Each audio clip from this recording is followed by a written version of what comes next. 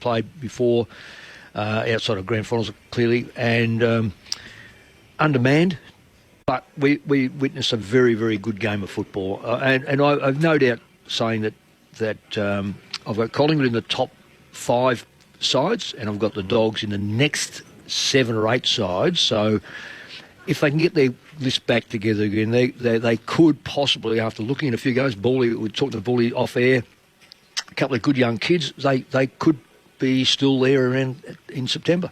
The Premiership Pie, Luke Ball's here. Hello, Bally. I'll sharpen us up, Corb. How are you? Great to be here. A little bit of an appreciation for footy in March. It's just magnificent walking to the G from the car park today, bathed in sunshine. There's going to be cold, bleak Saturday afternoons ahead of us, Corb, isn't there? So I think we need to absolutely make the most of this. And really looking forward to today's game too. I know we'll talk about last night, and that was a beauty, but plenty to talk about. Looking forward to today. It's an absolute picture, isn't it, as we look out on the MCG. So bright sunshine at the moment, 20 degrees today, and we're all set for Essendon and Adelaide, which is the first game on the slate. A little bit of history here. First time they've played at the MCG in 30 years. You have to go back to 1995, the last time the Crows and the Bombers played at this venue. Paul Salmon kicked 8, and Matthew Lloyd debuted. Wow. The last time they played here. So that takes you back a little bit. And haven't won here, the Crows. Sorry, Mick. You haven't won here since 2017? Yep. Yeah, so they don't play here a heap, obviously, and these two, they've had the last 4 have been really close games, either at Footy Park, Adelaide Oval or Marvel. But so great to see. And I think if you're Matthew Nixon, the Crows, you're coming along today really looking forward to this one. Not shying away from, okay, we haven't had the past is the past, but we've got a great opportunity today on a ground against an opponent who we're around the mark with, let's be honest. Both of them finished in that 9 to 12 range last year. Both are looking to make that leap into the top 8. So no excuses today for the Crows. Let's pull apart last night, all the fallout from Friday night footy. Keen to hear from you as well on the talkback number, which is 1300 558 222. We have lines available to take your call, 1300 558 222. Mick, there were so many threads to pick up on out of last night, and we'll work our way through all of them. But what's most important that we know first, do you think, out of last night? What was your biggest takeaway? The biggest takeaway was pre-season and going into round 1 and 2, I was looking at how the season's going to unfold. I know it was close last year. That didn't mean anything really, because there was 3 or 4 sides that stood out. What are we looking for this year? And I've got the Dogs in that category. I'm not sure of. But last night, them and Melbourne from last week, both losing teams, demonstrated to me that they're going in the right direction. They've got some good young kids coming through. If injuries will play a massive part this year, because depth is at a premium with most clubs. If the Dogs can get these players back pretty quickly, they are going to fight out 6th, 7th and 8th position. And I think that's the most significant thing that I see out of last night. Collingwood, on the flip side, I haven't changed my mind. They'll finish in the top 5. And I say 5 because I've got 5 sides that stand out above others. Yep, give me your other 4. Brisbane, yep, GWS, Hawthorn and Geelong. Yep. I thought it was a terrific contest, wasn't it? High pressure. The game, I guess the build-up with, you spoke about Footscray, Mick, which was terrific. Great to see so many old ex-champions out on the ground, and then obviously the milestone, another milestone for 2 of my ex-teammates and a couple of your old Chargers in Scott and Steele. I mean, didn't they have an impact? I mean, it's where Collingwood, they're so blessed, aren't they, to have those guys out on the pay. And in the end, I mean, and you heard Steele talk about after the game, was a blue that he made in the centre square, which a costly turnover, which resulted in the Bulldogs' goal to level the scores up. And for the next 10 minutes, he just took over. You could see him. And it's interesting because you think about Steele, so you know him well, Mick. The country boy, very laid back, really relaxed around the club, locker room, all that sort of stuff. He's as competitive as any player I've played with. Steely. Yeah, it was Steely. He's got a steely resolve. And you could see it. After he made that mistake, the next 10 minutes, he was the best player on the ground and kicks the goal and ends up really getting them over the line. And but didn't surprise me. All day, though, Bully. He was. He didn't have... Both of them were. Yeah, absolutely. In fact, Pendlebury at one stage, I think, had 0 and 6, and every one of those 6 put a player in a better position to put that ball into the front 50. So Remarkably, I'll say remarkably, 2 years ago, I was saying to them they've got to, in my mind, got to start to think about what's next in their life. Then they had a ripping year last year, and it just continued on. Yeah. Everyone said about Scott Pendlebury the first game. Yeah, he's 37, just getting. But that rest last week, when I say rest, I think it was emergency. Come on, a sub. Yep. That's done him the world of good. He was on top of the ground, and still Sidebottom always is on top of the ground. What a start to the year he's had, still Sidebottom. So remember in the week before he had 31 and 1, and then yesterday he kicks 2 goals, but I think he had 11 or 12 in the last quarter when the game was on the line. So, and really, when you make the comparison between the two of them, they've been around forever. They both played in premierships as young men together in 2010, and then as the old guys in 2023. But it felt like Pendlebury had a bit more tread left on the tyres than Sidebottom in the way that they were tracking, and yet still Sidebottom has started the season like he's been shot out of a cannon. Well, and he's gone into the centre both games, isn't he? He's gone to the centre bounce. That's the other thing. I mean, he started there last night in the last quarter when the game had to be won. Yep. He was the one in there. Now, and we'll talk about. I mean, Nick Dacos. It helps having him as well. And his last quarter was magnificent. But the confidence to spend or to place Sidebottom in the middle of the ground. Mm-hmm. We know he's got the big tank. There's no issue there. But just those cool heads. And on the flip side, I mean, the Dogs, there's a lot to like about. And as you said, Mick, I thought Liberatore was just magnificent. Yep. But a few others across the night. Come on, you've got to mention one name. Mention one name, Bawley, for goodness sake. I don't know who you're talking about. You've just Sam Darcy. You're not going to mention. No, I'm just. Come on, we're going to get there in a second. Name straight at the top. We're going to get there in a second. I'm just talking about in the hot contest, the ability for a Sidebottom, Dacos, Pendlebury to keep the cool heads, not overpossess the ball, make good decisions was probably the difference. I thought the Dogs across the night just overpossessed at times, invited the pressure, and maybe some of those younger players fell into that trap. But I thought, I don't agree. I think they found a few. That Fraser looks a real player. Davidson out in the wing. I thought he had some real moments, didn't he? Under the heat. So they'll get the stars back, and I think the Dogs, it's all set up for them in and around Sam Darcy, who I mean, he just tore Darcy Moore apart in that first quarter. He was just unstoppable. It's hard to believe he's 209 centimetres. Yeah. And when he reaches his arms up, he's 300 centimetres, isn't it? I mean, it's just impossible to stop up there. But then his ability to get up the ground, have an impact in the ruck, wheel around onto his left foot. His kicking is exceptional for a man that size. He's kicking for goals as well. So, I mean, I'm not saying anything that no one doesn't already know there. He is just such an exciting prospect. AFL Saturday on ABC Sport. Your thoughts on 1300 558 222. That's 1300 558 222. He hit the post twice down here. Very gettable goals that you probably think he would have. So he could have ended up with 6 easy on the night. He ends up kicking 4. And all of a sudden, 2021 is starting to loom as somewhat as the next super draft. I know you were part of one, Paulie, I like it, Corb. But you look at the way that this top 4 or top 5 really has already panned out. So Horn Francis at 1, Darcy goes father-son at 2, Finn Callaghan, the finisher, goes at 3 to GWS. At 4 is a certain Nick Dacos, who's polled 38 votes in last year's Brownlow in his third year of AFL footy. And then at number 5 was Mac Andrew, who looks an absolute freak out of the Gold Coast, all the way down to Nasiah Wanganeen-Millero, who's there at number 11, and he'll be in demand, I'm sure, at the end of the year. But it does pose an interesting sort of pub debate for us. If you're building a team for the next decade, you're putting a side together and they say, look, you can have one pick, you've got 2 players to choose from, either Nick Dacos or Sam Darcy. Which one are you taking for the next decade to build your franchise around? That is probably the football hardest question to answer, because outside of the fact that they can play, they're both great kids. They offer the club so much. They are really, you can put them on your membership cards, you can put them out front, you can do all sorts of things, and they're not going to let you down. I find it almost, they all say a good big man is better than having a great small player. Dacos can take the game on and change the course of it very quickly. But I just think that Darcy, as a tall player, we will not see the best of him for another 2 or 3 seasons, when his body, you'll put on another 5 or 6, maybe 8 kilos. I don't know if he's going to grow any taller, Bawley, but the fact is that, and we're off air again, we were comparing him to Paul Salmon, and people go, what about Paul Salmon? Well, he's in the century. Team of the century for Hawthorn and Essendon. He did an ACL. He's missed a full year of football. He won games off his own boot. I've got a funny feeling Darcy will get to that same level. Wow. So you take Darcy right now? You got to give me one. Over 12 years, I'm going to take Darcy. Don't make me choose. Let's sit back and enjoy both of them. Well, the obvious answer is the big one, but I think midfielders you can find that.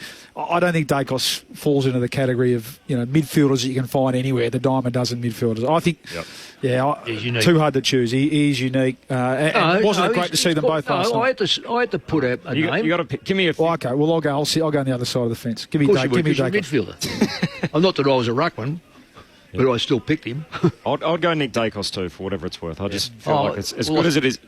Darcy's the different unicorn type up front and everything else, but geez, it's hard to. If you get the chance to have Nick Dacos in your team and you pass it up, that's the sort of thing that'll give you nightmares. I'm sure. No doubt. But I'm going to look at. I'm going to look at 10 to 12 years. Looking at the upside. The dancing ceiling might be higher. Yeah, but that's a high ceiling.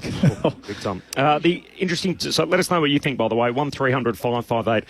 222 is the talkback number. The lopsided free kick count last night was certainly a talking point. There were a number of contentious calls, particularly time on in the last quarter. And not always the free kick count has to be even, as we always say in these moments, but it was 33-14 last night in favour of Collingwood. We heard from a couple of men last night involved in the game. The coach of the Western Bulldogs, Luke Beveridge, followed by Tom Liberatore on ABC Sport last night. It's not a safe place for any senior coach, I think, to be talking about the adjudication of the game. It didn't. I was frustrated with some of the blatant ones that we gave away, and in the end, I just treated it swings and roundabouts, and I knew about the differential at the end of the game, but we've got to move on. It's quite obvious. I think the numbers speak for themselves, but I just don't think. It was in particularly critical moments. I felt like it didn't go away, but I'm not going to sit here and blame them. So probably our fault in the end. Did it have a fundamental impact on the game? Yes, it did. And as a coach, he cannot say what he thinks. I thought he answered it well because he's going to get hit in the pocket. Liberatore was fantastic. He'll get hit in the pocket if you say any more. It had a now, correct me if I'm wrong here, Corby. I reckon at some time in the first quarter it was 5-1 Footscray's way. Yeah. So from there on in, it become 8 to 31. 8 to 31 after that. That I don't care what people say about it doesn't have to be even, but that is totally irregular, given that they're not a side that are undisciplined. I just thought it was a very poorly umpired game. Yeah, we're not used to seeing it. That's why it stands out like that. But I think Luke's right. There's not much you can do about it now. Well, it is swings and roundabout. I'm sure there's been games. He's not going to get 30 against. No, that's good. But it's the compound, because I thought it was a game of big moments, wasn't it? It was a game of serious one-on-one contests and marking contests that were almost marks, could have gone one way or the other. And I thought there were a couple that were paid to Collingwood that stood out that shouldn't have been, and then there were a couple that were missed that were clear as day to the dog. So when you add those two up, that's what sort of shines a light on it. Outside of that, there were little moments, and I reckon the one little moment that will not be registered on any stat sheet was just at a centre bounce, ball bounced out free, and Steele's side bottom, instead of picking it up, instead of trying to grab it and get caught, he smacked it on, and I think it ran on to De Goey, who kicked it into the forward line. I think Collingwood had better little moments. Agree. Yeah. I think the right team won, and they had opportunities to close the door, didn't they? I mean, they missed. They kicked poorly for goal. Collingwood. They missed some easy shots for goal that kept the Dogs in it and kept them with a sniff. And the numbers probably, in terms of inside 50s and contest and clearance work, the numbers probably favoured the Pies, but unfortunately there was unfortunately it's a talking point. It was shockers. There was a couple absolute shockers. Say it, Paulie. Come on, you've worked at the AFL. Say it. Get your mouth around it. There were absolute shockers that cost Footscray. AFL Saturday on ABC Sport with Mick Moldhouse, Luke Ball and myself, Corbin Middlemass. Let's take your calls on 1300 558 222. The Chief Executive of the AFL, Andrew Dillon, is going to join us shortly. Greg is in Adelaide, the first of our callers. Hello, Greg. G'day, fellas. How are we? Good, Greg. Well, thanks. Listen, just on the umpiring, do you think the media has a responsibility? I mean, we constantly kick to death the players, not putting their bodies in, blah, blah, blah. and we talk about the coaches, especially here in Adelaide. We got two that maybe are hanging on to their jobs. But the umpires, don't you think it's the media's responsibility to... I know you guys have just touched on it, but even the telecast last night, those guys, what are they tiptoeing around? They're worried about getting penalised Channel 7, or what's the go? Well, I reckon that what the main worry is, and I can understand this totally, and I've just launched, is that we don't have a lot of umpires, and the last thing we need to do is to bag them. So therefore, the younger ones coming through have got to have something in their mind to go, well, you know, we're going to make mistakes, but we don't need everyone on our back, because we will not have umpires. And the game needs good umpires. It needs plenty of umpires. It needs umpires going right down to the junior level. So that's I don't know whether it comes from the AFL. I hope it does, in fact, because the AFL have got to protect every part of our game, which includes umpires. I've launched because it was one of the worst games I've seen recently. But generally speaking, what you've got to find is praise these blokes. I still reckon the best umpire that I've seen, Brett Roseberry, was out there last night, and he was part of the four. Well, and that's the point, isn't it? So I think we can be mature enough to call out when there's been a clear mistake made, but whilst also acknowledging how hard it is, how hard the job is, and protecting, you know, the pathway and the pipeline of future umpires. And of course, we've been saying it for a couple of years. The reality is, and have we got Chambo this afternoon again? Well, he can talk about it as well. The last 2 years, there's been a genuine refresh because of guys like Ray and others, and Brett. I mean, Brett's umpired 500 games, so we've had to bring new guys in. They've gone to 4 umpires, so these guys, and the only way they're going to get better at umpiring high pressure games like last night, where there are a lot of hard decisions to be made, is by being out there, and they're going to make mistakes. The 4 umpire system is not working for.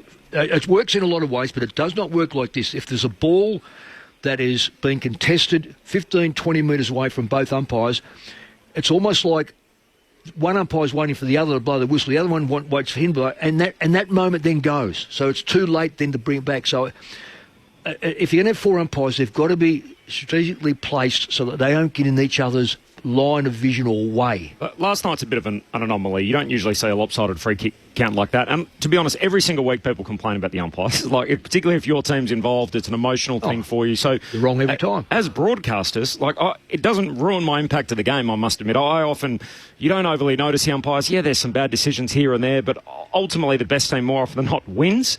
And so I hope that kind of answers it for you, Greg, that often we don't get too bogged down in it because there's so much more to enjoy other than just whatever the 4 guys out in the middle are doing. Philip from Parkdale is the next of our callers. Hello, Philip. Guys, can you hear me? We've got you.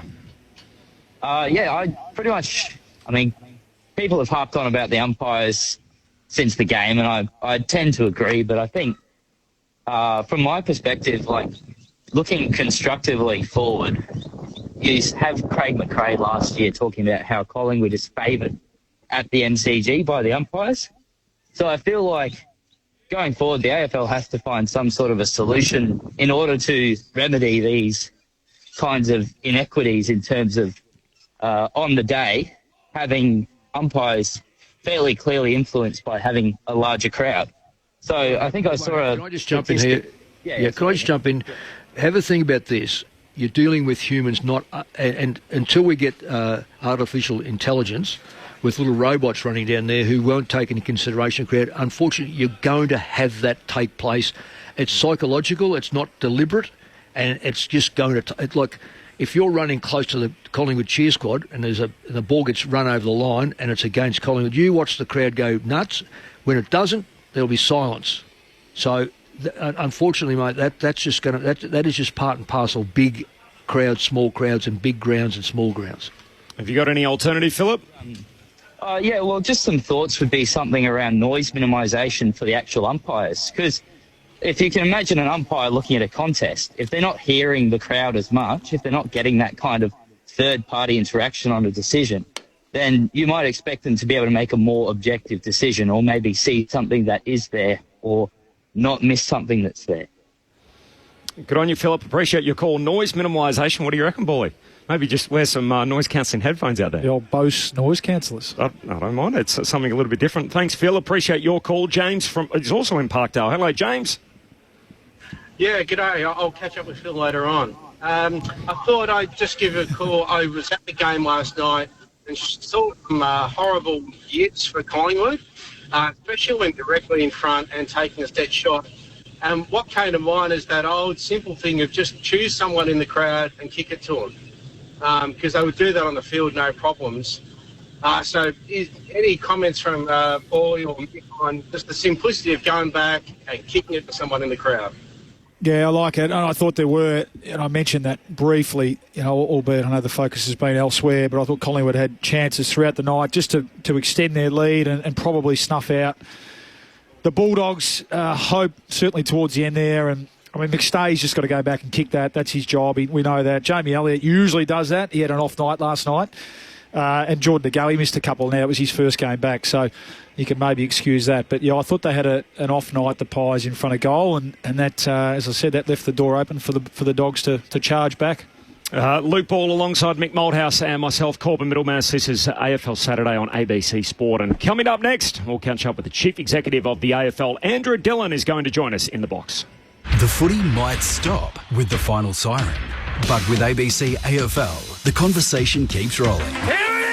Get ABC AFL Daily Podcast with Premiership coach Paul Roos alongside Corbin Middlemass, Ben Cameron and Poppy Penny. From walking on thin ice to dancing on the mountaintop. It's your daily footy conversation. Find it on the ABC Listen app. You're listening to AFL Saturday with Corbin Middlemass, Mick Malthouse and Luke Ball on your radio, ABC Sport Digital. And take us with you on the ABC Listen app. Just look for the AFL button. No late change for the first game of the day. It is Essendon and Adelaide. You will hear it on our air. The two subs, John Menzies is going to start as the sub for Essendon and Sid Draper for Adelaide. The Chief Executive of the AFL, Andrew Dillon's been good enough to join us on ABC Sport. Andrew, lovely to see you. Great to be here, Corbin. Thanks for having me on. Have you enjoyed the start to the season? Has it been everything you hoped it would be?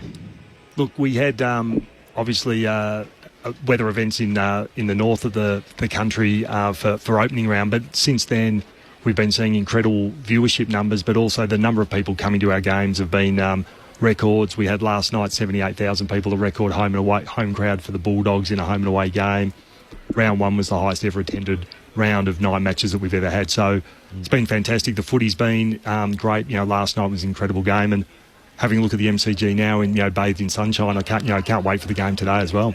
Just to put sort of your finger in the wind and sense the which way the winds are blowing in the AFL world, it feels like everyone down here in Victoria and certainly the media based in these parts aren't a big fan of opening round, but everything we hear from the AFL suggests that, hey, this is a positive thing. We had Tom Harley in the box before the first game, the Chief Executive of the Swans, and he said, look, by every metric, last year was our best season. We attribute that a lot to what happened in opening round.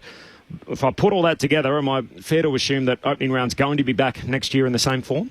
I think what I will say is that for the 2 years that we've had it, it has certainly worked in New South Wales and Queensland in terms of getting the conversation going earlier in the year for the 4 clubs up there. We've seen great crowds. We've seen massive increases in membership. So it ticks on all those boxes.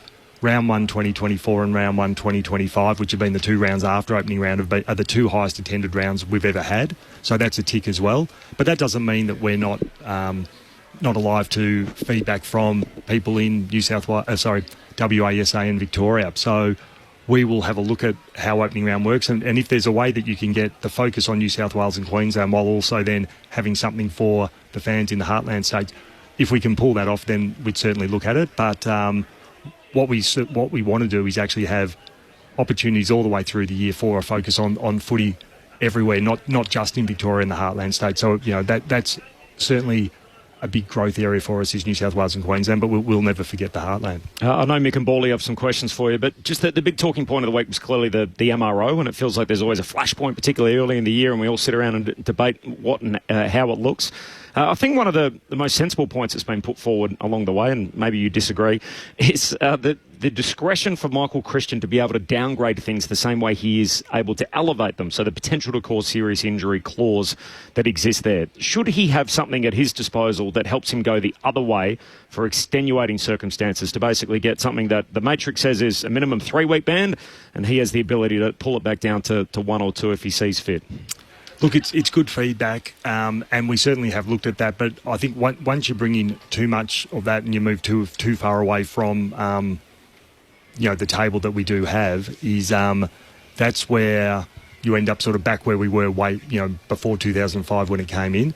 What the opportunity that the players do have is to be able to take it to the tribunal, and whilst the tribunal is guided by the table, they do have that discretion. So I think we've got enough processes in place, but we're again always looking to review it. And one of the things that's on the table is that the turnaround time, which we've got with the MRO by turning it around in less than 24 hours, is there an opportunity to bring tribunals forward, particularly for games that are played on Thursdays and Fridays.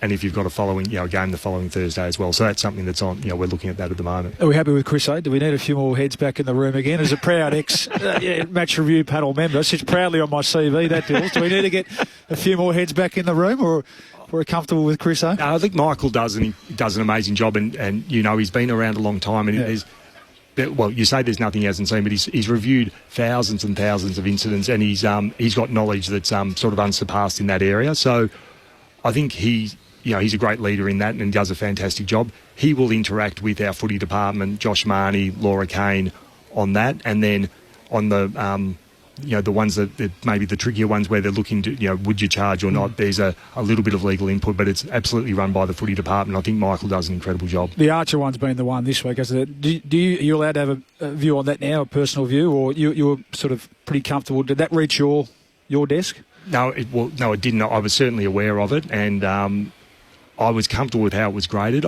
I think, though, that the process is good for actually the tribunal to then hear that, so that for Jackson to be able to actually put his side of the story, to put his view forward and what happened, so that it can then get assessed, because the video is one part of it, but I'm actually thinking hearing from the players and then getting assessed by the jury, which is Jeff Gleeson, who's a King's Counsel, but then two former players. I think that's really helpful, I think, for the people that follow it, but also for the clubs and the players to get a bit of clarity as well. I was blown with my brother-in-law this morning about it. We're looking at the vision again. I'm of the view that although we are asking players a lot, that he had to just temper his approach to that contest, whereas he thought different. So we're comfortable with not asking our players or asking too much of our players these days. Look, I think we do ask a lot of our players. I mean, you look at what's expected of them in terms of what we're asking from them physically, the way that they have to prepare. We do ask a lot, but the health and safety of the players at all levels of the game is the absolute focus. And I've spoken to the playing groups a couple of times, particularly the AFLPA delegates. The reason for the MRO process and the tribunal, it's not about rubbing players out. It's actually about the protection for everyone. So, the best result would be a weekend where there are no MROs, but we know it's a game. It's 360 degrees. We do ask a lot of players, and we also know that it will be 90% plus. I haven't got the stats in front of me. We're not talking intentional. It's very rarely it's intentional. It's always careless. But the players have shown they are incredible athletes, and they can make decisions. They've shown an ability to adapt. One of the things about nothing's even in the AFL. With the draft, the draw, everything, because of numbers, and we've kept the father-son and that sort of stuff, which is, in my book, it was fantastic watching it last night, but reality was Nick Dacos is not the fourth best player. He should have been number one, picked, etc., etc. Then I look at, say, players like Horn Francis, who all of a sudden gets the news from South Australia that they're interested in him. He becomes a very ordinary player in that year. Young player, picked by North Melbourne to be a 10 to 12-year player, and I know that there's things that stop that. We're now looking at Harley Reid, who is in the same position, playing dreadfully, and it's coincidental that all of a sudden clubs are saying he's going to come back. Are they allowed to ring him and talk to him directly at that age? Or is there some sort of... We seem to be going into the NRL stuff where a player plays the full season out knowing that he's going to be gone next year. And that was pretty unique to Australian rules. We kept our things very close to our chest. I didn't know we were going to get bally until the draft come up. But now we just seem to be getting into the head of these kids. There's no question Geelong got in the head of Smith, who just decided he wasn't going to play the Bulldogs. They've lost an important player. Harley Reid's not going to last under these circumstances because he won't be able to handle the pressure. Are we not destroying these kids because of this availability for them to be talking to other clubs? Look, it's a really good point, Mick, and But if we sort of go back to what the rules are, the strict rules which are applied is that you can't come to agreements, arrangements, or understanding with players who are at other clubs. So you can only formalise a movement actually during the trade period. But if you're talking to them, though, you're doing that anyway. So at the moment that is allowed, but it's almost like it's actually ultimately for the 18 clubs to then manage how they do that. And I think there is respect amongst the clubs with how it's done and how it's not done. There's no respect, and the fact is, Andrew, it will always be the top clubs that are going to be the top clubs again and again and again. We've seen this too often. The bottom clubs are going to end up getting the scraps at the end, yes, because free agency is to me, it's got to be into a pool. Otherwise, we're just going to keep getting the top clubs being the top clubs over the 20 or 30-year journey. And you might say about your crowds, but are the crowds coming to Collingwood? Yes, of course they will. Geelong, yes, because all of a sudden it's the country club that you go to. The top interstate clubs, but it's the bottom clubs need assistance through this player stuff, and we're destroying the kids they pick because kids don't want to play for bottom sides. And they're taken out without in their own mind. Their mind is they're fragile. They're looking at who we're going to play for next year. It doesn't matter about what the contract says. It's and I'll use this for example. Let's assume that Sam Mitchell spoke to Harley Reid. Let's assume. That's enough. Boom. All of a sudden he's going, I'm going to go to Hawthorn, or I'm going to go, but I'm coming home. Now, we put guns on shoulders at 18 to go and fight in Bougainville and Papua New Guinea, and yet we all of a sudden we can't tell them, listen, you've got to behave yourselves, and you're staying at that club until such time as your contract's up. Look, but ultimately, those players are contracted, so it's and we've seen examples where clubs have held the players to the contract. And Tom Papley was a player, a few years back who was, for whatever, desperate to come back, and he was to go to Carlton, and he's ended up staying at the Swans and had a successful career there. I think there was Ryan O'Keefe was another one at the Swans. So there are examples, but I think what I will say is that equalisation and the equal spread of talent is something that is absolutely core to the success of the AFL. Yeah, I know. But if we look at the last 10 years, we've had 8 premiers in the men's competition in 10 years. The only multiple winner is Richmond.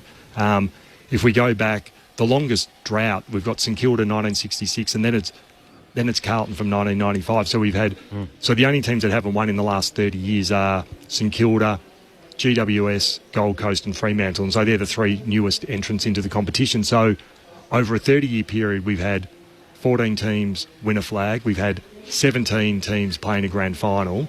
Are you worried? 8 winners in the last 10 years. So that's it.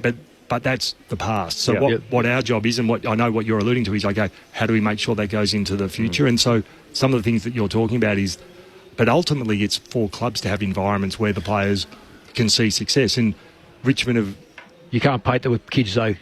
Andrew, you know as well as I do. Kids at 18 and 19, they look for tomorrow. They've got no idea what's happening next year. They can't see that there's light at that tunnel, so therefore their first instinct is we're going home. I mean, it's an absolute crap thing. Are you worried about that disparity, though? The fact that it feels like even now you look at the competition, you think it's almost separated into its own little brackets. Well, no, because I actually don't agree with that, Corbin, because I think if you look at, I reckon this time last year, if we went back, 52 weeks, I think people would have been saying, who'd want to be going to Hawthorn, look at them, and then actually less than 52 weeks, because I think after the first 5 rounds, people were sitting there thinking these guys are never going to win another game, and there's not a more attractive team, and they're sitting on top of, undefeated on top of the ladder. So things can change, but it's it's all about the environment, and I think Sam's done a great job, and then by having that, then they were able to.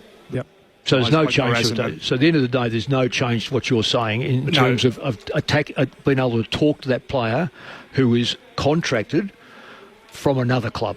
I think what I would say is that we're always working with the 18 clubs and with the Players Association about making sure that we get the equal spread of talent. So if we can see things like that, and if it starts to become even more pronounced, it's certainly something we would look at. There is an onus on the club. Couldn't agree more. So to pick that apart, are you worried about, is there a lack of talent or dearth of talent at clubland that's a concern that the AFL might be looking to address?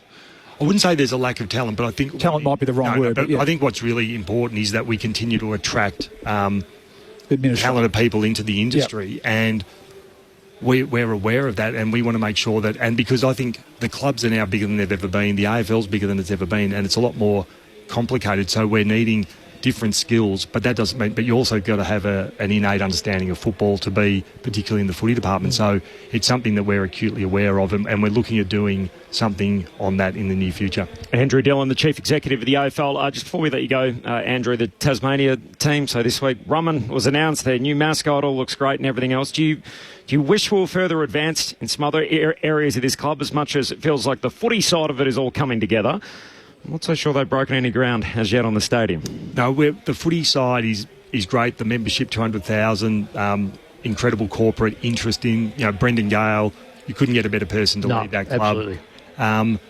We're in the middle of a really complex planning process at the moment around the stadium, and the stadium's going to be a critical piece of infrastructure for Tasmania for, not just for 2028 or 2030 when it's built, or 29, but it's actually a critical piece of infrastructure for the state for 30 or 40 years. So the planning process is really important, and it's really important to get that right. And the timing for that is somewhere between mid-September and October, where the planning for the stadium gets resolved, and then you get into the design, and then you get the construction. So we're really comfortable with where it's at the moment, and all systems go for a 2028 start. So, right, so you're not behind in terms of where you'd hope you'd be? It's like, if it was anything, we're talking sort of weeks, maybe a month or two. It's not way behind where it was meant to be. Andrew, always appreciate your time. Thanks for dropping by for a chat, and you're welcome anytime here on ABC Sport. Thanks for coming in. Thanks for having me on. Cheers. Good, mate. Andrew Dillon, the Chief Executive of the AFL, with us here at the MCG ahead of Essendon and Adelaide. We always enjoy his insights, and lovely to have him swing by. We'll be back with a lot more here at the MCG in just a moment. The Bombers and the Crows out on the ground warming up, plus the Blues, what to make of their 0-2 start to the season. All still ahead on AFL Saturday through ABC Sport. The tradition continues. The Sheffield Shield Final on ABC Sport. What about that? Unbelievable! Catch every ball on the ABC Listen app from Wednesday. You're listening to AFL Saturday with Corbin Middlemass, Mick Malthouse and Luke Ball on your radio, ABC Sport Digital. And take us with you on the ABC Listen app. Just look for the AFL button. And how appropriate that it ends in the hands of James Sicily. The skipper leads from the front, and they might just be the brown and gold standard. The Hawks, the first team to 1 win, the first team to 2 wins. They're now the first team to 3 wins in the young season. They've got just about everything they hoped out of the first 3 weeks. The Hawthorn Footy Club, I guess the only drama for them is obviously they seem to have lost one player each week. It was Warple week 1, Scrimshaw week 2, and then this week Connor McDonald with the high ankle sprain. And yet our focus is very much, as it often is in our industry, on what happens to the losers. So Carlton 0-2. How deep are the concerns for the Blues? Well, I looked at week 1 and thought they were massive. Looked at week 2 and thought, no. They've shown enough fight without Curnow anywhere near his best. Mackay out of the side. Or Mackay, yep. Few blokes sitting in the grandstand. I think their bottom 5 is, and I've said this all along, that you win your premierships with your bottom 5. Last night Collingwood won it because of their bottom 5. They're in the next group after that top 5. I changed my opinion on them last week. I just think if they can get and have that sort of grunt, which they showed last night, when was it? Thursday. They will be around that 6, 7, 8, 9, 10 mark. And with any sort of luck, if they get their players back, I think they can finish in the 8. Perhaps finish in the 8. I'm keen to get your thoughts, Bally. Here's what Mark Murphy had to say, part of our team, back on Thursday night post-game about his beloved Blues. Bit of glass half empty, I think. It was a great effort, but, I think they're sick of hearing about good efforts. This is certainly a side like Hawthorn that they would have been matching themselves up, thinking, well, we want to be a top 4 team, and I think Hawthorn would be on the same page, and they got shown up in terms of skill execution tonight.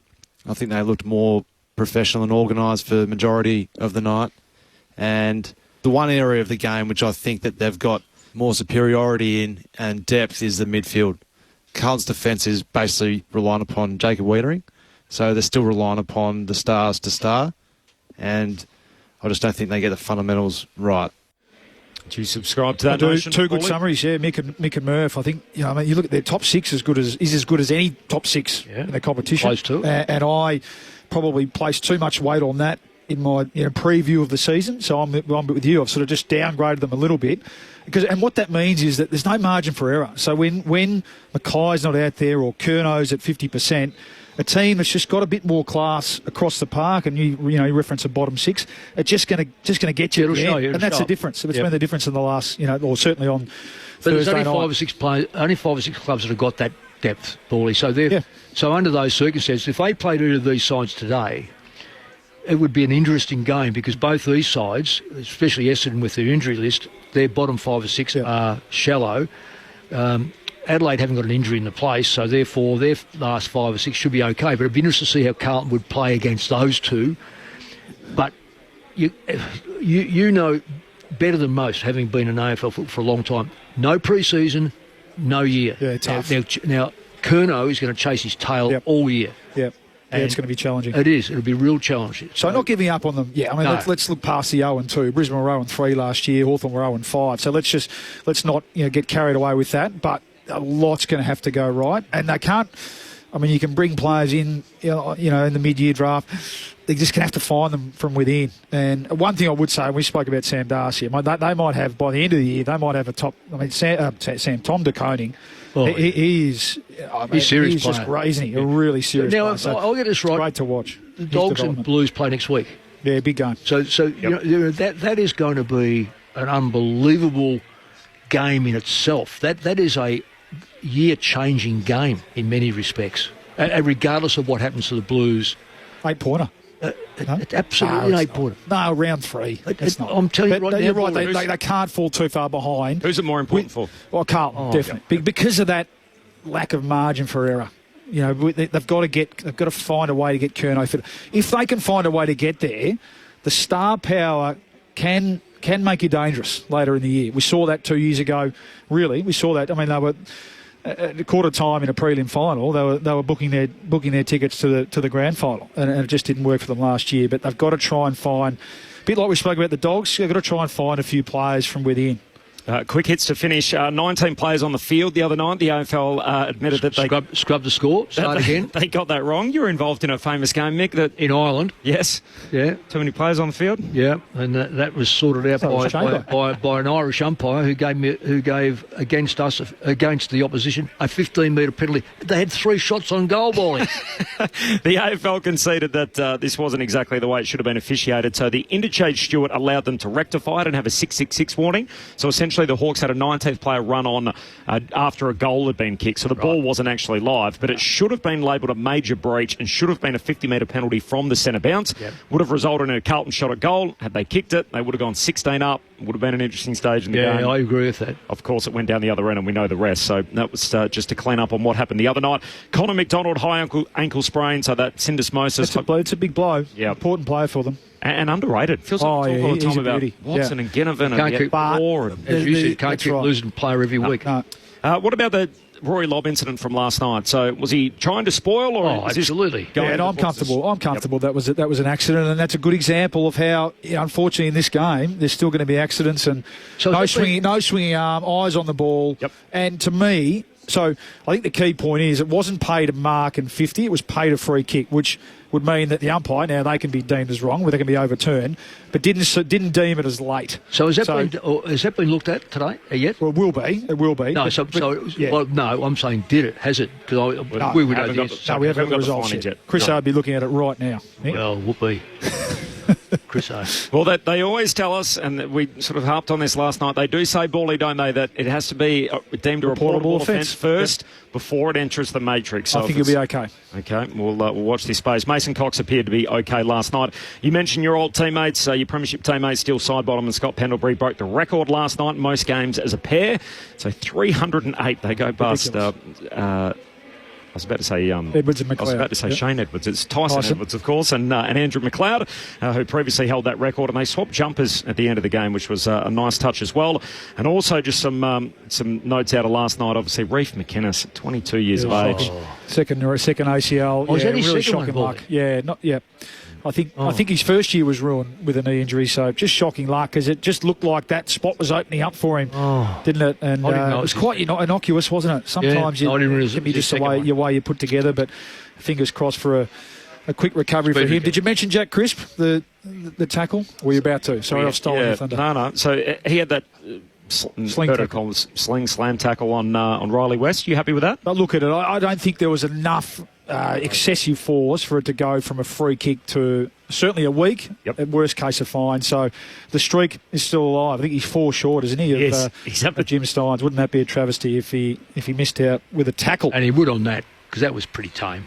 240 consecutive. Jay Clark, by the way, the chief footy writer at the Herald Sun, has just said on Fox Footy that he has been cleared. So there's already an early word through that Rory Lobb is okay. So Rory Lobb's that's good. Cleared for that spoil. Well, Michael doesn't get it wrong all the time then. That caught Mason Cox high and all of that.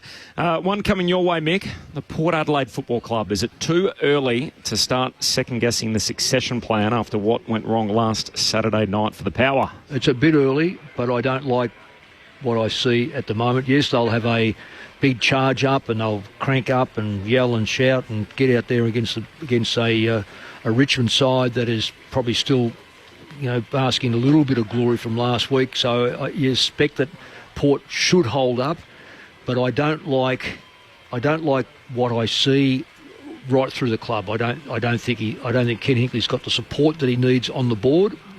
I don't think he's got it through. I just have a suspicion that the player group is not overly strong. I think it's got some really good strong members, but it needs to be right through the whole club. And I think there's some players there that just don't seem to be. They seem to be wishy-washy, and that to me. And then you've got the local press, and that would be unbelievable. And I've been part of that myself over at in the West. Know what the press can be like on you every day of the week. It'll mount up. Regardless of how strong he is, and he's a strong character, Ken Hinkley, it does wear you down. So how does it differ from your scenariio, where you're still able to get this, obviously your team through to a grand final, and Baller, you were part of that? Yeah, well, I think we're going to need to ask players like, say, Nick Maxwell and Luke. Luke was only there a year, so it's a bit hard, because a lot of those players I grew up with, and or they grew up with me, and there was a lot of rookies, so we took a lot of rookies on, and they're like lost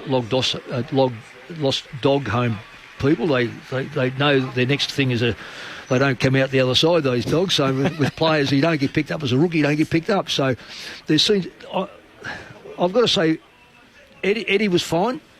There were a couple of administrators that were absolutely horrible at Collingwood, but when you've got a captain like Nick Maxwell and a playing group like I had, I thought we could run it to the death, and we did. We almost got there. So I had no worries about that. I'm not sure that Ken's got the same dynamics happening at the club. So from the outside, Bally, we all look in and we go, how do the players approach it? Do they look to the incoming coach, or do they look to the current coach? I mean, what happened in your scenario when you obviously had Bucks there and you obviously had Mick coaching at the same time? Well, as Mick said, I'm the wrong person to ask, because I joined the club knowing about the plan. I'd bought into the plan. So I'd bought into Mick for a couple of years and then the Bucks. So probably not the right person to ask. And maybe it does, and Mick's point's right there.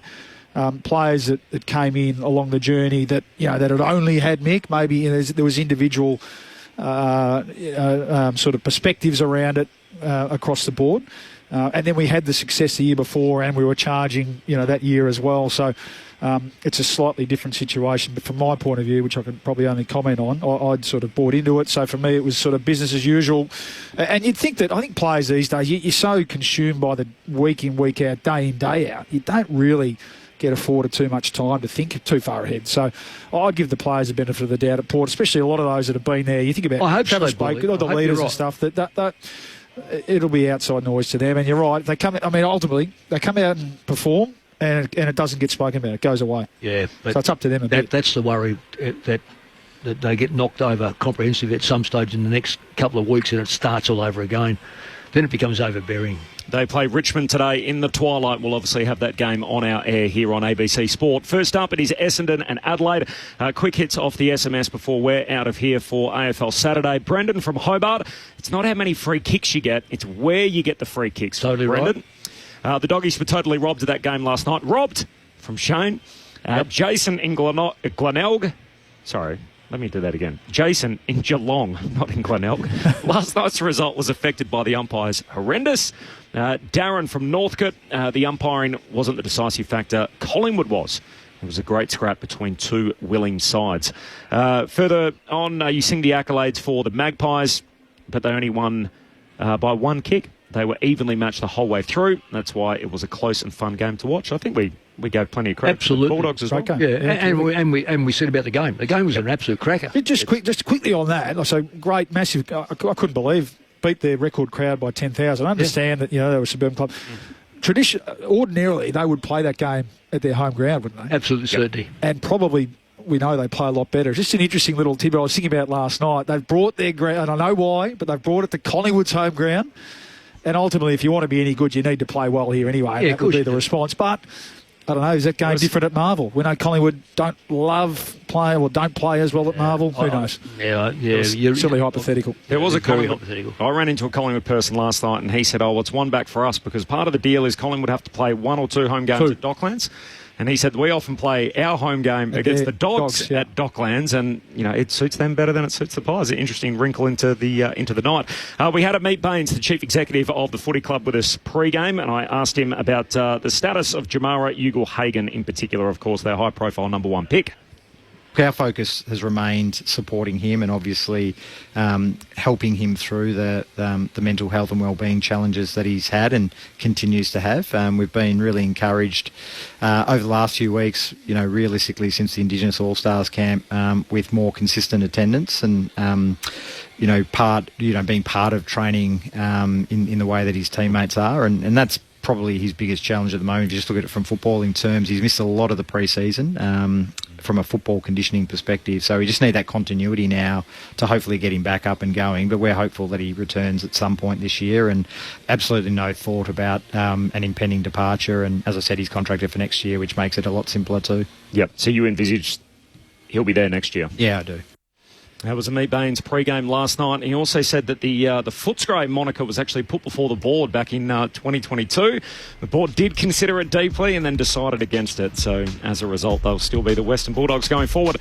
Great hit out, Mick. Enjoy the rest of your Saturday. Thanks for dropping by the G. I will listen in. I want to see. This is a very interesting game. Cracking game. Crawley's sticking around for it. Full coverage coming up next on ABC Sport. Join me, Patricia Carvelis, on the brand new podcast, Politics Now. The federal election is just around the corner. Break down the headlines and detangle the spin with the podcast, Politics Now, on the ABC Listen app. Hello, Patrick Stack here. Do you like sport and good conversation? Then we've got a great podcast for you. One cracking story, in depth, every day, in under 15 minutes. It's called ABC Sport Daily, and you can find it on the ABC Listen app. ABC Sport. We begin this broadcast by acknowledging the traditional custodians of the land on which this match will be played today and pay our respects to their elders past, present and emerging. We extend that respect to Aboriginal and Torres Strait Islander peoples listening. It's all on the line. Here we go. And the moment of truth has arrived. What a matchup this is. What a game. The umpire holds the footy up. I wouldn't want to be anywhere else on earth. On ABC Sport, this is the AFL. Oh, there's a bit to get inside of the net. The intensity and the pressure in the ball is unbelievable. Take your moment. This is that moment of the game of footy. This is just football at its best. And that'll be it. From walking on thin ice to dancing on the mountaintop, the Brisbane Lions never stopped believing. And they are the champions. Sit back, relax, witness the greatest. Don't get better than this. He's pulled the through for a magnificent goal. Comes out, gathers, snaps, goal. An extra bit of class. He smashed that through. What a kick. Goes bang with everything he's got. They are leaving nothing out there. Listen to the roar. The drop punt. He's good. And the building is jumping. We know he's a big shot taker. He's a big shot maker. Leans back on the kick. Game on. Like camera action, baby. Countdown to contact. From the right forward on it. Oh, he's a sharpshooter, all right. Step up in the big moment. Close to the man on the mark. Drop punt. He's there. Gathers. Snaps. He'll bring the house down. Sit back, relax, witness the greatest. Don't get better than this. We'll put it on the boot. Kick up towards the logo. You take a seat, 'cause it don't get better than He defies the laws of gravity. He runs onto it 50 from goal. He's in Dusty's pocket. He shoots. Oh, he's as bloody good as Dusty. Oh, yeah. Rose snaps goal. The drop punt. It's good. And you can hear that mighty roar. Ball's one way and the next and the snap. There's the finish. 60 out. Oh, my goodness. That's a massive kick. Big time spot. Big time goal kicker. That's why we love football. Brilliant to watch. From the centre wicket. Whacks it for 6. Scores level. Running past. Throws it on the left. Could that be the sealer? Seconds ticking down. We're not done yet. What a finish. Welcome to the 2025 AFL Premiership season on ABC Sport. On radio, on digital, and on the ABC Listen app. You take a seat, 'cause it don't get better than this.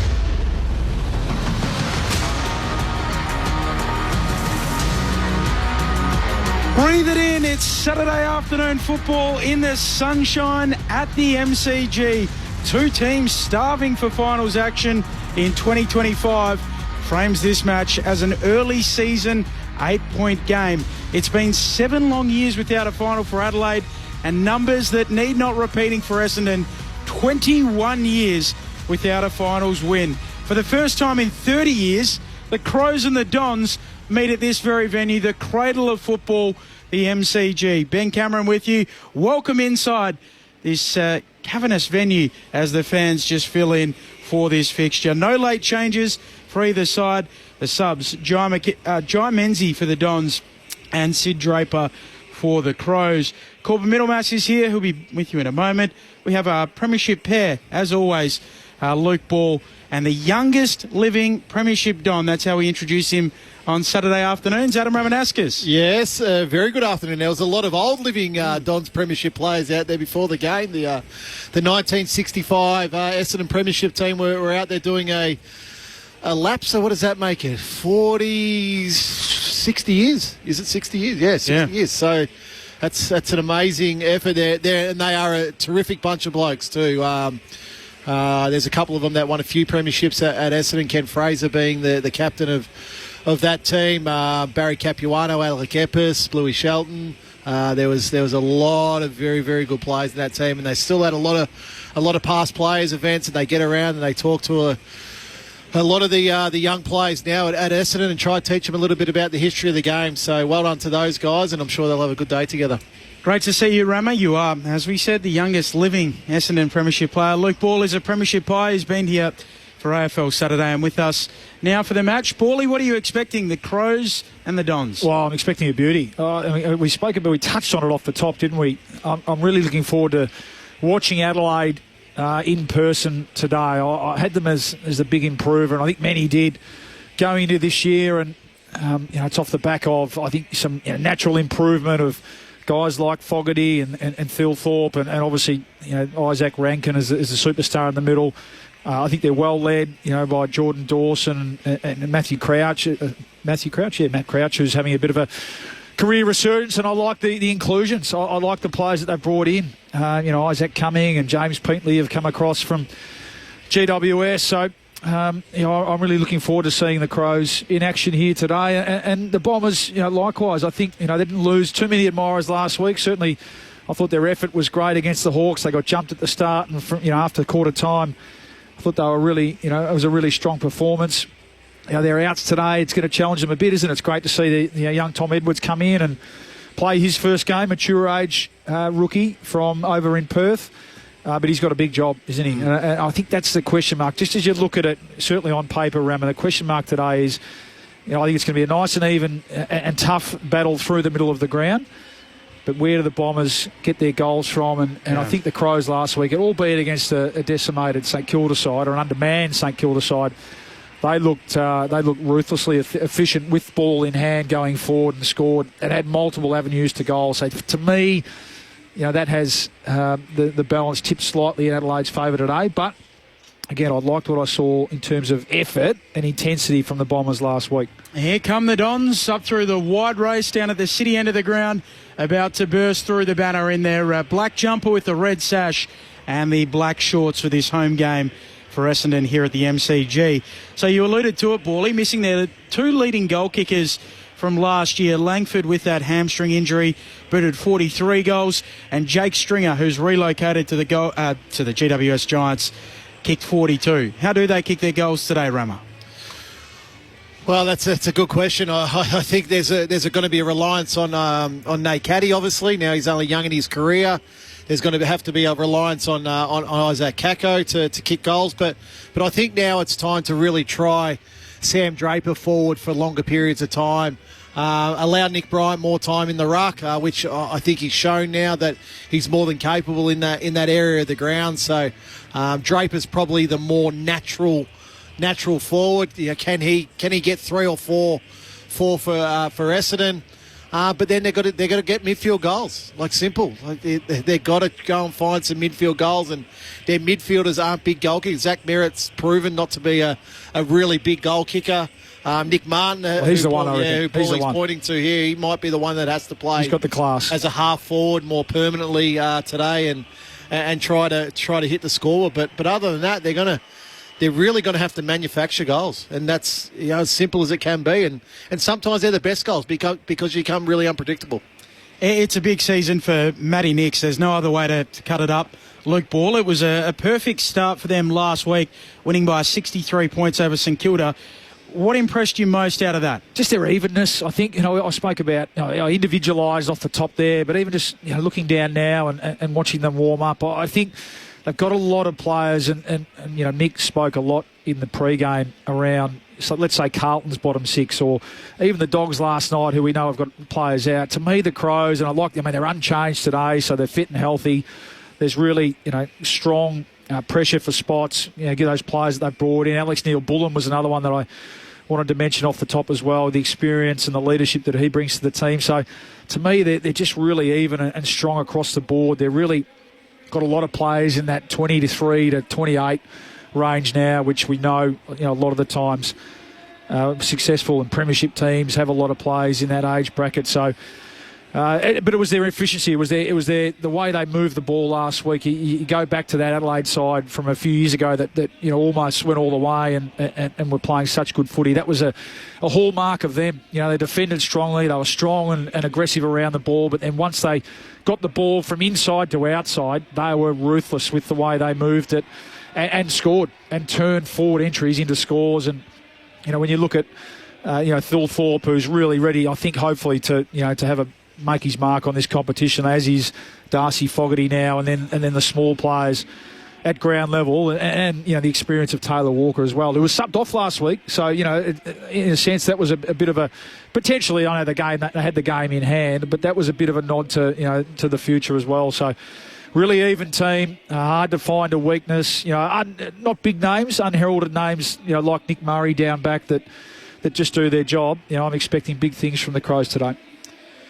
The Premiership pair, Adam Ramanauskas and Luke Ball, to keep you updated with how it's all unfolding on the ground right throughout the afternoon. It is Saturday footy on ABC Sport, round 2 from the MCG.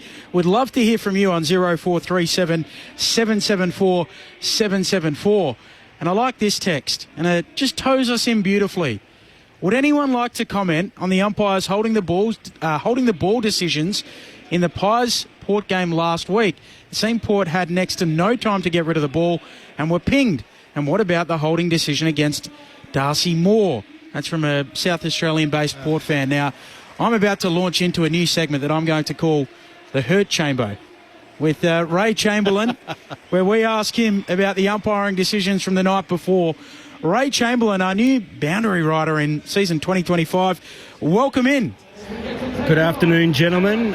You've got me on the hop. I was busy sort of operating under some standard sort of boundary rider garb. I was going to let you know that the conditions down here are magnificent. The ground looks a treat, and there's just a light swirly breeze for the players to enjoy, and you've rolled this out unannounced.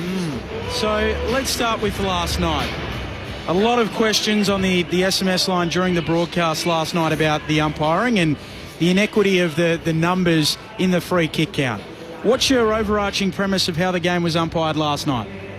Yeah, I guess there's two parts to that statement in question. The first one you referenced was the inequity of the free kick count, and look, if there's 60 free kicks out there during the evening and it happens to be 40-20, well, so be it. So I don't think the number doesn't alarm me through the umpiring lens. It's more about the accuracy and the consistency of the application of the laws throughout the evening. I think that's the thing that we need to sort of be most focused on. Yeah. So the incident that most people find most egregious was the Bailey-Dale insufficient intent call of the half-forward flank of the City end of the ground.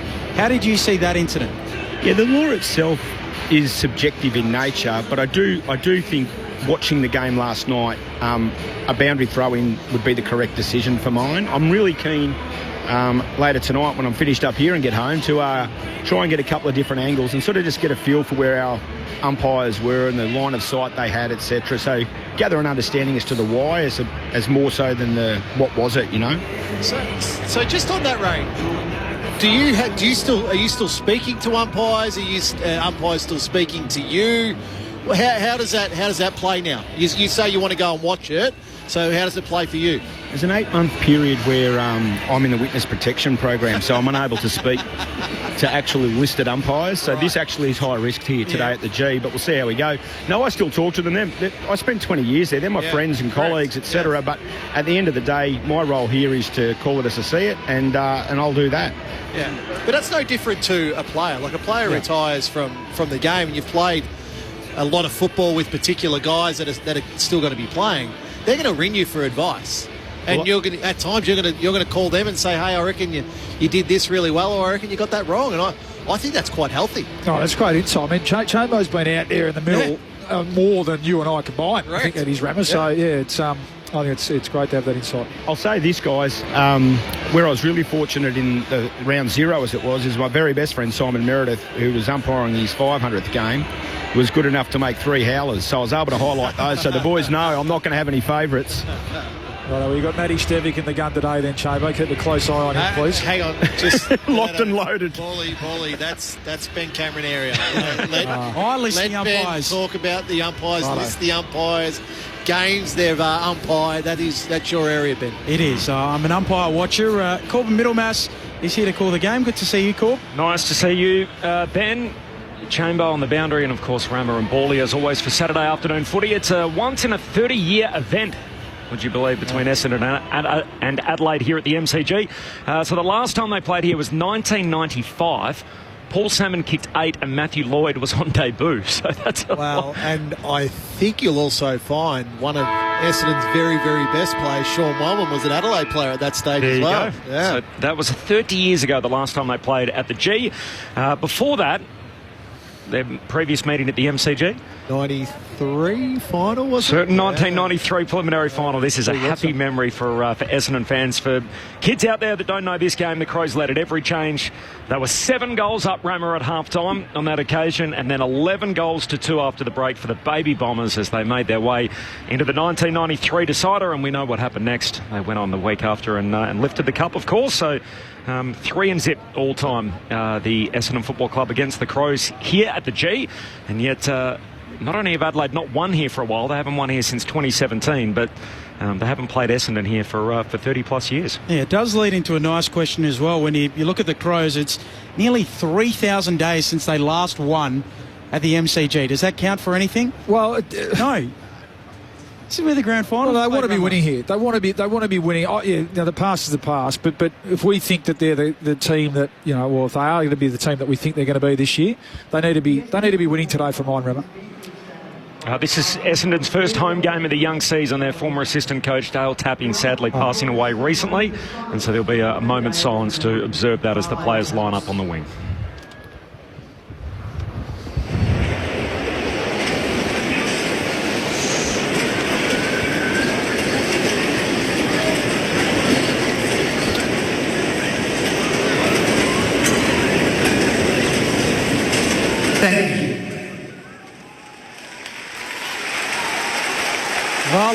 Dale Tapping, I'm sure someone, Bawley, that you crossed paths with in your time at Essendon. 1995, he was the groundsman, the groundskeeper at Cosca Hall Junior School of Xavier. So I met him for the first time then, amazingly.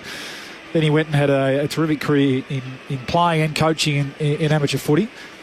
Just a terrific guy, and then cross paths at Collingwood and Essendon, and then he went up to Brisbane. Just you will not find a bad word about him. So that was a terribly sad passing. Enormously popular at Essendon. The players loved him, and he was only there for a short period. Yeah. But he was well loved, well respected, and I think there was over 2,000 people at his funerals. Just shows how many people are within football, but also within an incredible society. number. Yeah, it's huge. Our man Tony Armstrong, who I was lucky enough to work with and call the footy with, of course, for a couple of years, one of your former teammates, Paulie, and Tone's very self-deprecating about his footy career. He talks about, look, I had a lot of coaches. I played a lot of VFL footy, AFL footy, development coaches, spent time at 3 different clubs. He said Dale Tapping was his favourite coach that he ever had. So, you wouldn't have been alone there. Yep. Okay, it's around about this time with sun just beating down on the beautiful MCG that we get the anatomy of the match with Adam Ramanauskas and Luke Ball, our premiership pair. Well, I heard you earlier, Bally, talk about Adelaide and their scoring power last week. Now, how much do we take into consideration the opposition last week? St Kilda were ordinary last week, and that allowed Adelaide, I think, the looks that they wanted. But what I was more looking for last week was how Peatling fitted into the team, how Isaac Cumming fitted into the team, how Alex Neil-Bullen fitted in, and it was perfect. Because it allows more time for Isaac Rankin to go up and play in the football. It allows Jordan Dawson then to get out of the middle at times, push himself forward, push himself back, wherever the problem is. And that's what I think Adelaide were looking for over the off-season. They're looking for more versatility within their team. I think they've found that now with these three players, and they're not necessarily household names, but they're just rock-solid players. And once you get a group of... You're going to have your superstars. Every team's going to have their superstars, but then it's your next layer of player over that, which really then determine how far you can go in a season. Essendon, on the other hand, I thought were really good last week. They hung in the game. Easily, Hawthorn jumped them, and easily it could have been, it could have blown out to 8-10 goals, but Essendon hung in there. They won what we were so used to, those critical contest factors, clearance, contested football, inside 50. They won all those stats, but it didn't result on the scoreboard. So the game, again, and we briefly touched on this last week, Paulie, the game's really going from that contest clearance to now efficiency. So it's now, what can you do with your clearances? How efficient then can you be at taking the ball forward, hitting a target inside forward 50? Love Jai Corbell's game last week, just looking down. He's going to start in the centre bounce again. It looked like he was released a bit more. The last couple of years tended to have more of a run with role. I wondered whether he goes to a Dawson or even a Rankin today, but last week was able to work off and find plenty of the footy himself. So really looking forward to this midfield battle. Sam Durham's in there as well. Jake Saligo, who's been a terrific player over the last 18 months. So I'm going to go with the Crows. I just think they need to be winning this if we are to take them seriously, Rama, as a top 4, top 6 side this year. What about you, Rama? Well, just proven form. I think last week the Crows looked really, really good, so I'm happy to stick there. For the first time in 30 years, it's the Dons and the Crows at the MCG. You're with Corbin Middlemass. And it's Brian and O'Brien to get us going as Brian wins the head out. O'Brien, the first touch for Adelaide. Hand pass out in front of Merritt, though. Kicks Essendon inside 50. Hand on it there from Perkins. Can't complete the mark. Kako got a hand pass out. Perkins still fighting for it. 20 out from the Bombers' goal. Adelaide can't win it back. Hobbs clever. Hand pass to Merritt. Snaps goalward and misses. Out to the right and behind, but Merritt busy early. Sharp hands from Benny Hobbs and a minor score. So we're 27 seconds in and Essendon 1 behind the opening score of the day. Well, 2 involvements there by Zach Merritt. First out of the centre bounce and then inside forward 50. Yeah, hit the scoreboard last week too, did Zach. So I think that would be something just to complete his game this year, whether he can drift forward and kick a couple of goals. Saturday footy on ABC Sport. Kick up towards the wing from Miller up. Ball hits the deck, picking it up. There is Jones for the Dons, back to Merritt. They're with it on the wing, Essendon. Dersma feeds a handball back to centre half back. Redmond retreats with the pop kick to Reid. So Reid has it at fullback for the Dons. Wants to explore the southern side of the ground. Spots up Pryor. Second generation Don now. Kicks around the wing, not a great kick. Turns it over and Scholl marks. Half-back flank for the Crows. Infield with the kick to the skipper Dawson. Spent time forward last week. Stabs it short. Gets the handball back from Michael Lanny. Now goes short again. Looking for Neil Bullen. In goes Dersma. Wins it back for the Dons. Off to Martin. Now they're away through the middle. Hand pass finds Merritt, who's off and running. Puts on the Jets. Burns off Saligo. Kicks it deep to Draper. Did he have his jumper tugged? He did. Yes. Free kick for Draper. Yeah, and that's the matchup they've got to go out. Mark Keen's a good defender, but I think Draper's going to have him for size and strength there. So Zach Merritt recognised that one-on-one matchup inside forward 50. Then Draper really had the drop of the ball there. He just had to hold Mark Keane away. Then with the bigger body of Draper, Keane just tugged on the jumper. There's a Draper for both teams. Of course, Sid Draper is the sub for Adelaide, the first-year player. And then there's Sam Draper, who's got the footy. And then there's Mark Keane, who was just draped all over him. Listen to the crowd. So Draper's going to snap across the body from 15 out straight in front. He's got the soccer background, Drapes. Hooks it across the body, squeezes it through. The Bombers with the first of the day, but it wasn't convincing. 1-1-7 Essendon. Adelaide yet to score. Ray Chamberlain on the boundary on ABC Sport. Yeah, really great example there from an umpiring perspective of the free kick being paid from the adjacent zone umpire with a front-on view. Our guy in the end zone there side on wouldn't have seen the hold of the arm. Clear support free kick from umpire Matt Stevic. So that mob's got away to a good start. Well, he knows what he's doing, Drapes. Yep. The shush sign up to after the goal for the crowd, who were a little bit dubious about the lining up around the corner, 25 metres out directly in front. But it was a turnover, wasn't it? Half-back. I mean, in fairness to Mark Keane, I'm not sure Steve Silvani could have stopped that one the way that ball was turned over through the middle of the ground. Jordan Dawson with just an unforced error, so he'll be disappointed with that. I think they still don't like him from the reenactment of the late non-free kick over in South Australia. Secondary ball I up. reckon it was against Adelaide where he kicked the goal of the year, didn't he? A couple of years ago under the roof. O'Brien wins the tap down. Peatling feeds it to Dawson. Shanks his kick, dribbles along the ground. Nice pick up. Back towards O'Brien. Now it's off the Rankin. Clear inside 50. Steadies. Misses. To the left-hand side. Change your boots, Jordan. And I think that's a perfect example there of where Essendon's midfielders get really slack with their defence. So Rankin shouldn't have had that much space. He came from the centre bounce and was able to find space inside forward 50. They've got to be better than that, Essendon midfielders. Reid to Caldwell, drops a mark he should have taken, hands it back to Reid. Hand pass away to McGrath, back pocket. Floats a hand pass over the top to Reid. Handball out further wide to Martin. Sweeping hand pass looking for Pryor. Invites Rankin in. He doesn't need too many invitations as he taps it back inboard, trying to link up with Saligo. Pryor goes and cleans it up. Essendon not one touch in here as a little fumble from McGrath comes out Adelaide's way. Neil Bullen, hand pass through to Scholl. He gives it to Keys. Kicks on the run. Goalward misses. And another behind. Crows two behinds. Essendon 1-1, 4.5 in. Ray Chamberlain on the boundary. Yeah, Riley Thilthorpe come to the bench briefly. A bit of attention to a finger, heavily strapped. Pretty scrappy start, isn't it, Ram? I mean, conditions look perfect. Both teams can't get better. Yeah, scrubbing a few kicks and having a few fumbles. Just some early game nerves. I think Corbs will know this. I reckon Ben Keys had a career best game last time these two teams played. Kicked 5 goals in the corresponding fixture last year. Durham can't take the mark in the middle. Comes out to Dawson for Adelaide. Kicks to full forward. Walker's down there. Redmond outpoints him. Takes the mark at fullback for Essendon. Kicks out wide. Good kick. Out to Perkins, who goes for a run. Looks up towards the wing. Spots up Gresham. The red and black working it down the members' wing. Also remember Luke Ball telling me that he tried to recruit Ben Keys to Essendon's VFL side. So he could easily be wearing the red and black. Hobbs picks it up on the wing. Little give to Merritt. Dribble kick to Kako. Feeds a handball over the top. Punched away by Dawson. Adelaide back in possession. Under pressure though at halfback. Merritt regathers for the Dons. Handball inside 50. Michael Lanny gathers. Snaps to centre halfback. O'Brien down there, but in the better position. Essendon through Durham. Knocks it down. Dawson passing through. Inadvertently soccers it to O'Brien. He's tackled, lost it. Bombers win it back. Sardis. Hand pass to Merritt. Runs and carries. Kicks it deep for Draper. In a wrestle. Can't take the juggled mark in the goal square. And in the end, it's knocked through for a rush behind. And a minor score. So Essendon 1-2. Adelaide 2 behinds. We've travelled 6 minutes into the opening term Saturday footy on ABC Sport. Premiership pair, Adam Ramanauskas and Luke Ball with you on ABC Sport. Corbin Middlemass and Ben Cameron calling the action, and Ray Chamberlain, former umpire, downstairs our boundary rider. Wayne Miller kicks into the middle of the ground. A good one for Rankin. Crows in possession. Goes up the middle. Spots the chest there of Neil Bullen, who runs away with it. Kicks towards full forward, getting back Mackay. Defensive mark for the Dons in the back pocket.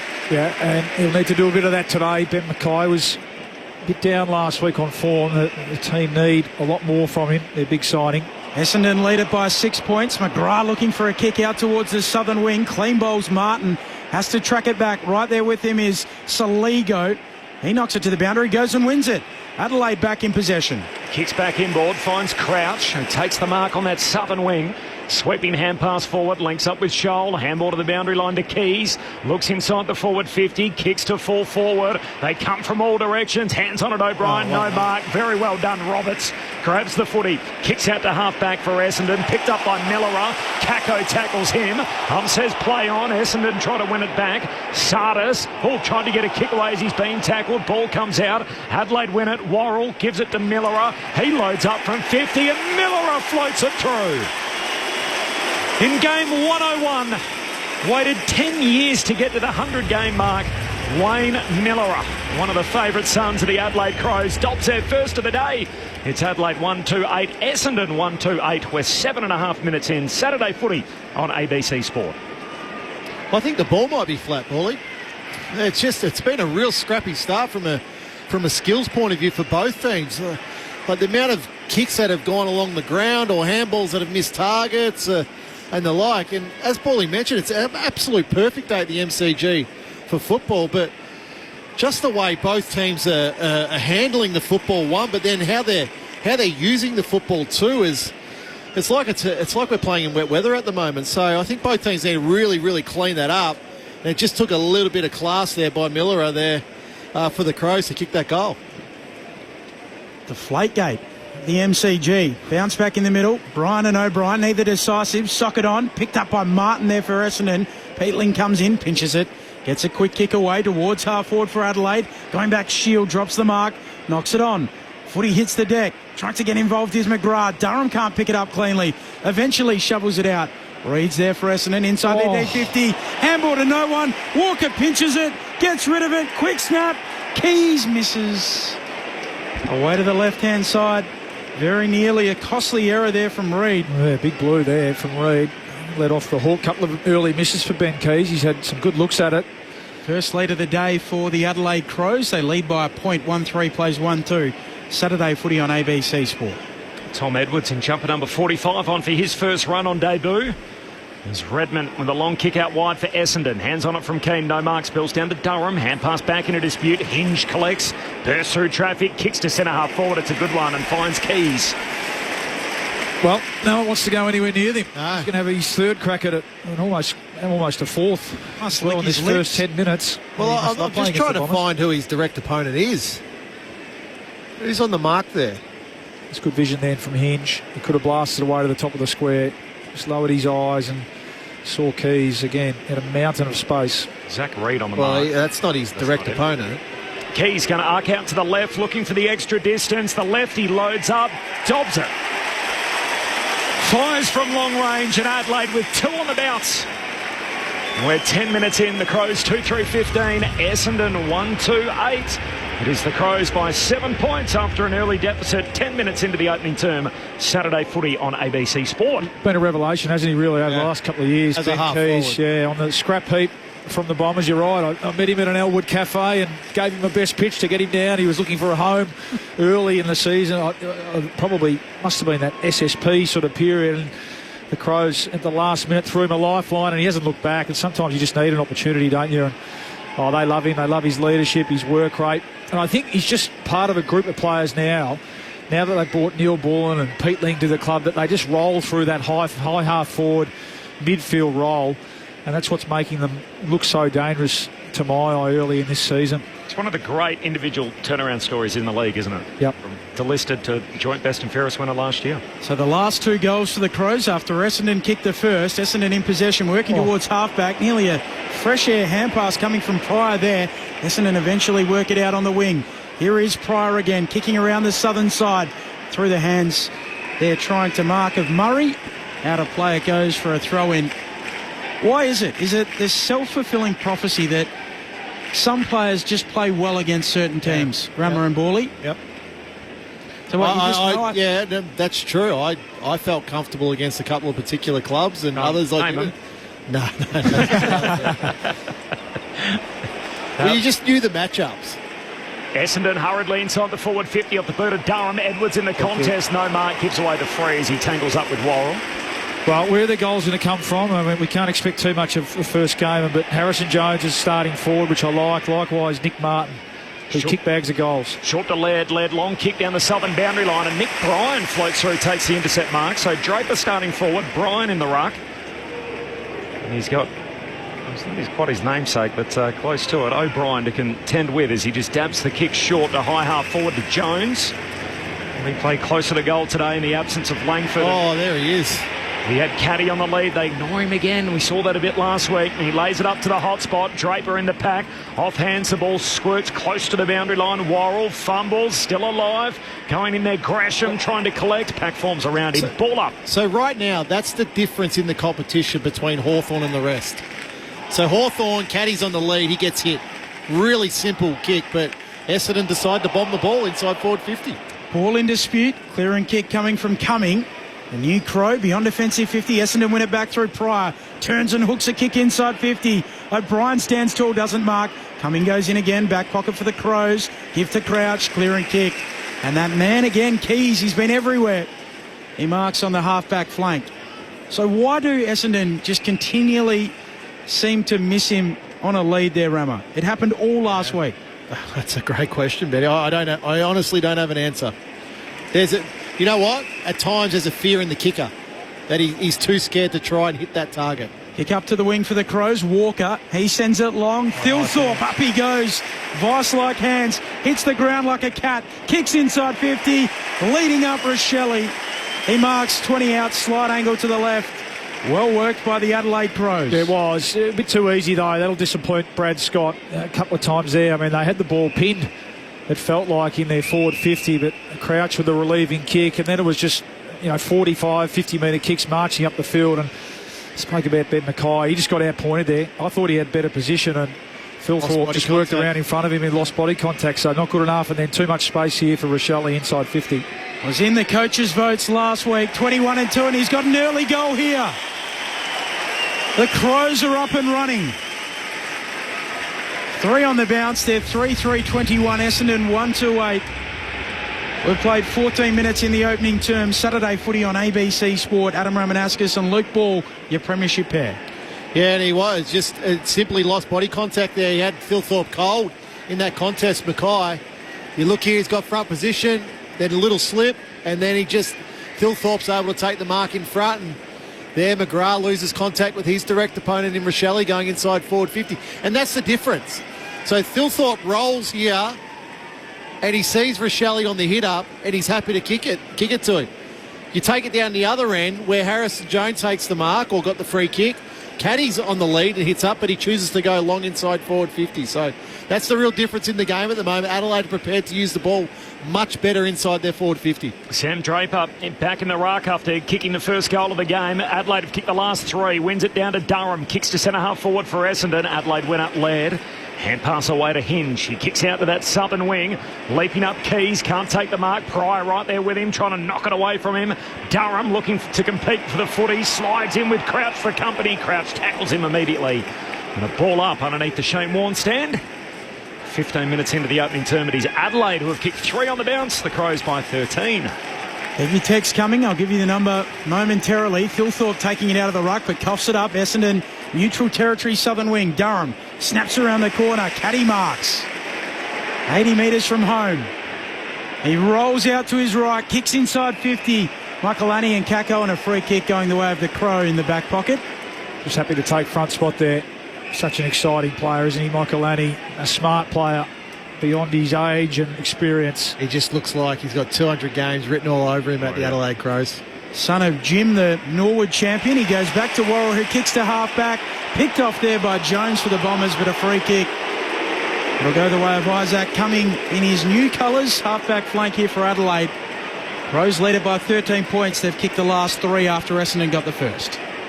Kicked 2 last week. First game for his new club. Isaac Cumming goes long to the wing. Hands on it from Dawson. Marks, but there's a free kick in the pack, and it's going to go Adelaide's way. And in the end, it's going to end up with Dawson anyway, as the ump settles all that down. So kick from Dawson to a genuine one-on-one, and Redmond has a victory here as he gets in front of Walker and takes the intercept mark.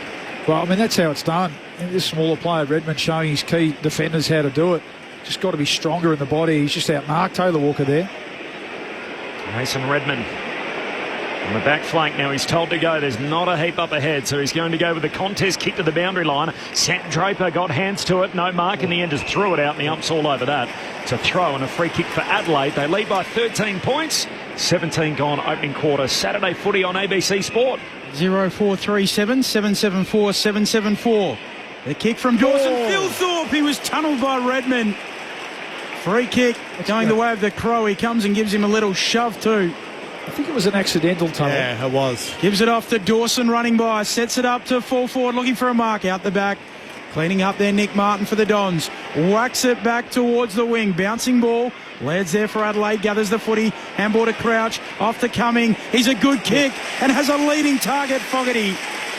Onto his chest, 40 out slide angle. It's good use, isn't it? Just lowering the eyes, identifying the space. This is that multi-prong Adelaide forward line that we spoke about before the game.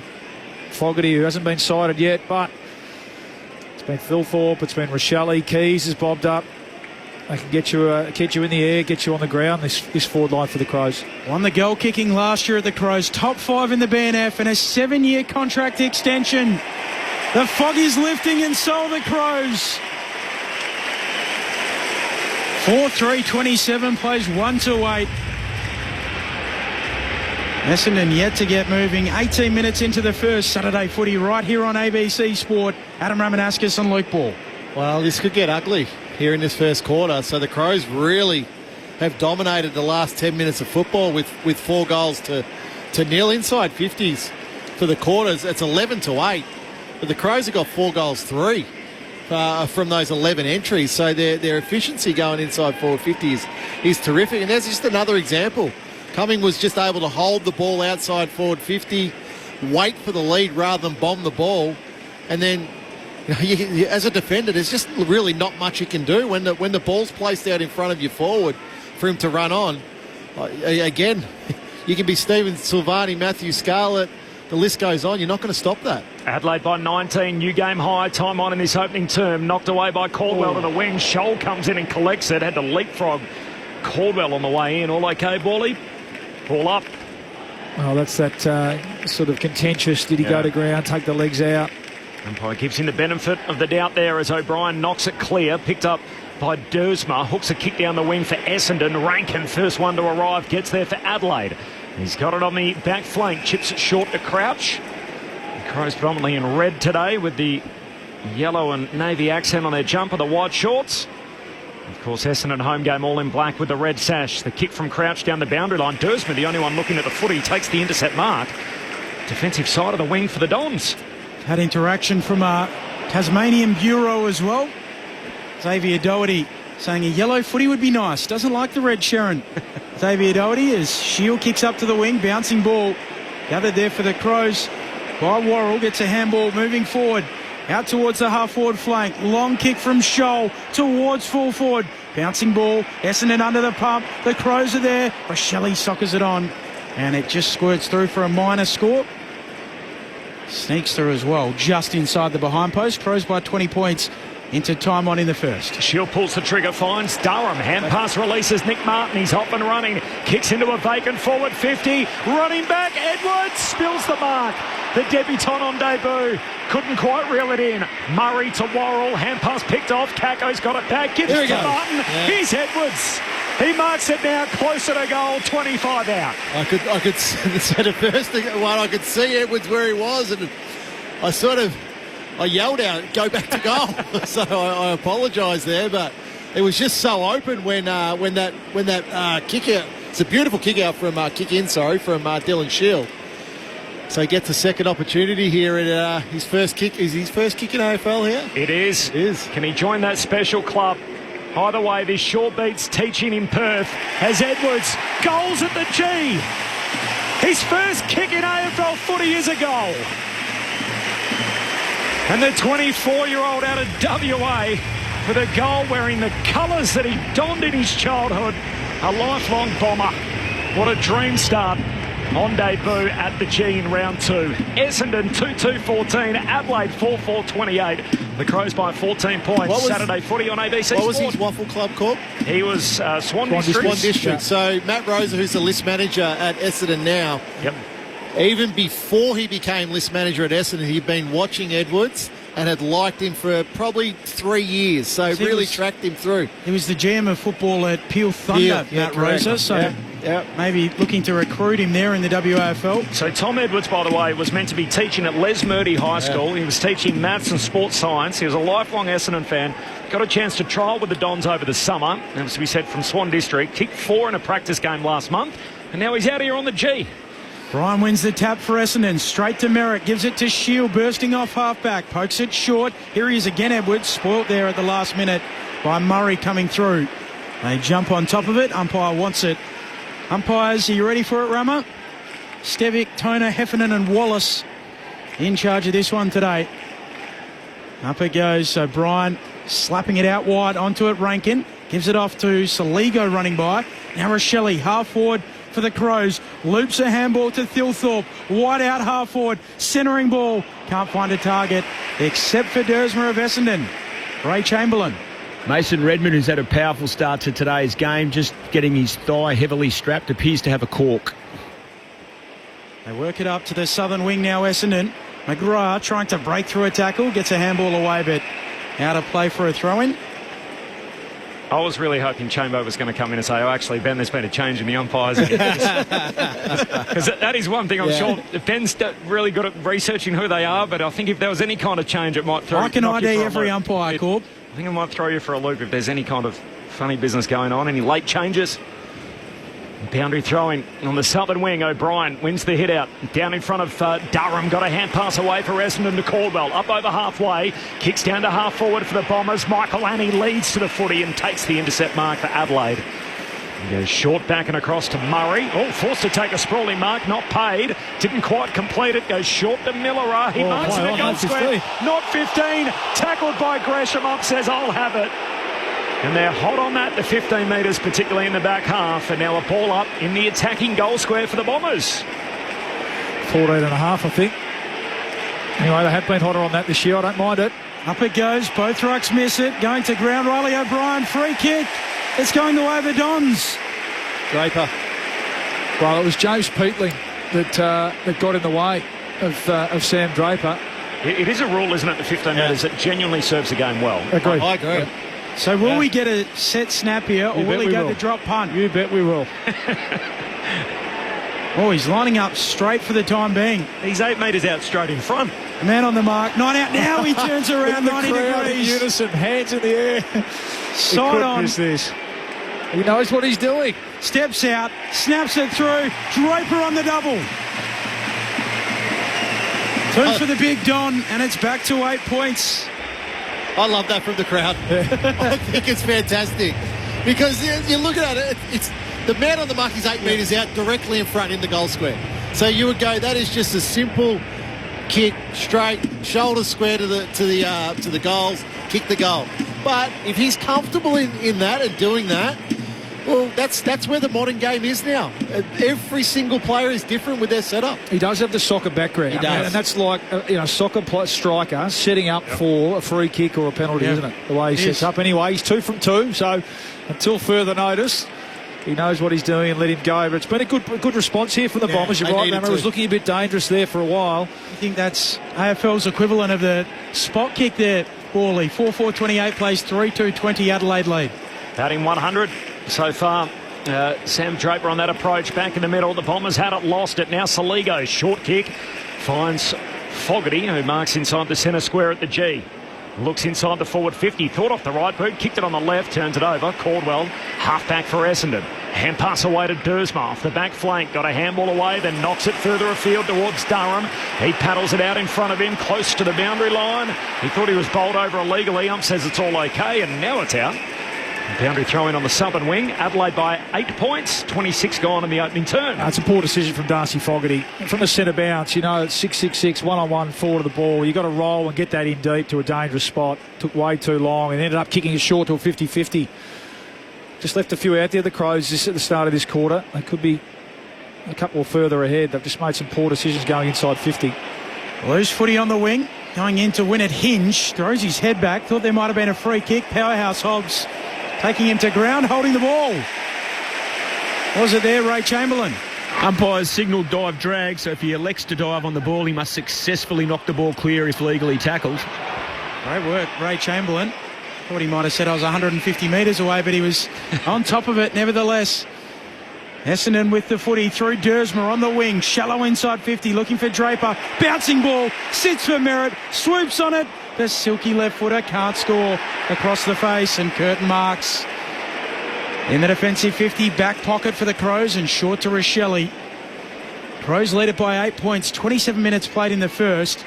Essendon have just got a little bit of momentum after it was all the Crows. Goes back to Curtin on the back flank. Chips it short to Dawson. Reigning two-time best and fairest winner. What a start to his life as a Crow. Just his 4th season there, his 3rd as captain. Chips it short to Fogarty. Drills a pass down the half-forward line. Awkward half-volley pick-up for Rankin. Turns his opponent. Roberts inside out. The fend off to Hobbs. Rankin, great delivery to Walker, who marks it right half-forward. You cannot get a glove on him. Just balance, wasn't it? There, and kept his feet, just and then the fend off. Yeah, no, that was class. He ranked Champion Data had him top 3 last year up until round 17 before he got hurt when he did his hammy. We're all here at the end of that game against Collingwood with the run too far call, and had a fair saying what happened next for the Crows. Here's Walker from the shadows of the grandstand. The drop punt is pretty good off the boot, just fades late in the behind. Little shout out for Taylor Walker too. 300th official game today, so AFL Life membership for him. Game number 280.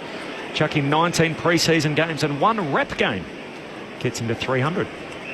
Redman with the kick in, short to the pocket and finding Merritt. Great to have you with us. Saturday footy on ABC Sport. Merritt kicks Essendon up to the wing. Looking for Kako. He can't mark. Coming through, Edwards leaves it behind. Picking it up there is Murray for the Crows. Gets a handball moving forward. Breaking it up is Durham. Ball hits the deck again. Fogarty gathers. Crows half forward. Handball to O'Brien. The big man kicks inside 50. Mackay can't mark. Brings it down. Shield under the pump. Essendon under pressure. Off to McGrath, who shows his dash. They want to run it out. Caldwell caught. Handball away. Misses Merritt. Out of play and a throwing coming between wing and half forward. Here for the Crows, they led it by 9 points. A reasonably low pressure quarter, really. There's been a lot of space for both midfields, a lot of high numbers already. Merritt up to 12, Dawson 9, Crouch 7. That time the Crows were able to apply a bit of front half pressure and get the stoppage. Wally and Rammer with you on ABC Sport. As Crouch back feeds the handball away to Curtin, kicks inside attacking 50, big fly, no mark, comes down at ground level. Rankin's kick smothered, ricochets into the pocket. And Archie Roberts bursts onto it for Essendon. Clears with a kick up towards the wing. Bouncing ball for Millerer. Gathers for the Crows. Dribbles a kick forward. Trying to pick it up. Leaving it behind Rochelle. Now they go in through Scholl. And a ball up is coming. Saturday footy on ABC Sport. Lots of texts coming through. We'll get to those at quarter time. Which is fast approaching. Adelaide by 9 points, as Ben said. Essendon, though, kicking the last 2 in the game just to make it interesting as Brian knocks it down to Dawson. High up and under inside 50. Is there time for one more before the break? Fogarty offhand, spills down to Walker. Peatling, hand pass to Neil Bullen. He goals! The Crows beat the clock. And it's Adelaide who stamped their imprint on this game. The Crows with 5 goals in the opening term, 5-5 to 3-2.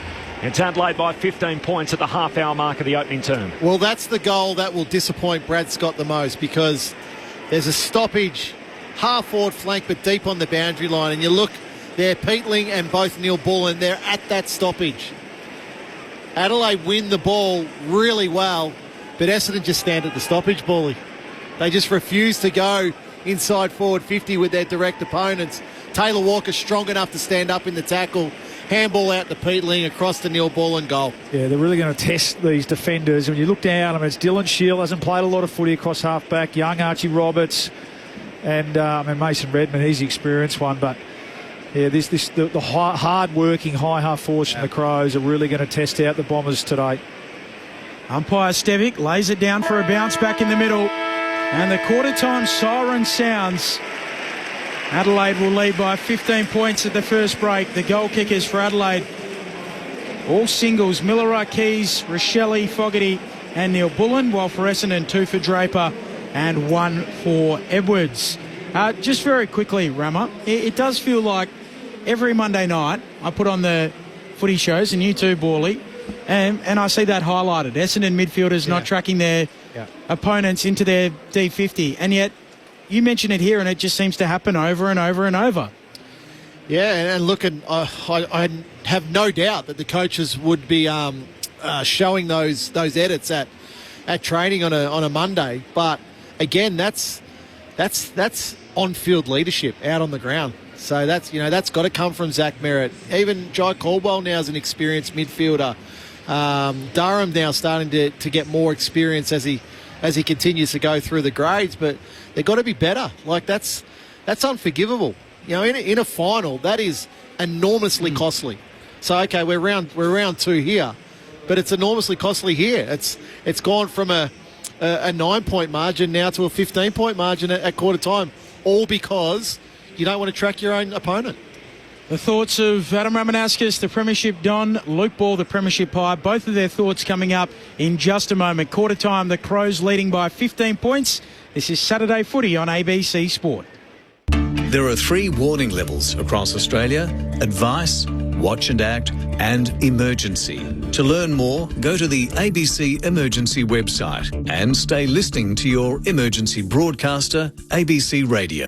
The World Test Championship is coming. He gets connection here, lifts it over the keeper, 1 bounce for 4.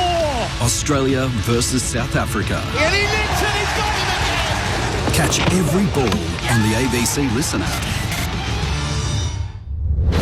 This is the 2025 AFL Premiership season on ABC Sport.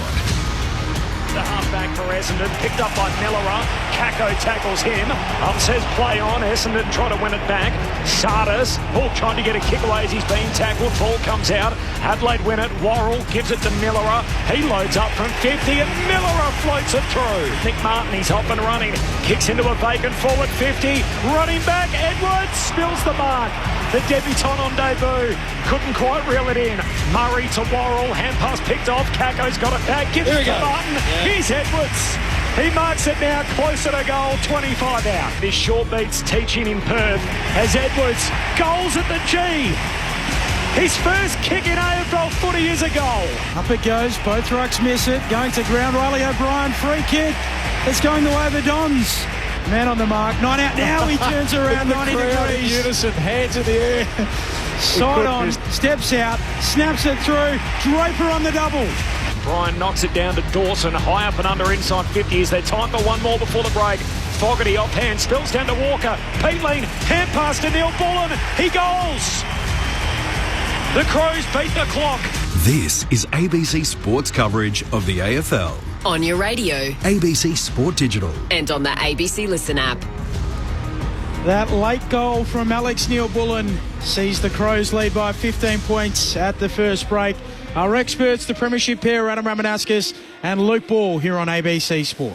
Well, an interesting first quarter, Rama. We spoke early in that first 10 minutes. I mean, we look out here, the beautiful sunbathed MCG, and you made the comment that maybe the footy's a bit flat, that both teams really sort of struggled to settle into the game. It was pretty scrappy and a lot of mistakes and poor kicks and fumbling early on. But then it was the Crows who did that first, and it started around the ball, and they're better players. Jordan Dawson led the way, and Matt Crouch, Rankin started to get their hands on the footy. And the concern, and we mentioned it off the top, with this Crows forward line and the multi-pronged attack, their ability to win the ball in the ground, on the ground and in the air, and look really dangerous, that started to play out. And in the end, I mean, they kicked 5 goals, 5 from 18 inside 50s. It was just a bit too easy at times, wasn't it?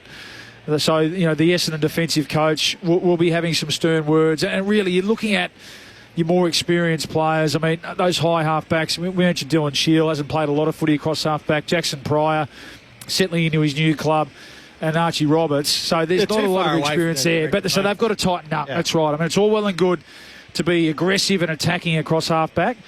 But when you've got dangerous players, when you're playing on dangerous players like Rankin, like Keys we spoke about, and Alex Neil-Bullard now, who are really smart players and will get up the ground and then try and get you in space on the way back, you've got to tighten up. And that you mentioned that last goal, that red time goal, where really it looked like the Bombers, for all the Crows' mid or dominance in terms of field position, were only a kick in front or kick and a half in front. They concede that late goal and the Crows kick out to a 2-goal lead. And 5-5, it could have been a fair bit worse. So that's the concern. And at the other end, I think the midfield battle's been pretty even. I mean, Zach Merritt's had 13 possessions. There's been a lot of space and 4 inside 50s. He's had a good start. Caldwell 8 and Durham. The clearances are actually in favour of the Bombers, so they've been pretty strong around there. But a couple of times I looked down at centre bounces and the Bombers forward line, which we knew about going in. Caddy, Kako and Young Edwards is their 3 deepest forwards. I mean, there's just not a lot of experience there, is there? So I like Nick Martin starting forward. We know he's kicked bags of goals before. And Draper's got on the scoreboard a couple of times. He's got the role to play there. But they are just going to have to fight and scrap and find ways to score at ground level, aren't they, as this game goes on? Yeah, no doubt. What I've loved with the Crows is how they've entered their forward 50, low, flat, just hit up that leading target. It's really put the pressure on Essendon's defenders. The thoughts of Adam Romanascus and Luke Ball. Saturday footy on ABC Sport. The Adelaide Crows leading by 15 points. Second quarter underway. Brian wins the tap. Onto it quickly. Crouch spun off it. In there to tackle his caddy, and a secondary ball up.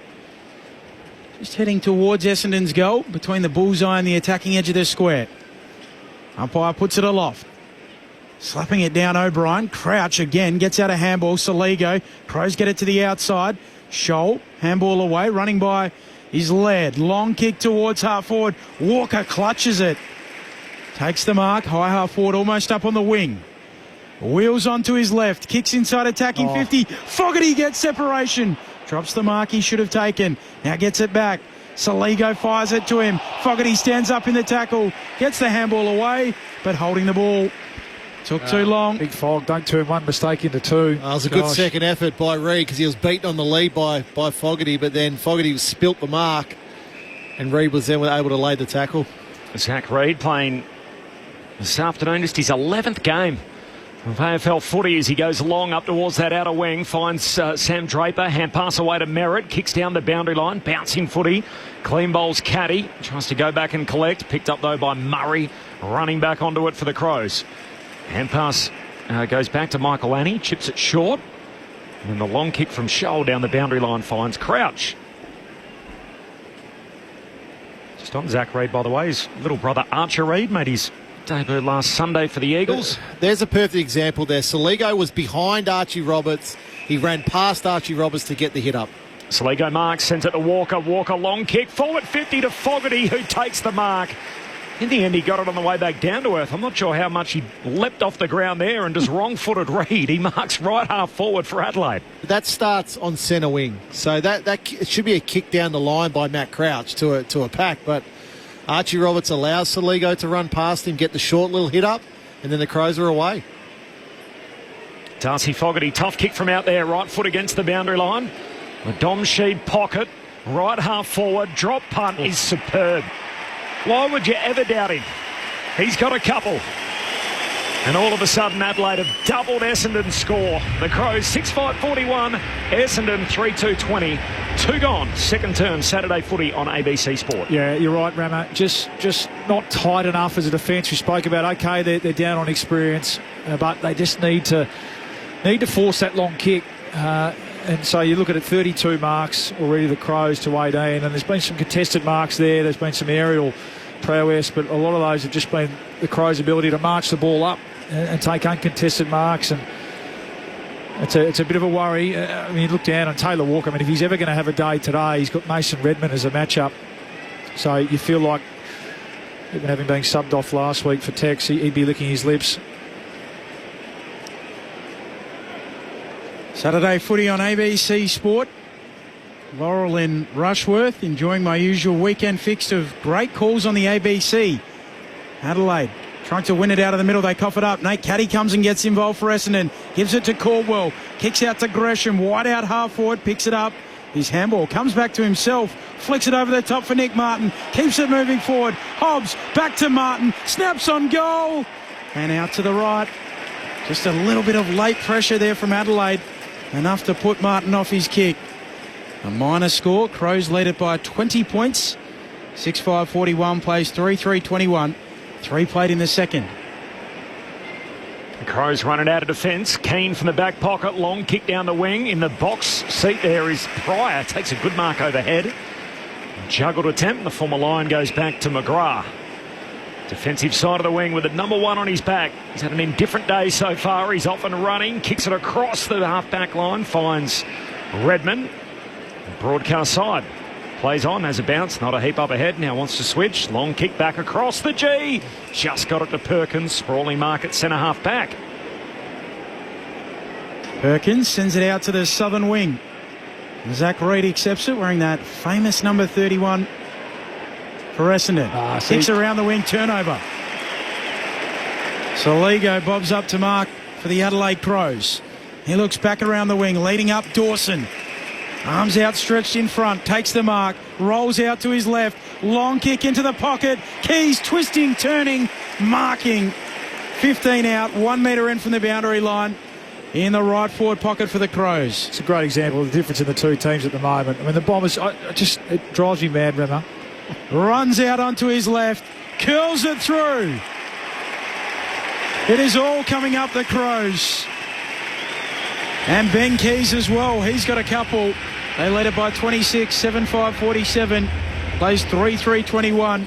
Luke Ball, Adam Ramanaskas. Halfway through saying, so they've taken an intercept mark 80 metres out from their own goal. And then 30 seconds later, they've conceded 100 metres, gone out and around with no real method. And then it ends up being a turnover kick. They're not a good enough kicking team. No. They're not a Hawthorn to be able to play like that. And then Adelaide, on the flip side, turn it over and go bang, bang, bang, and an easy shot for goal for Ben Keys. So you just love to see, if you take the mark, the intercept mark in your forward half, roll on and get the ball inside 50. We know they don't have the talent forward of the ball today. Get the ball inside 50. At least Draper can bring the ball to ground. It's predictable, and let the smalls get to work. It's the only way they're going to kick a score today, the Bombers, whereas I thought that was just really poor bit of play, conceding ground, going back, and ultimately turning the ball over. O'Brien down to Rankin, and this is when he's at his best. Puts on the Jets, bursts away, hits up Phil Thorpe out of the goal square, and that is how Matty Nicks would draw it up in the pre-season. Brilliant centre bounce work. That's what Isaac Rankin can do, going in there. And what a delight as a key forward to be able to lead out to that. There's not much you can do about that. When Rankin's on the burst out the front door, bursting through, and then you've got the big full forward in Riley Philthorpe, who looks an absolute man amongst boys out there. The 22-year-old Philthorpe, goals, more pain for the Bombers, and the Crows are pouring them in. Adelaide have kicked the last 4, and given the fact Essendon kicked the first, from that point on it's been Adelaide 8 goals to 2. We're 7 minutes into the second quarter. Adelaide by 32 points. They are humming at the G. Yeah, they are. They're dynamic, the Crows. I think they've been criticised in the past for being one pace, and I spoke about before the game just the additions of Peatling coming and Neil Bullen. It just allows now Dawson, It allows Soligo, it allows Rankin and those guys to really play to their natural strengths, and that's just quick football. It just adds in all the right areas. So I did their game last week against the Saints, and I know it's St Kilda and everyone wanted to say, bad Saints and everything else, but you just sat there watching and thinking, who would they not do this to when they're up and going? And it just feels like those pieces they plugged in complement them beautifully. O'Brien does win the tap. Essendon need that. Durham gets a handball going forward. Onto it, Merritt. Just buffeted off it. Soccer forward from Sardis. Nice pick-up coming for the Crows. He's tackled quickly. Umpire lets them rumble for the time being. Now he circles, holding the ball. Bottom of the pack, Isaac Cumming. Free kick going the way of Harry Jones for Essendon. Attacking edge of the square. Sets it up for Caddy. Hands to it, not quite. Down at ground level, Edwards gets a handball away. Coming through quickly is Dersma. Snaps towards full forward. Crows get back. Laird gets his hands to it. Keane, the Irishman, twisting, turning. Handball back to Laird. Laird with the clearing kick towards the half-back flank. Rochelle goes up, brings it down. He marks for the Crows. Adelaide led it by 32, 9 minutes into the second term. Corridor kick, pulls the trigger, broken up. Durham does well, knocks it down. Shield a fumble once, twice, now coughs it up. Neil Bullen, hand pass to Miller. Tried to fend off the tackle, got a kick away just. Dawson for Adelaide, still in the centre square. Hand pass to Crouch, got it to Rochelle. And as Bawley said, they're out ahead of the ball. Scholes onto it, kicks inside 50. Awkward half volley pick up for the leading forward. And in the end, Reid tackles him, taken to ground. And we'll have a ball up here, left half forward for the Crows. It's Dan Curtin. It's amazing. Adelaide with this tall forward line, you go, they're going to bomb the ball, but I can't remember one entry inside Adelaide's forward 50 where they've bombed the ball today. It's all been hit up. Sardis with the clearance for Essendon. Hobbs bursting onto the ball, snaps around the members' wing. Bouncing ball for Draper. Right there with him is Keane. Draper keeps it in front. Keane a little tug. Draper still going, paddling the big ruckman. Edwards comes to help, doesn't get a kind bounce. It favours Adelaide and they come away with it. Saligo kicks up to the wing for Scholl. Scholl goes infield to Miller. Adelaide able to control it. And we'll get to see that build up again. As Miller goes back out wide to Saligo. What a player he's become. Jake Saligo, his kick here, not a good one. Dersma, or Durham rather, sticks in a hand to knock it down and then gives it back to McGrath for Essendon. McGrath, long kick down the wing and a good intercept mark from Josh Worrell. Has it for Adelaide defensive side of the wing. He goes back to Michael Lanny. He's becoming a player, Worrell. Yeah. Crows have kicked the last 4 in the game. They've got it out to a 32-point advantage here at the 10-minute mark of the second term. The kick comes wide to Crouch and goes short to Scholl. Same 23, 2 weeks in a row, same sub. Sid Draper starting as the sub for Adelaide. They've got every player on their list available for selection at the moment, the Adelaide Crows. Scholl goes down to half forward, hands on it from Bryan, no mark. Ball hits the deck, Peatling trying to pick it up, got a hand pass away, but Essendon with the numbers, and Bryan kicks in the direction of Kako. He's outsized and outmarked as Michael Lanny comes up with it. His kick is good for Laird on the logo. Goes infield with his kick, spots up Murray, stabs it short to half forward. Neil Bullen accepts, feeds the handball to Miller. 48 out, step, fires on goal and misses right. Very nearly for the Adelaide Crows. 0437 774 774 is the SMS line. There's a question for you, Ray. Jenny from Bridgetown, beautiful part of WA, said, when I was a kid there was a push in the back rule. What is the rule at the moment? We'll come back to that. As Martin goes long out to half-back, no mark for the Bombers. Contest kick, spills down to Pryor, just tumbles a kick up to halfway, and it'll trickle out of bounds. Ray Chamberlain on the boundary. Now, we appreciate the question from Jenny, and it still exists. It's just a matter of obviously being accurately implemented when required. So the umpires might get it wrong from time to time, Ray. We're all human. 23-point lead for the Crows. Great to have Ray Chamberlain with us on the boundary all season long. Saturday footy on ABC Sport. From the boundary throw in, Bryan grabs it out of the ruck, kick smothered. Gets a second go at it, high up and under down the wing. Michael Lanny trying to move some traffic out of the way. Ball spills through to Saligo. Hand pass away towards Miller. Little step through traffic. No one got anywhere close to tackling him, so he kicks out wide and finds Rankin on the southern wing. Crows by 33, a game high. 12 gone in the second term. Just owning the outside at the moment, the Crows. When the ball gets clears from the stoppage, the Crows are dominating on the spread here. They're the ones running out into space. Keys has been busy. He's got it again. Kicks the Crows inside 50. Up goes O'Brien. Doesn't take the mark. Down at ground level. Fighting after a Pryor. Picking it up O'Brien for the Crows. Gets a handball out. Getting in there is Caldwell. He shovels out a handball. Merritt soccers it on. No one there for Essendon. Murray mops up for Adelaide in the middle of the ground. Handball to Laird. Handball to Saligo. Runs into a cul-de-sac. Gresham's got him.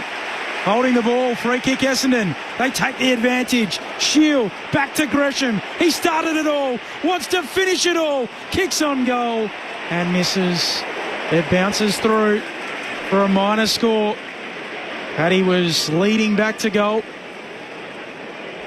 Adelaide by 32. Yeah, Merritt was out in space as well. I mean, he just got to score from that. Today's footy, he just got to score. Oh, gee, King played on and then slipped over, trying to take the kick out. Merritt picks up the ball and kicks the goal. A 7-point play for the number 7. And Adelaide's lead will be trimmed at 26, but Mark Keane he had a moment. with a howler. Yeah, he had a bad moment there, Mark Keane. Playing on from the kick out, slipped over, caught, and then Merritt able to pick up the waiting Sharon and just knock it through from 12 out. So the Crows 8-6-54, Essendon the 4-4-28, 13 gone, second term. Saturday footy on ABC Sport. Well, those boots might go in the bin, Bally, I think. So it was just... He played on, it was all fine. He just didn't want to kick the football. He wanted to come back inside. How is it not holding the ball? Edwards was awake to it. And then Merritt was able to run onto it and kick the goal. But I think the game was really slipping away from Essendon. And Adelaide it looked absolutely sensational to start this second quarter with the 3 goals. But Essendon just ramped up their pressure over the last couple of minutes. And they've been able for them to score. More importantly, because it was looking like Adelaide were just doing it quite easy in this quarter. Not sure Kearney will take the next kick out. No. Keep an eye on that. I want to ask you too, what's that moment like when you get caught holding the ball on the last line and know you're in trouble? Adelaide emerge with the footy from the restart. Saligo kicks out wide inside 50. Redmond marks. No. Bully never kicked out. Never happened. That sinking feeling in your stomach, is it like that? Well, the old days. Here we go. When you had to actually tap it on your foot to get out of the goal square. I just walked out of the goal square one day. Forgot to tap it on the foot. Ball up. Yep. Adelaide here on the wing, so Laird can't quite control it around his bootlaces. Kanko picks up, kicks deep to Caddy, one out in the cage, trying to knock it down, does so successfully, but numbers come and support the Crows. Murray bustles in, contact with Edwards, Millerer, hand pass away towards Hinge, and Hinge calm, kicks out to half-back, finds Laird on the flank. He did that really nicely, Hinge, as Laird goes short for Shoal. Loving the addition of Razor Ray. Great list management, ABC, says Jenny in North Melbourne. And Shoal goes back to Michaelani, arches the back, just pushed as he kicked up to the wing, bouncing ball, gathered there by Perkins, gets a kick forward for Essendon, onto it Dersma, runs into a brick wall, handball away, Martin in the pocket, takes a bounce, puts on the afterburners, finishes! Essendon needed it, Martin delivered it. Back to 20 points. 8-6-54, plays 5-4-34. Quarter hour mark, second term. Saturday footy on ABC Sport. Well, they had to turn it around. I tend to think that it's been some sloppiness from the Crows, Ramo. I mean, they had numbers around the ball, but the sloppiness has invited the pressure, and that'll be really disappointing to Matty Nicks. And credit to the Bombers, they've been good enough to sniff the opportunity. And, I mean, Nick Martin, we spoke about him as being the class. What's that celebration? Interesting one. The class ahead of the ball, but I think it was the Cole Palmer. Yeah, okay. Or just the ice in his veins sort of stuff. No, anyway. 2 goals against the flow of the play here, because it really did feel like the Crows were dominating the first 10 to 15 minutes of this quarter. They've just left the door ajar with some sloppy execution. Mark Keane slipping over a goal. That time they had 3 or 4 numbers around the ball and just a sloppy kick. So well done for the Bombers. A little Trey Young celebration from the Atlanta Hawks. That was the one. Yep. Back in the middle, comes down Adelaide's way. Keys, hand pass out to Dawson. Sends the kick down towards half forward. Very wide. One bounce out of play. Oh, no. Insufficient intent. Free kick Essendon. Ray, you need to explain that one, please. That's. And then Roberts kicks it into the man on the mark. That's fair enough too. It should be a throw-in. The ball ricochets out of bounds, half forward for the Bombers. For the Crows. Ray Chamberlain on the boundary. Yeah, in relation to the insufficient intent there, guys, when the player gains possession of the football, if they go in a direction that is closer to the boundary line rather than the middle of the ground, if there's no teammate in the vicinity, the umpires will lure in that direction. I know he missed the you target, won't like Ray. it. He missed the target by about 20 metres. Well, we're all human. Dawson snaps the Crows towards full forward. No mark taken. I think Ray's mic was down, but he liked that, Rama. Laughing along. Well, why is Jordan Dawson kicking it to the boundary from the position that he was in? Shelley hacks it out of the air from the throw-in. Well, the ball up it was. Jeez. Both rucks missed it, and he came through with the volley. Nearly curved it into the top bins, as they say in the round ball world game. That's what we say over there in the association football. Yeah, I like this text. Benny knows his celebrations. 100% Cole Palmer, a Chelsea player in the English Premier League. Yeah, he's a gun, Cole Palmer. As Roberts goes to half-back, finds Shield. My youngest son is soccer mad at the moment, so I watch YouTube video after YouTube video at the moment with him. Short to Caldwell, short to Sardis. He didn't borrow it from Trae Young. You can tell my influence is much more North America. A long kick down the wing, intercept mark taken by Worrell. He looks to the middle of the G and finds Walker. Adelaide by 21, but the Bombers have kicked the last 2 goals. Short spearing kick finds Keys, who's alongside the centre circles. Keys goes long inside 50. Hinge comes in and drifts in to take the mark. 30 out, as good as directly in front. Well, it was a beautiful kick into Walker and then another one to Keys, and Hinge, who we see drifting forward into space. I mentioned that when the ball gets on the spread, the Crows just look so much more dangerous. There's owning the outside, and it was a nice bit of work from Isaac Rankin to protect the drop of the ball there for Hinge to drift into. Sets up well, I'm not sure, has he kicked the goal this year? Has he kicked the goal last year? A rare opportunity for Mitch Hinge to hit the scoreboard. Kicked 2 last year. His drop punt here is fading, sneaking through. And the match and the momentum swings back Adelaide's way on the Hinge goal. 9-7-61 plays 5-4-34. The Crows by 27 points.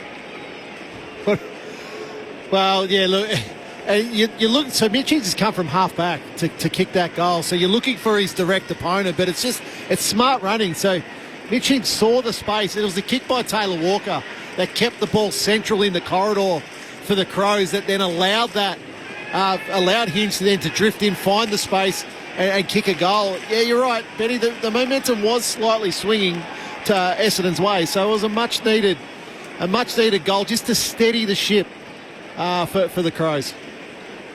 His name's Hinge too, so it's going over Hinge. I didn't want to acknowledge it. By the way, I think we've stumbled into a full internet war, by the way. There's YouTube videos, TikTok videos about who did it first. Was it Cole Palmer or Trae Young? So we're right in the midst of the sporting subculture here as a kick inside the forward 50 for the Crows. Finds the chest of Rankin. He's got it again off the boot of Matt Crouch, and Rankin will shoot from 45 out straight in front. There was textbook centre bounce work there. O'Brien down to Dawson. Handball to Matty Crouch. More of a hack, quick kick forward. Rankin, so often he is. Just a smart forward craft in front. Andy McGrath will be disappointed there. It was a bit too easy. Well, you continue to play from behind. That's going to be the result. I'm big on that, Rammer. Why wouldn't you take the front position? Make them mark it over you. Doesn't happen enough. Well, Zach Rankin, he's the motor of this team. What a player he's becoming. Their prime-time player. Jams it straight through. And the Crows restore a 33-point lead. As wide as it's been this afternoon at the 22-minute mark of the second term. Adelaide 10-7, Essendon 5-4. Saturday footy on ABC Sport. And at no stage has any Essendon defender gone, okay, I need to change my starting position here. I mentioned earlier that it's been a rare occurrence when the Crows have bombed the ball inside their forward 50 today. It's all been hit up. And that's simply because Essendon are choosing to play from behind.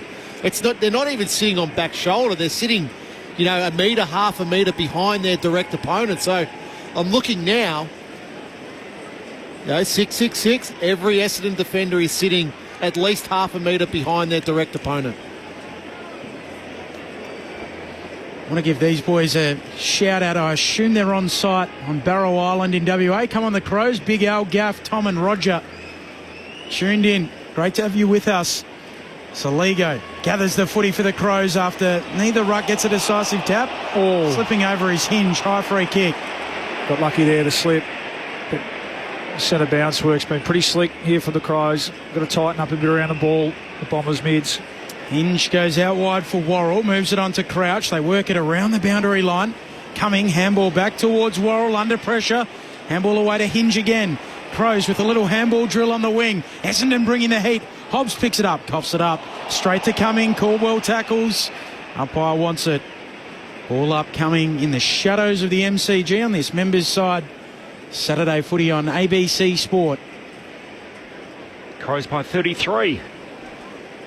Ticking towards half-time. Adelaide in their red jumpers. Soligo on the outskirts of the stoppage. Drills a long 50-metre drop punt to Fogarty, who just moves Zach Reid out of the way. Takes the mark. Plays on. Looks goalward. Misses. Just to the left. David Roden right behind it. And behind. He looks right at the peak of his powers, Darcy Fogarty. I thought you were going to say David Roden. Well, he's a brilliant goal umpire. 34 points is Adelaide's lead, so that's a new game high, 23.5 gone second term. Redman with the kick in short. Sorry, Ramo. He knows he's stronger than any of his direct opponents. The kick in to Caldwell, who looks up to the wing and coming up, unable to mark his... Just confirming, still Fogarty, not Roden. He also looks stronger. He is. Yes. Dave Roden was stronger than any of his direct opponents also. Gets the handball, then gets it again here from Durham. Kicks long inside 50. Going up, unable to mark Caddy. Ball hits the deck. They come from all angles. Getting involved again. He's Caddy. He's spun around in a tackle. Umpire says held in. Tom Edwards, he goes hard at the football. Oh, yeah. He doesn't step sideways, so... Good signs for Edwards. He hasn't had a lot of the boys kick the goal, but I think his effort and intensity inside that forward 50 has been promising. Puts it aloft, picking it up quickly. Here is Durham. His flying shot is offline and out of bounds on the full. The Crows to get it in the back pocket. Like Guy McKenna told me that West Australians hollow bones, so they're hard at it. 34-point lead. The Crows doubling Essendon score. Game high margin. They come out of defence to Fogarty, who marks at half back. He's kicked 2 already. Kicked 4 last week. He's got a couple of good running mates down there in Walker and Philthorpe. The 3-headed monster for the Crows. They kicked 8 between them last week, which equalled their best effort all of last season. The games they played together. Rochelle just butchers the footy. Got it from Soligo. Kicks it inboard. It might work out. Miller cops a kind bounce. Runs into trouble. Caught holding the ball. That was an easy one for the umpire right on the spot. 3 Essendon players rush into tackle with Shield, Perkins, and the man rewarded who had most of it in Gresham. Gives it to Redmond. His kick goes wide of Roberts. This is a problem. Adelaide win it back. Dawson. Hand pass away to Peatling. High half forward. Kicks deep. Rochelle running back towards goal. Takes the mark. And again, Essendon just slaughter the footy and they get absolutely torched going the other way. Well, they got let off the hook here. Previously, the Bombers, when Mason Redmond was able to turn the ball over. And look, he's been one of their best this quarter. He's actually trying to make something happen. But he just had to realise the state of the game. 3 minutes to go in this quarter, and players look out on their feet a bit, took the play on and kicked a hopeful ball into the middle. Easy fodder for Jordan Dawson to turn it over. Rochelle's got 1 already. He's now got 2. And Adelaide are threatening to bust this game open.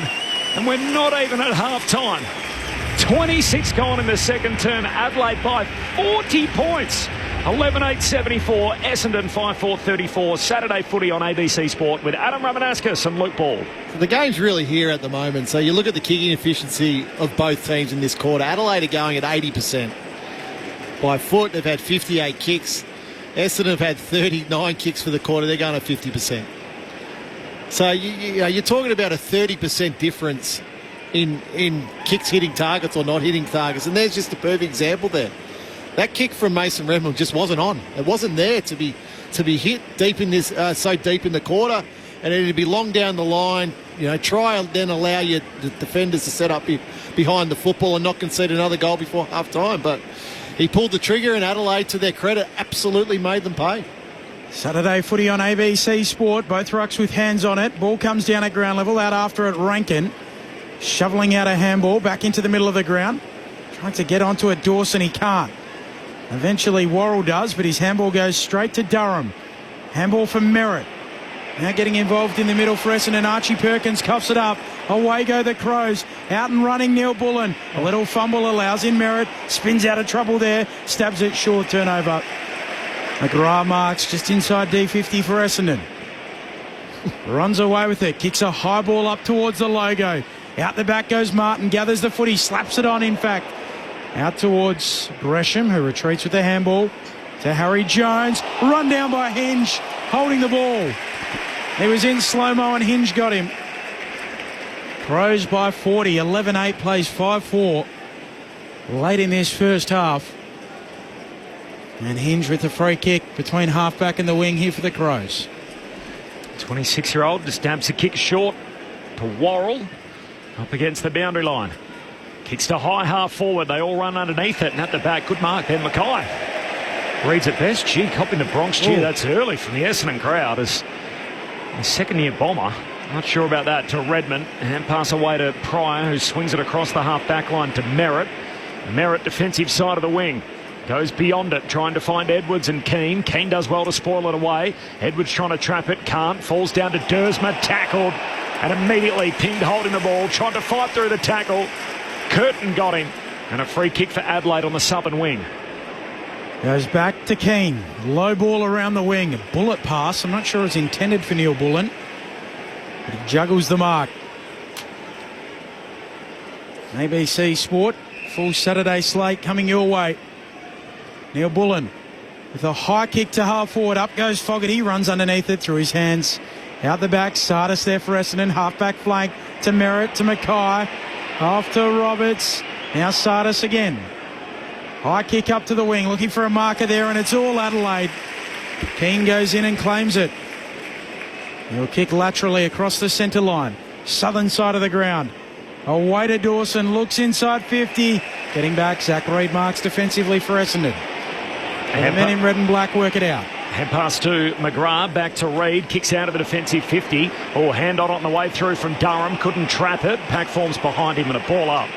And just quickly, if Essendon fans want to channel their energy into making Ben Mackay the whipping boy, as if somehow that's the problem, the root of the problems for Essendon, boy, are they misguided in what they're seeing at the moment as Keane sends a kick inside the forward 50, and that'll do us to half-time. It is Adelaide by 40 points. The home fans are restless. 6-2 in the quarter, Adelaide's way. And after the Crows led by 15 points at quarter time, they lead by 40 at the half. It's Adelaide 11-8-74, Essendon 5-4-34. So at half-time, a game-high advantage for the Crows. 2 for Keys, 2 for Rochelle, 2 for Fogarty, and then singles for Thilthorpe, Hinge, Rankin, Neil Bullen and Millerer.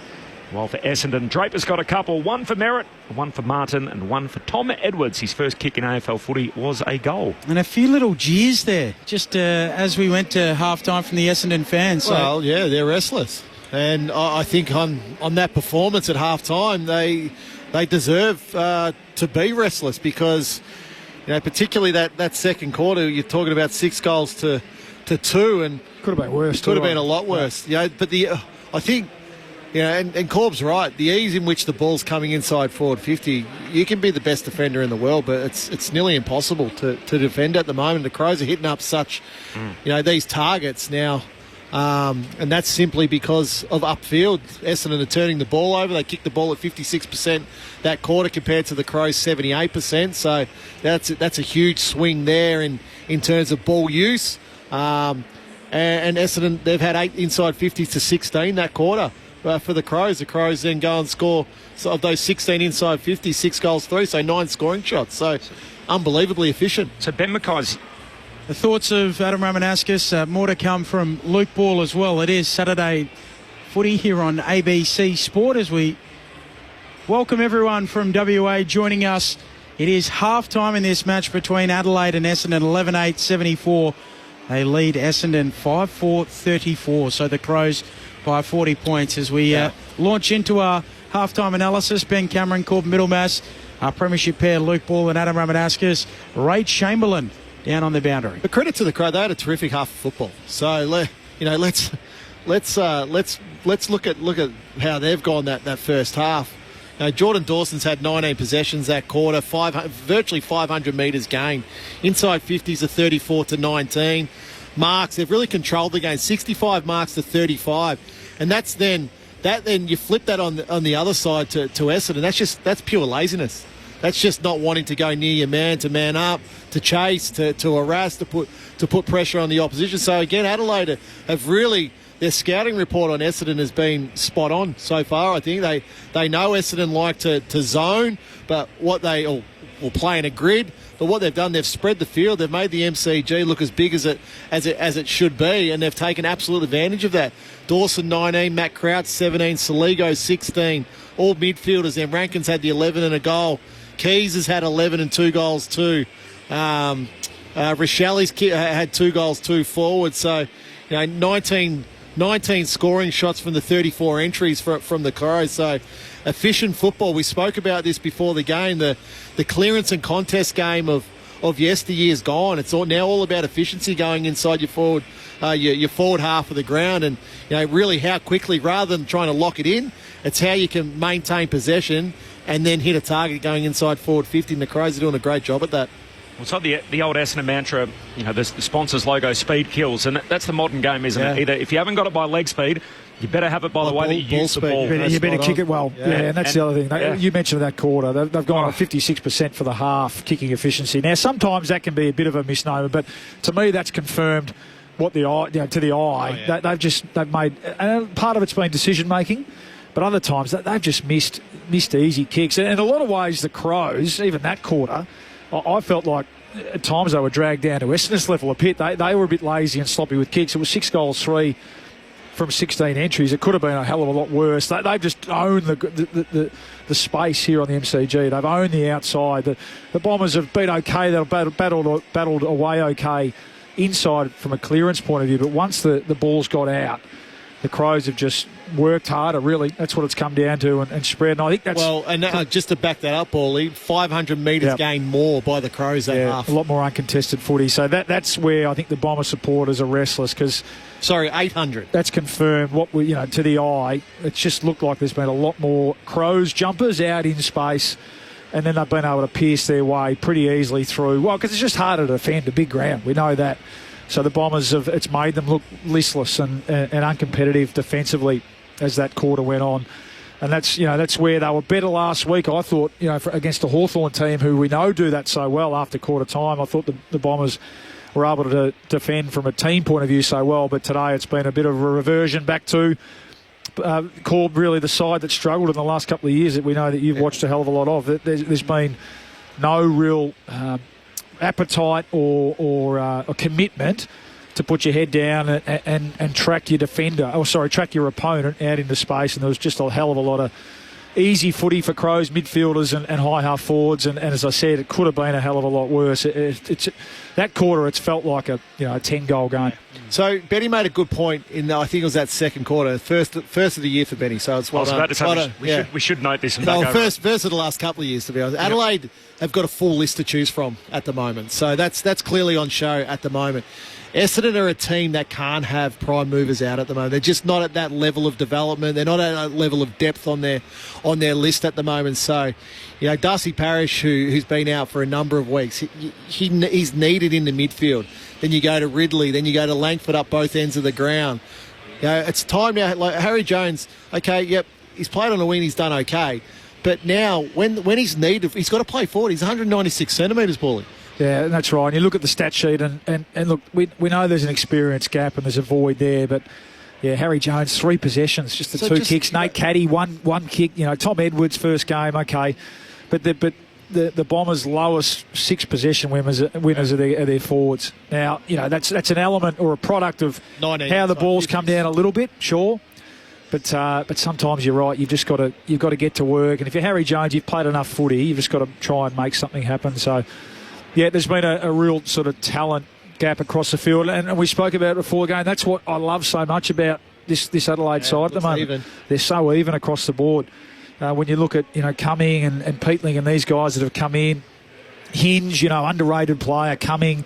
I mentioned Cumming, Scholl, Worrell across half-back. They've just got these sort of mid-size, really athletic and aggressive players to call on.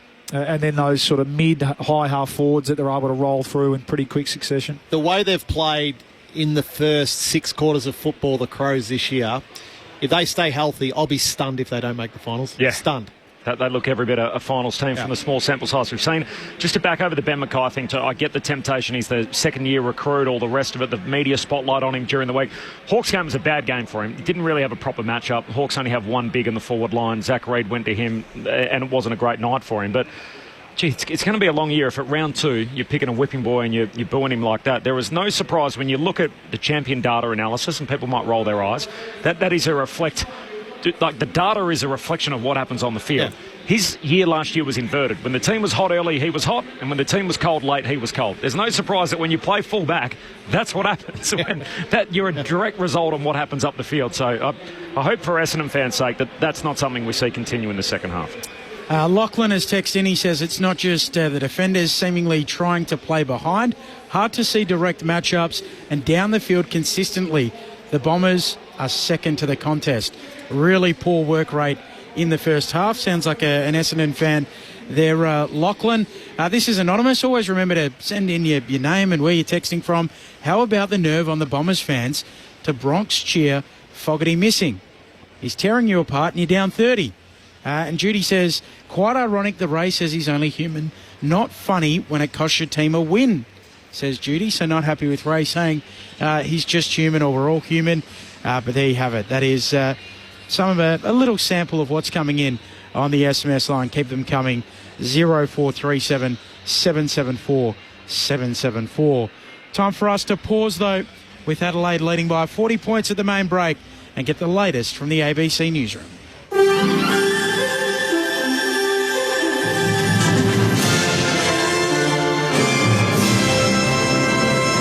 ABC News with Satyam Weinstein. Flights at London's Heathrow Airport are slowly resuming after a fire in an electrical substation shut down one of the world's busiest travel hubs. Priority is being given to the return of stranded passengers and the relocation of aircraft. More than 200,000 people were left stranded when the airport lost power. These travellers say their plans have been thrown into chaos. We got here yesterday and, we've parked up, we've done everything, and we're now just trying to get hold of our airline to try and sort it out. It's just a nightmare. It's ruined the whole experience. We may have lost the whole holiday, but we have travel insurance, so we'll just rebook for another time. These things happen. It's not life-threatening. It's just a bit irritating. The head of Sudan's army says they will continue fighting until the end after retaking the presidential palace in Khartoum. The army has seized the compound from the paramilitary rapid support forces who took the palace at the start of the country's civil war in 2023. The Sudanese army had been on the back foot but has recently made a number of significant gains. This woman in Khartoum says people are happy the army is back in control. Today, people are so happy.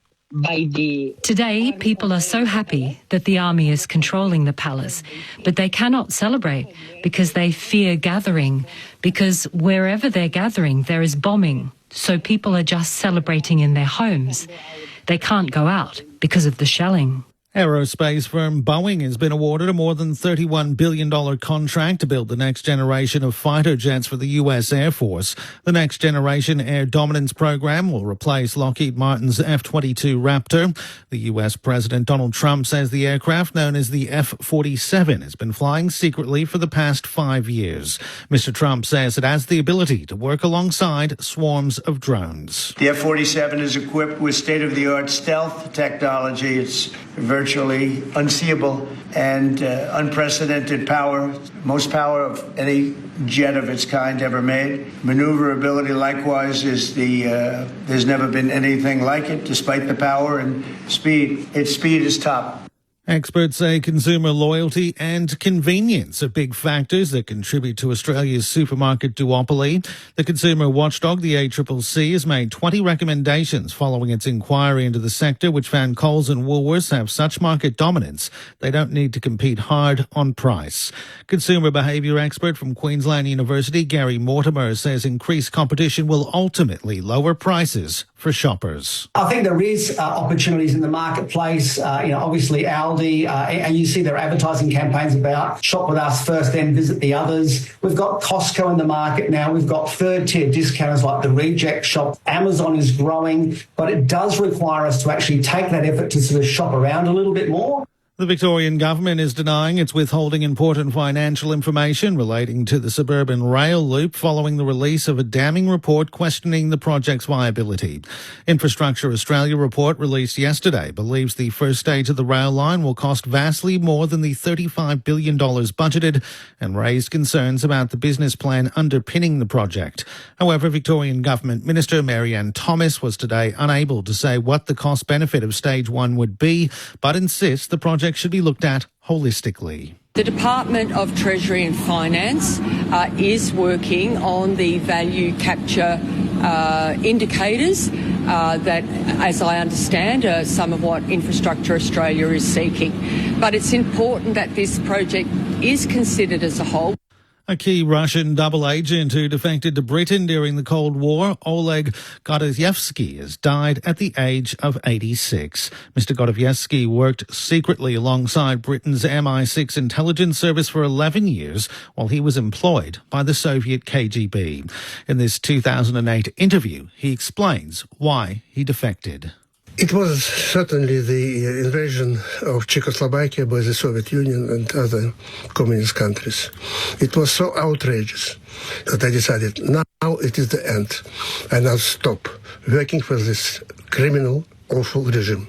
And American boxer George Foreman has died at the age of 76. A two-time heavyweight champion of the world, Mr. Foreman's last match was in 1997, ending his career with a professional record of 76 wins and 5 losses. His family is remembering him as a humanitarian, an Olympian, and someone who is deeply respected. ABC News. New from ABC Music. The Wiggles have joined the biggest stars of country music for their brand new album, Wiggle Up, Giddy Up. Giddy up, down, wiggle out. Out now at abc.net.au/ABC Music. The Socceroos can take a big step to next year's FIFA World Cup on Tuesday night. And it's a well-crafted goal by the Socceroos. After a big win over Indonesia, they travel to China, hoping for another 5-star performance. Hear the match live on ABC Sport Digital Radio and on the ABC Listen app.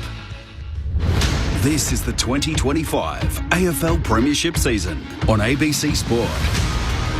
O'Brien down to Rankin, and this is when he's at his best. Puts on the Jets, bursts away, hits up Philthorpe out of the goal square.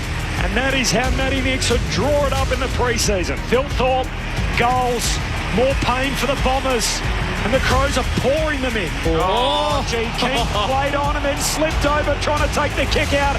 Merritt picks up the ball and kicks the goal. A 7-point play for the number 7. Gathered there by Perkins, gets a kick forward for Essendon. Onto it, Dersma, runs into a brick wall. Handball away, Martin in the pocket, takes a bounce, puts on the afterburners, finishes. Essendon needed it. Martin delivered it. Gresham gives it to Redmond. His kick goes wide of Roberts. This is a problem. Adelaide win it back. Dawson, hand pass away to Peatling. High half forward, kicks deep. Rochelle running back towards goal, takes the mark. Rochelle's got one already. He's now got 2. And Adelaide are threatening to bust this game open. And we're not even at half time. This is ABC Sports coverage of the AFL. On your radio. ABC Sport Digital. And on the ABC Listen app. Half-time at the MCG, the Adelaide Crows lead by 40 points, 11-8-74. Plays 5-4-34. Adam Ramanauskas is tucking into his 3rd Greek salad of the afternoon. That's not an exaggeration, that is fact. So I'll give you a taste of the SMS line. Paul from Yarrawonga. Hey guys, great call. I'm a Bombers fan, but they are playing like Easter eggs. Hollow on the inside. We'll get our thoughts of, or the thoughts of our experts on that in a moment. Also texting in Ron from Adelaide, enjoying the call. Want a bigger scalp than St Kilda and Essendon before I get excited about my Crows. So Ron's just holding for the time being. And Robin Williams in WA, the hometown of Brad Hogg, believe it or not. G'day, fellas. How's Razor coping with being a boundary umpire? I don't think he would like it. Should be boundary rider. I know, but you know, he was a field umpire and now he's working as a boundary rider for us. So there's a little bit of a change in role for Shambo, but he's been outstanding so far throughout this season into week 2. Our experts, the premiership pair, Adam Ramanauskas and Luke Ball. Just What have you seen? that first text message around wanting a bigger scalp than St Kilda or Essendon. You can only play the teams that are in front of you.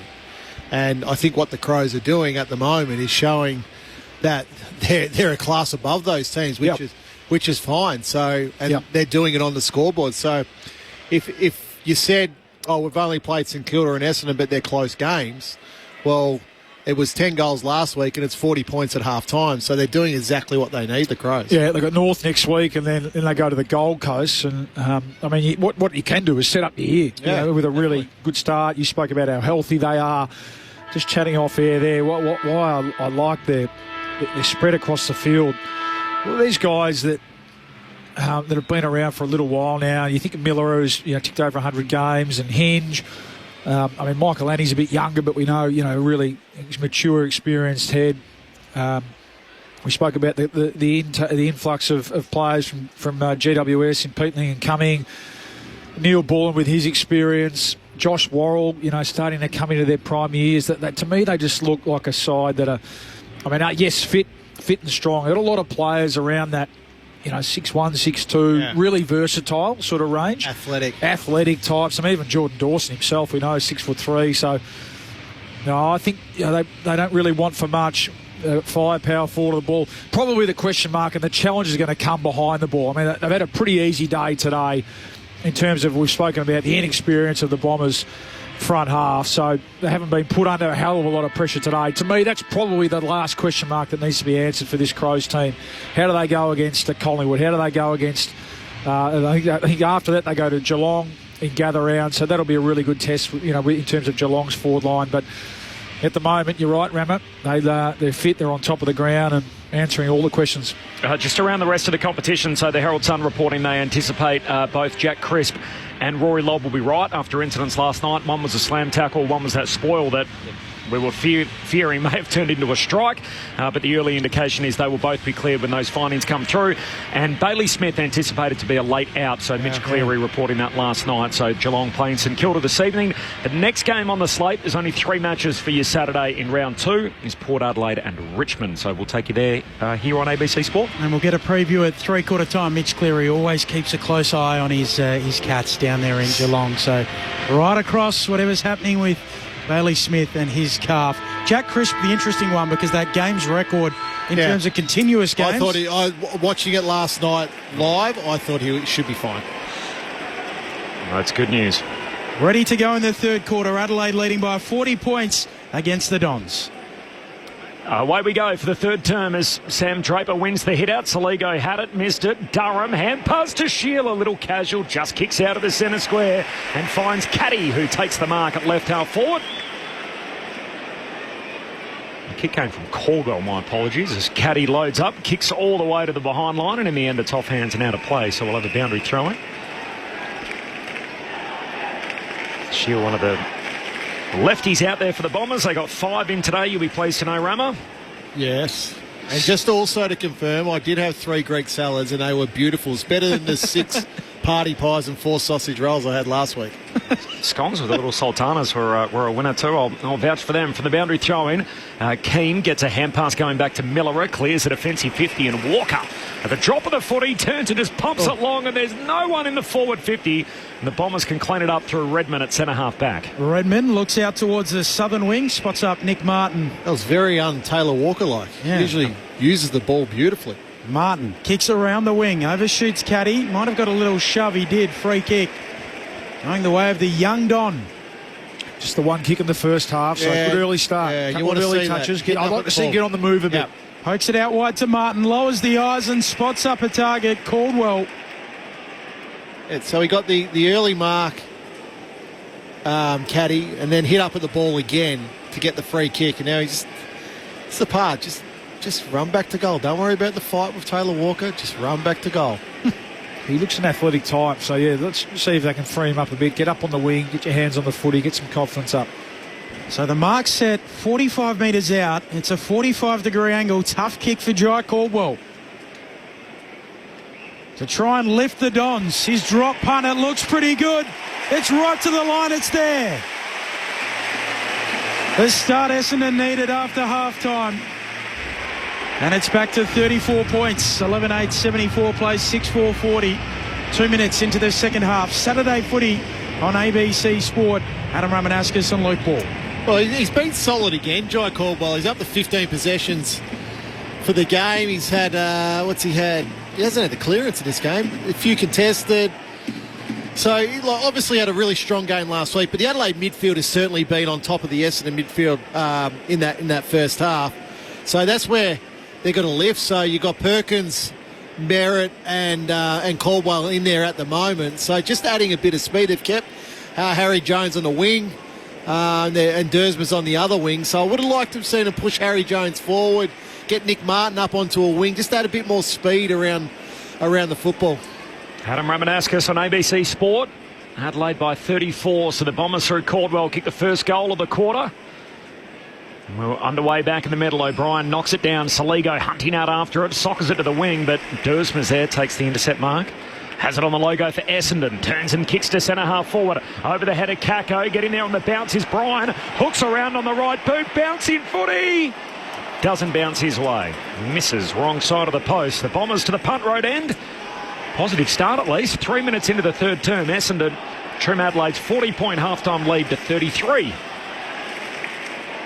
Rory Laird with the kick-in duties. Triple best and fairest winner at the Crows. His best kick up towards the wing. Saligo all over Merritt. Free kick going to the Dons skipper. Margaret from Summers says, I value hearing Razor Ray's input on the actual rules of the game as Merritt kicks inside 50. No mark taken. Spits out though to Gresham. Swoop, snaps, goals. Here come Essendon.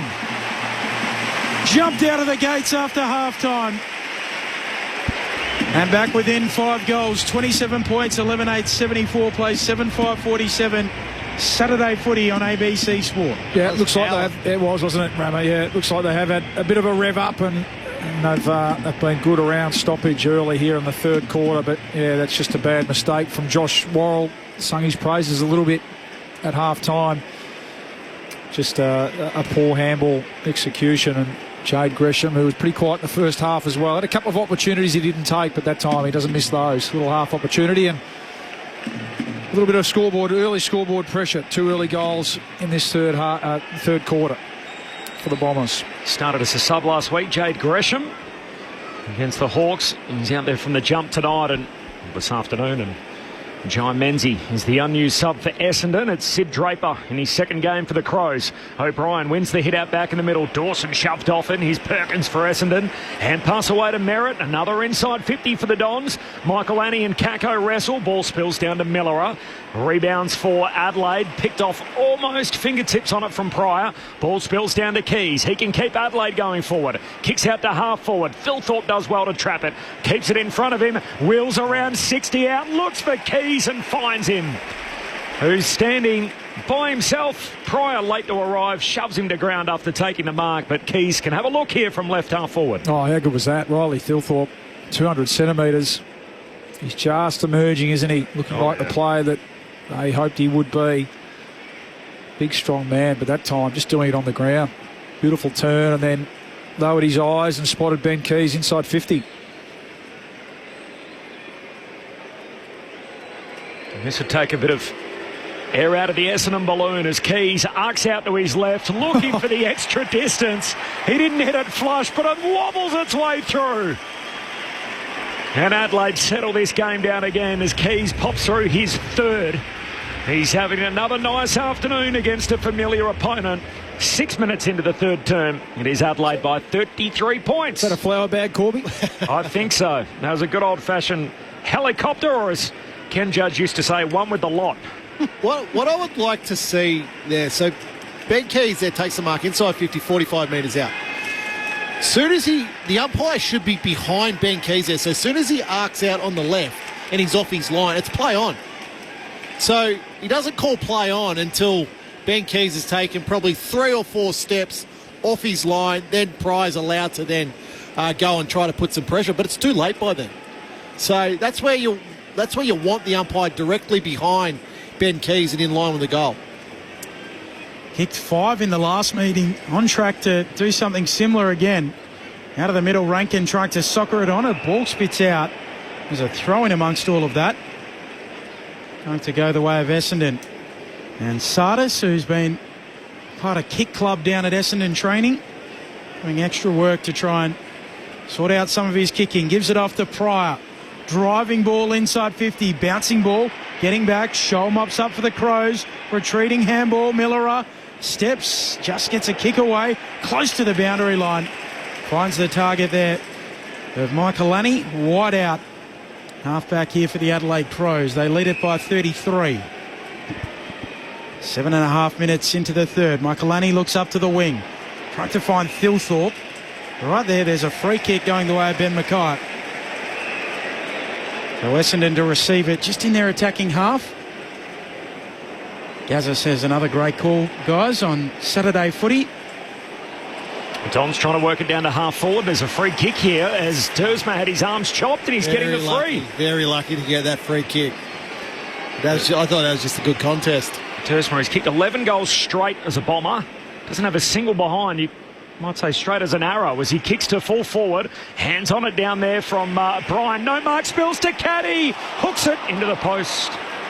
Now behind, and the Essendon fans have been waiting to roar for him through the first 2 weeks of the season.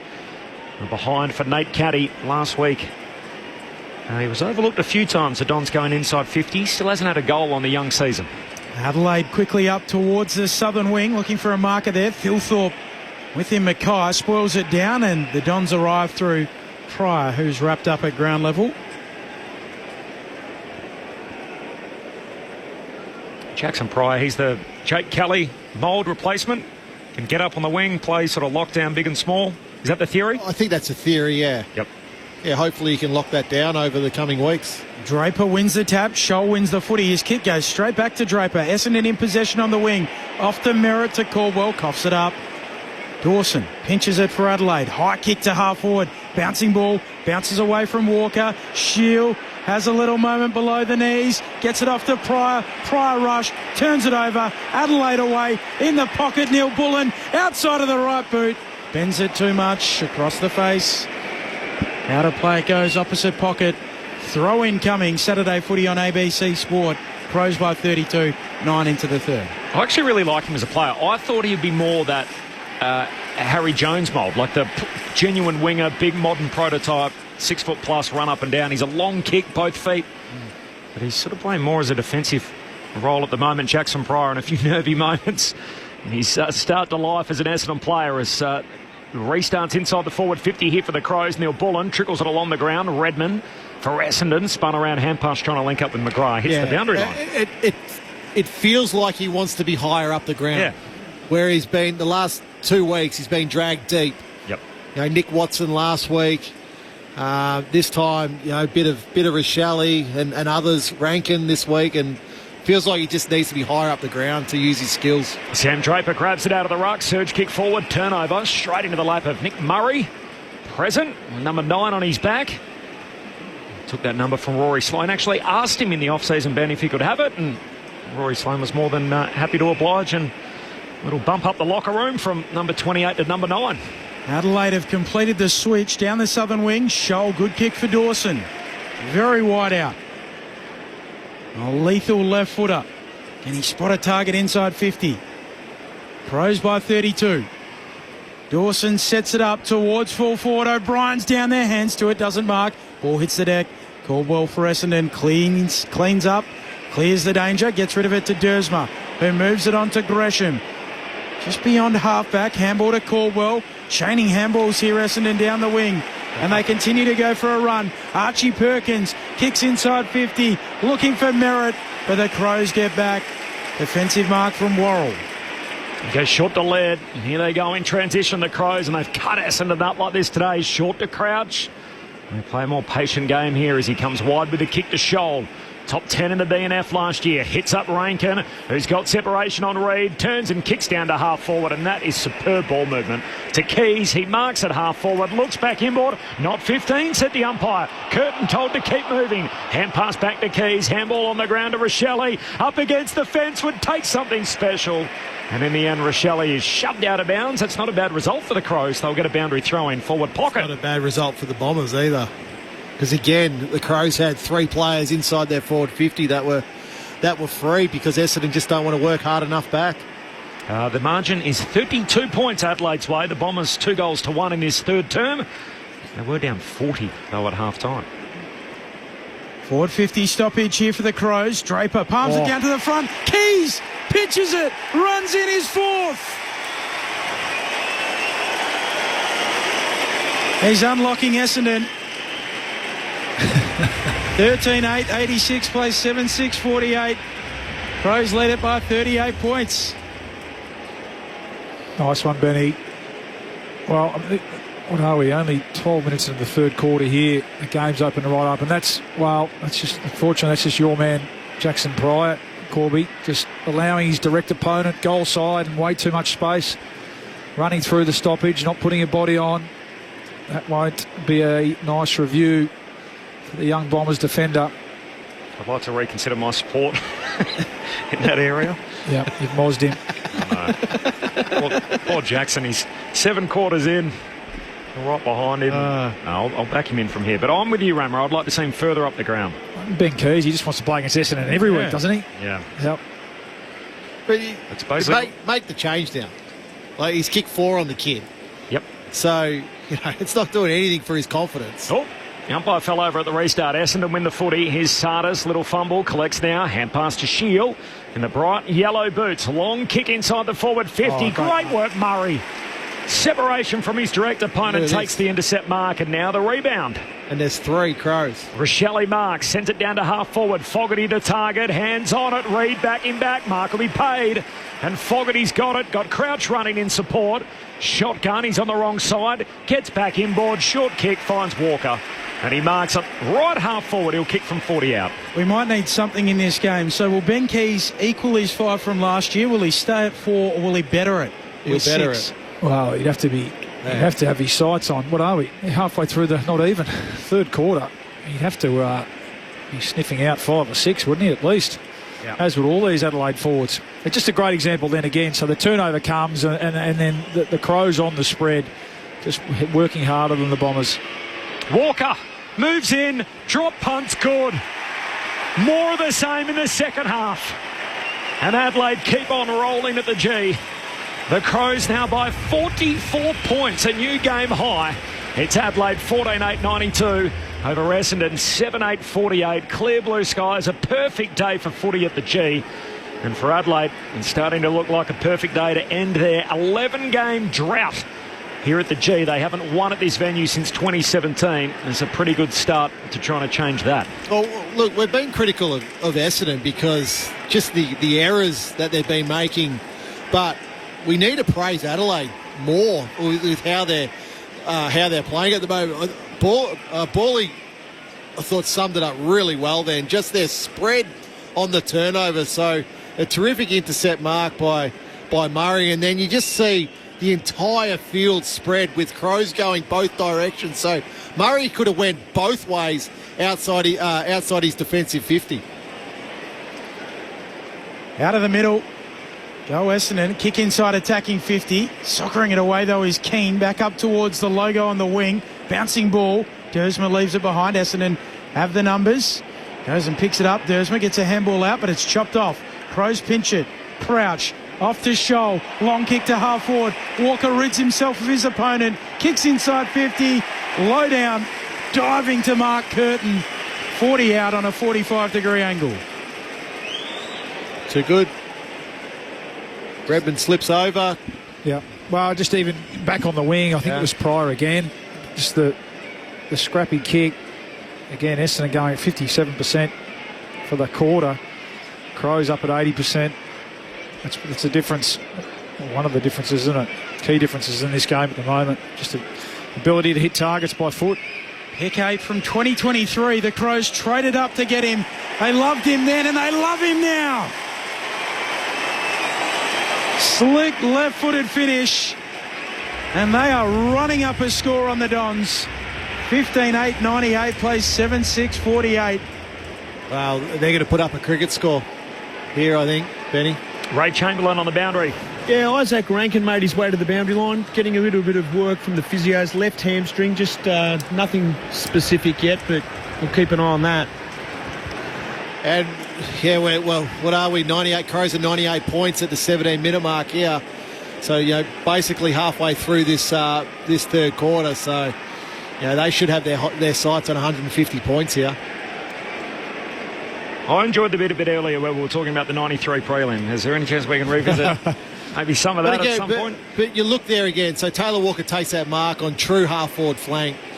Turns straight away, and it's a one-out contest. So Curtin just gets a little bit of separation on Mackay, and that's all you need. That's all that forwards need to be able to then get be the target. At the 50 points, Nick Bryan gets the centre break for Essendon, kicks into the forward pocket, keeping his feet. Edwards got rid of Keane. Now Murray jumps in on top of it. Pack forms around him. Umpire says holding the ball.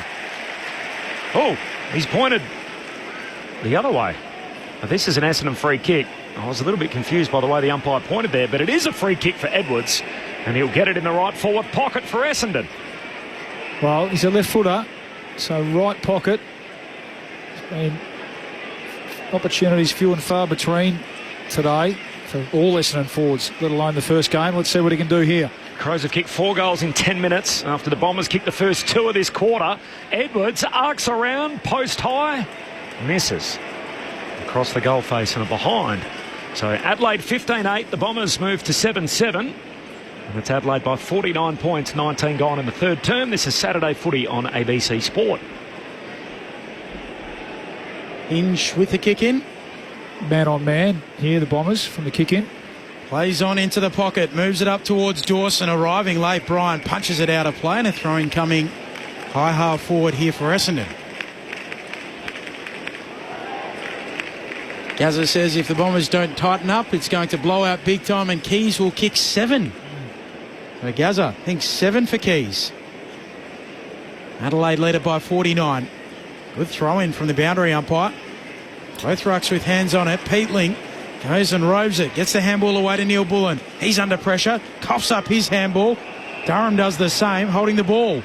Adelaide want to take the advantage. Shaligo out in front of Peatling with the handball. Gathers on the bounce. Chips a kick. It's a neat kick. It'll be downfield. Going up in the middle of the ground. It was dealt with. Dawson wheels and goes. Looks long for Tex. Arriving late. Punched out of play. There by Jackson Pryor. Just getting back at the last minute. And a throw in to come right forward pocket for Adelaide. Set to lower the eyes, Jordan, or scan the field a bit. They had 3 players, the Crows, just breaking the arc by themselves. Again, this Bombers team defence breaking down. It's almost like Brad Scott said, righto, man on man. Let's see who doesn't want to defend. Bryan palms it down inside the forward 50 for the Crows. Saligo picks it up and will have a ball up. Inside the attacking arc still for Adelaide. They're kicking to the city end in this third quarter. And the Crows lead it by 49 points as Bryan got it out to Jones. Hand pass to Roberts against the boundary line. Tumbles a kick along the line. Sam Draper can't trap it. Still tracking. Slips over. Half forward for the Crows. Oh, Laird met heavily. Tackled by Roberts. Ball still going against the boundary line. Something special from Rochelle. The bender in the forward pocket. And it's party time for the Crows. They crack the ton. Adelaide by 55 points. And Josh Rochelle puts his tricks on show here. He's got 3. And it's a 55-point advantage for Adelaide. 16-8-104. Essendon 7-7-49. 21 gone in the third. Again, just hunting in numbers, aren't they? That's the key at the moment, which is a work rate thing.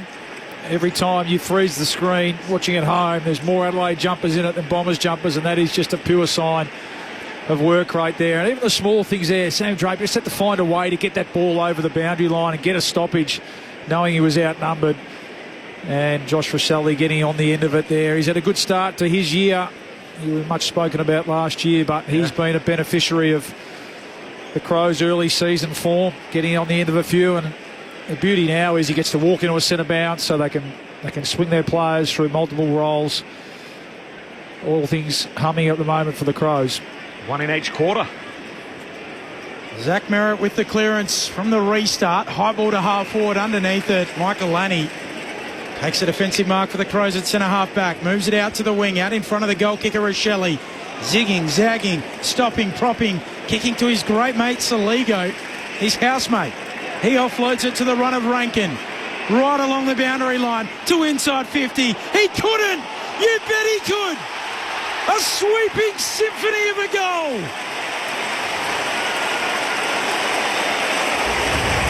His second. And it is all too easy for the Adelaide Crows. And that is a master at work. 17-8, 110 plays 7-7-49.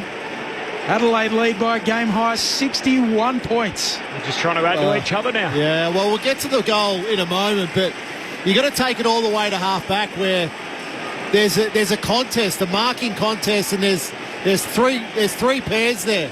But Michael Lanny's able to take the mark, and then you just watch again. You just watch the Crows spread, and you watch Essendon stand on the inside of them and not be able to make up the space and the gap, and then it's just pure class, pure skill by Isaac Rankin to take on his opponent, but then two, to be able to finish in the right forward pocket with the right foot.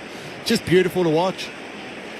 Yes, they played St Kilda and Essendon, but gee, they look as well organised as any team at the moment, the Crows. As Bryan gets the centre break, kicks inside 50 for Essendon, no mark for Murray, inadvertently socked out of bounds by the Crows. Says insufficient intent. In fact, it was Kako, my apologies, who socketed it out in front, now to play, so free kick Adelaide. Yeah, that's red hot. Like, I just don't understand why a forward would want to take the ball out of bounds. Michael Annie runs past Kako. The MPC on the mark is a long kick up to the wing and a mark taken by Philthorpe. It's a hand pass away to the run of Dawson against the boundary line. Kicks down to half forward. Walker the target over his head. Reid cops an unkind bounce. McGrath cleans it up for Essendon. Handball to Shield at centre half back. Here go the Dons through the middle, but into pressure. Dersma arching the back. Nearly run down Durham, in fact it was. Got a handball away, but turned it over. Now Hinge for the Adelaide Crows. Gets a handball forward. Peatling waiting for the bouncing ball. Eventually traps it. Handball to Saligo. Durham quickly the other way. Massive collision. Might have been a head clash as well. Like a bull there, Durham. As Essendon now come away with it. Sardis chips inside 50. Nice pick up, Kako. Shrugs one tackle and a second. They go down like 9 pins. And he snaps the goal. Sheer determination, wanton will, and then the skill to finish. Something for the Dons. Back to 55 points, 17-8, 110 plays 8-7-55, 24 into the third. Sammy Durham just in the middle of the ground. I think he just had enough, and he's gone so hard at Saligo just to make a statement there. And it was a massive hit, and then Essendon able to take the ball forward. I love that by Kako. He's taken on 3 Crows players. They've all had a go at him in the tackle, and they've all missed him, and he's able to snap truly. But I'm glad he kicked it. I'm glad he kicked it too, but he could have walked it. Yeah, he could have. 3 guys in front of him, but I love the intent by Sam Durham to go, you know what, I've had enough of this, boys. You know, the old timers used to say that's like a bone rattler. Yeah, and that's exactly what it was. Yeah. Just a ball and all crunching tackle in the middle of the G, and then fed the hand pass forward to set it all up. Adelaide out of the middle here, though. Crows by 55 as Dawson kicks wide. And Rankin takes the mark, who's kicked a spectacular goal already in the quarter, and then just puts it out in front of Fogarty. He says to him, look, I kick one from there, you have a go. At right half forward, right on the junction of the boundary line and the 50. Nice clean work out of the centre again. Jordan Dawson is quietly accumulating here. 24 possessions for the skipper, the Crows. Just had all the answers here. Tough shot this. I've seen him kick from this pocket before, though. I've kicked him from everywhere today, and that is not going to be one of them as he miskicks that out on the full. Had a goal from the forward pocket from Josh Rochelle. He was able to bend it through on the outside of the boot, and then Isaac Rankin on the run from right half forward, pressed up against the boundary line. Running goal with a couple of bounces. A few highlights in the quarter for the Crows, who have extended their lead to 55. It'll come back inside 50, you'd think. Michael Lanny just drifting in to take the mark. Just dominant in the air. 27 marks to 6 this quarter of the Crows. Michael Lanny looks to the pocket in the Walker direction, goes up one-handed, drags it in. It might have copped a touch on the way through, feeds it to Rochelle. He can't handle it. Merritt pinches it. Shield, Martin, Essendon on the last line. Off to Hobbs, back to Martin. Did it well, Essendon. Now Bryan kicks up to the wing. Partially smothered, bouncing ball. Coming in, getting involved, Gresham. Held up in the tackle. Ball up, wide out. High half forward for the Adelaide Crows. They led it by 55. Saturday footy on ABC Sport. 3 of the last 4 games between these two teams decided by 4 points or fewer, including a pair of cliffhangers last year. So we were due for a blowout and we got it. As the Bombers work it away here through Merritt. Hand pass got it to Hobbs. Off balance, squeezed the kick down that southern wing, and Rory Laird able to take an intercept mark back with the fly. 3-time BNF winner for the Crows. Ray Chamberlain on the boundary. Yeah, Adelaide got a bit of movement down here looking to activate their subs. Sid Draper to come on, and looks like it could be Isaac Rankin that subbed out. Good idea. Gee, they did that last week, didn't they? They were able to put Taylor Walker on ice early in the third quarter, and how keep those hamstrings strong, I think, from Isaac Rankin. Yeah, well, I think he's acknowledged, he knows he's coming off. I've just looked down Rankin. He knows he's coming off. He's probably thinking, well, can I sneak one more before I run to the bench? He probably doesn't know it's for the day. I'd imagine he'd be a bit disappointed when he finds out too. O'Brien taps it down to Dawson. Adelaide retreating. Handball to Laird now with some go forward. Gets rid of it to Crouch. Just towards the attacking 50. Neil Bullen can't drag it in. And another throw in coming. 55 around from the attacking goal. Peter from Blair Athol in South Australia says it's great to see Ben Keys getting some richly deserved success. Nobody at the Crows has worked harder over the past few years. Corbin Middlemass, Ben Cameron, Adam Ramanauskas, Luke Ball and Ray Chamberlain. Bryan down for Essendon. Straight to Durham, who's got busy. He's had enough. Gets rid of it to Perkins. Handball to McGrath. Immediately under pressure, Essendon. Adelaide all over them. They work it out. Roberts. Handball towards Perkins. Now to the run of McGrath. And they work their way down the wing, Essendon. Long kick towards half forward. Up goes Draper. Drops it in the end. Gets rid of it. Off to Edwards. Fires on goal. Merritt drops the mark. Runs around. Gets on the left. Snaps on goal. Got it. The captain kicks his second to give Essendon something. 17-8, 110, plays 9-7, 61, a handy goal to bring some respectability back to the scoreboard. Crows by 49. Well, again, it's Durham with the fight around the contest there. He's able to slip 2 tackles to release the ball, and Essendon are able to really take the ball down that Shane Warne-Stan wing with some probably their best passage of play for the day in terms of retaining the ball. So, it went through hands, and then the kick started. Draper should have taken the mark, but then it's a bit of brilliance right at the end where Edwards didn't hit Zach Merritt with the perfect kick inside forward 50, but Zach Merritt made the most of it in the end. Now a 5-time best and fairest winner equals James Hird. And behind 2 players in club history in Dick Reynolds and Bill Hutchison, 2 of the all-time greats at Essendon for most BNFs, 1 for Zach Merritt after winning last year. Adelaide in the middle of the ground trying to work it out. Dawson got a hand pass away towards Hinge after Laird was crunched, and the kick comes wide to Scholl. And marks it high half forward, just stabs the kick short to Draper. This is Sid Draper with Sam Draper standing the mark. Sid pokes it inside the forward 50 for Adelaide. Picked 4 in last year's draft. O'Brien desperate, knocks it back to Sid Draper. Little dance step as he sends a hand pass out wide close to Pryor. His handball though for Essendon finds Caldwell, then Sam Draper, then Redman. Hurried kick down the wing, and Worrell intercepts for the Crows. Worrell goes short. Standing there. Neil Bullen pokes it in the path of Thilthorpe. Charges onto it and gleefully accepts. 40 metres out, slight angle to the right. Well, it's a nicely functioning forward line, isn't it, for the Crows at the moment? There's always space. There's always something coming back at the kicker. Thilthorpe this time, it's been Fogarty, it's been Walker. And you can just see their first thought is they turn, face the game, and they always know that option's going to present towards them. So just pop the ball into the space. Another mark inside 50. In comes Thilthorpe. His drop punt is there. Post. He's just grazed the post. He's celebrating. Unbeknownst to him, he thought it was a goal. He was dishing out the high fives willy-nilly. Had to stop that. Crows lead by 50. Jackson Pryor on the kick-out duties, goes long to the wing. Millerer takes the mark and was dragged down by Hinge, who is his own teammate from the back. Just incredible aerial dominance this quarter. 33 marks to 6 for the quarter. Crows way. As Miller down to half forward, Dawson reels in a one-hander. And the scoring binge about to continue as Dawson just loads up from 55 metres out right to the goal line. It's touched on the way through. And behind, so Adelaide 17-10, Essendon 9-7. 32 and a half minutes into the third quarter, and there's still over a minute to go. Away go Essendon quickly to the southern wing. Gresham marks. Now plays on, runs himself into a bit of trouble. Gets around that. Kicks around the wing, looking for Caddy. Bouncing ball for him. Trying to gather it, he can't. Gets shoved out of play and a throw to come.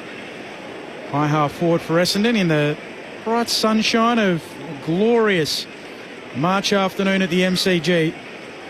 Saturday footy on ABC Sport. Isaac Rankin subbed out of the game. Umpire flings it back in. Short throw in. Getting involved Caldwell. Shovels out a handball. Sardis. He picks it up. Immediately worried out of it, and the Crows arrive. Neil Bullen off to Crouch. Kicks up to O'Brien. He gives it back to a player cruising by it with a long kick up towards the wing. Kick coming from that sub into the game, Sid Draper. Wearing the old number of my favourite all-time Crow. Who's that? Let me try and guess. 34. Ben Hart. Benny Hart. On Benny Hart. Okay. Well, twice an All-Australian before he was 21, I think. I thought you were going to talk 20. Well, I thought you were going to talk about wearing the fluoro boots. It's not a thing these days, is it? No. For the 18-year-old, just par for the course. Be more of a statement to wear black boots these days. You know. What did you wear on debut, Bally? I'll tell you what I did. I wore the wrong boots, and I came off after slipping over and costing a team a goal in my first contest. And Grant Thomas said, if you don't change your boots, you'll never wear the St Kilda jumper ever again.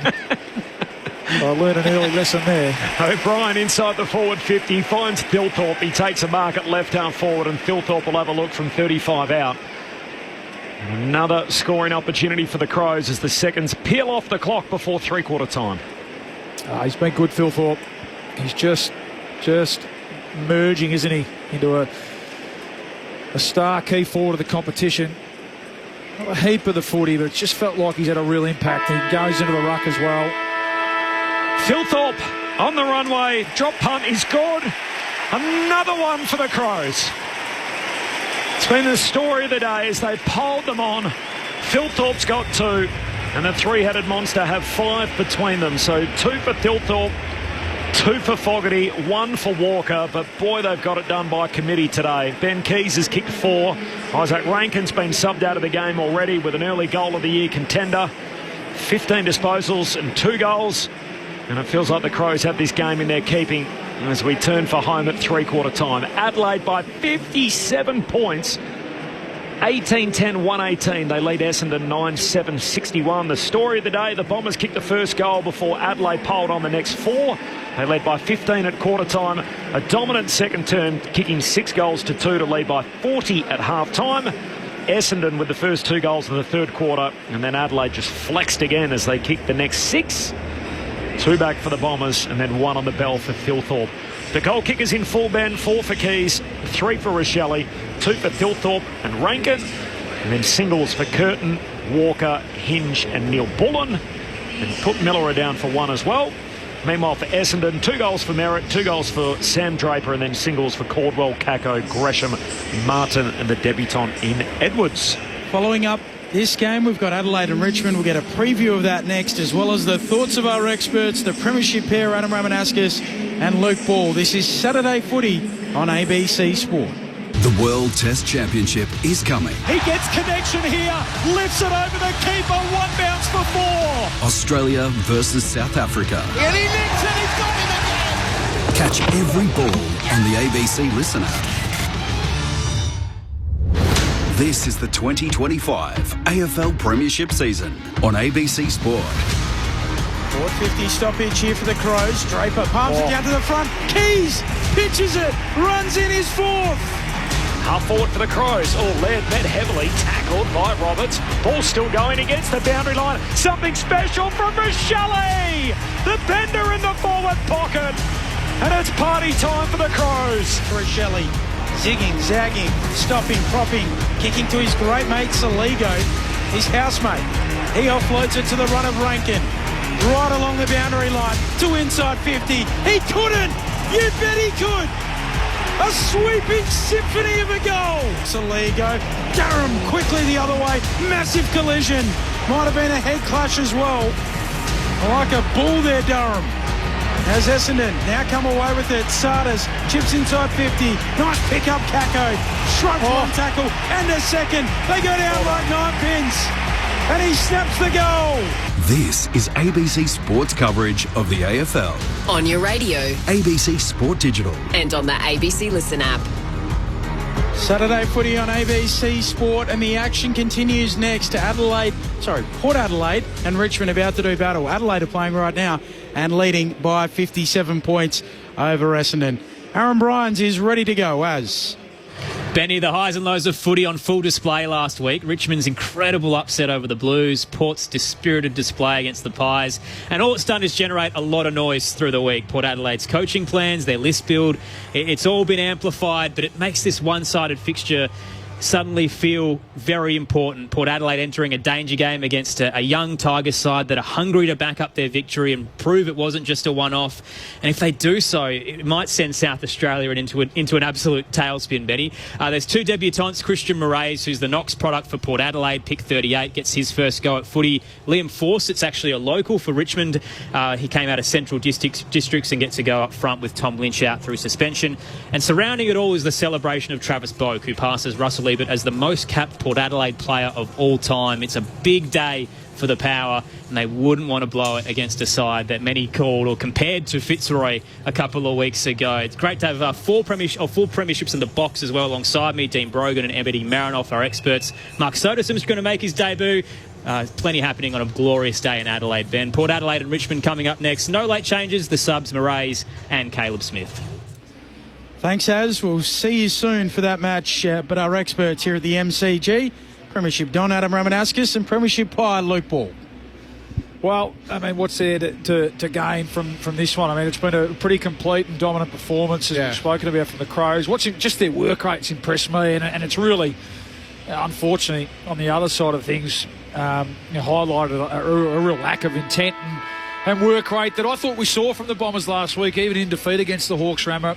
I thought they could hang their head on that a bit, but goodness me, once the ball's got to the outside today, the Crows have just absolutely owned it, haven't they? And spread, yeah, that's right. It's really stood. I mean, that quarter, the mark stat, and a lot of that was just uncontested marks, just from players willing to work out into space. 36-7. 36-8, yeah, to 7. It's an extraordinary number. So they've dominated the ground, they've dominated the air, and again, that kicking efficiency you continue to highlight from the Bombers' point of view at 54% for the quarter. And really, I mean, the game opened up. Not a lot of that was under pressure. A lot of that is just unforced errors, just players missing basic kicks and even handballs, which has allowed the Crows to score heavily off the turnover. And as that game opened up, their kicking skills, from the likes of Dawson and Crouch even, and Keys, Saligo has shone. So Bombers really just need to try and salvage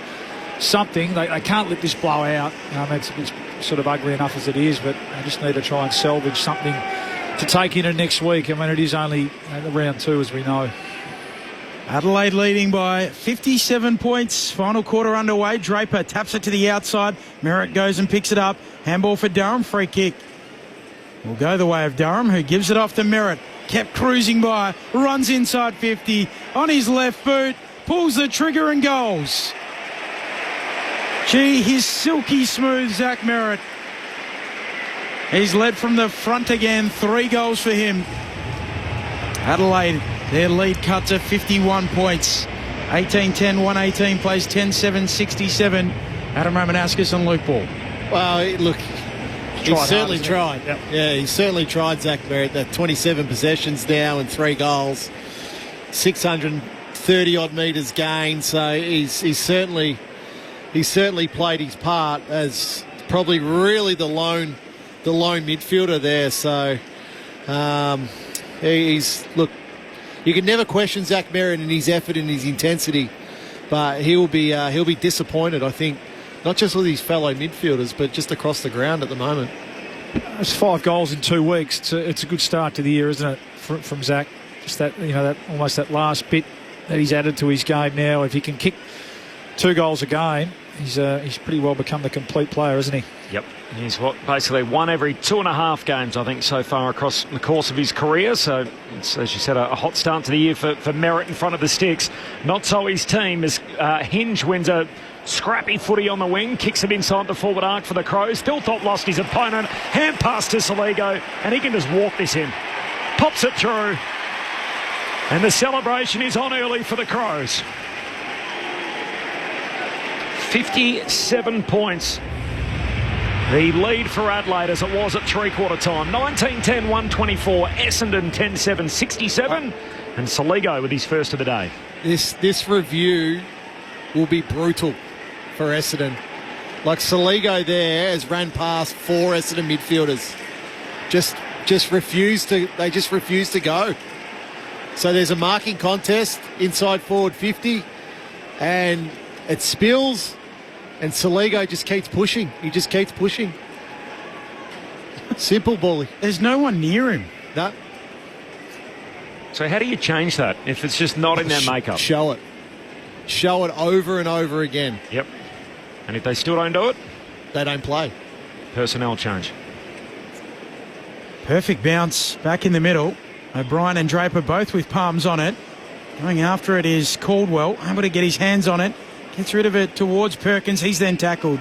But that's got nothing to do with tactics. That's just got to do with effort. That's just effort and attitude. That's right. And finding your player. So if you're not prepared to do it, find the players that are prepared to do it, and I bet you the result changes really quickly. Draper lays it down.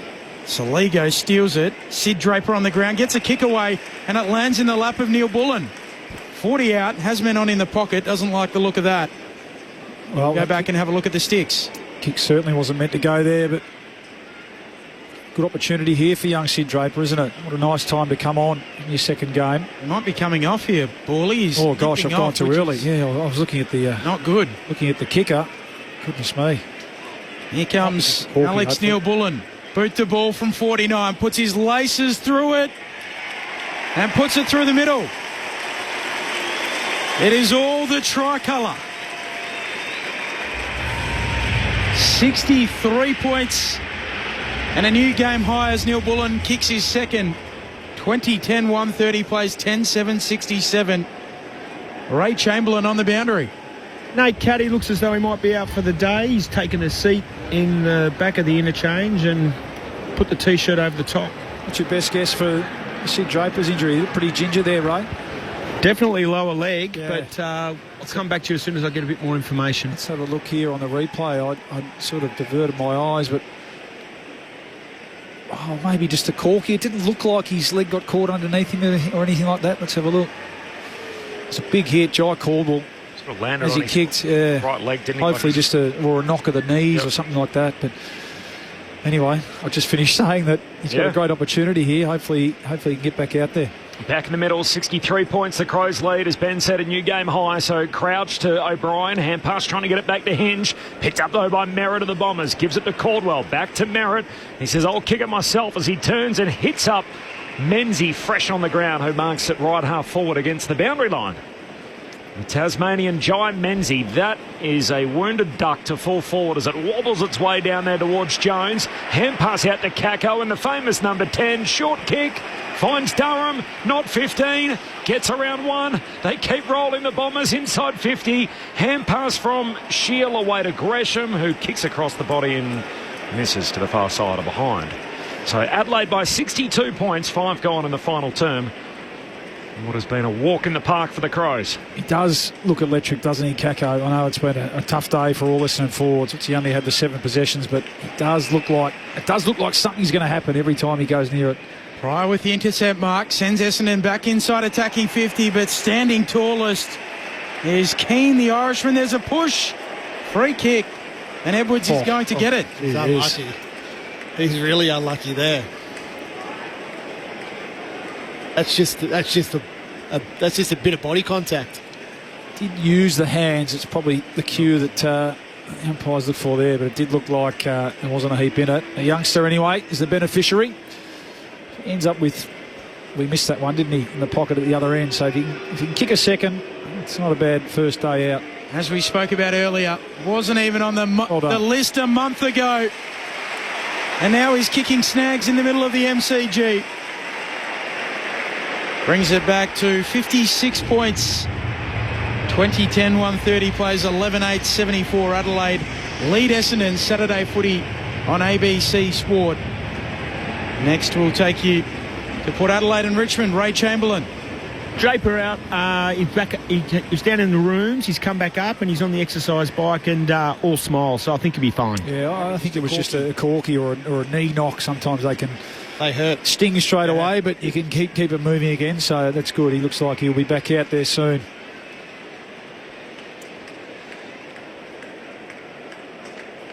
What's left to say from an Essendon point of view? The lifelong Bombers fan in Tom Edwards.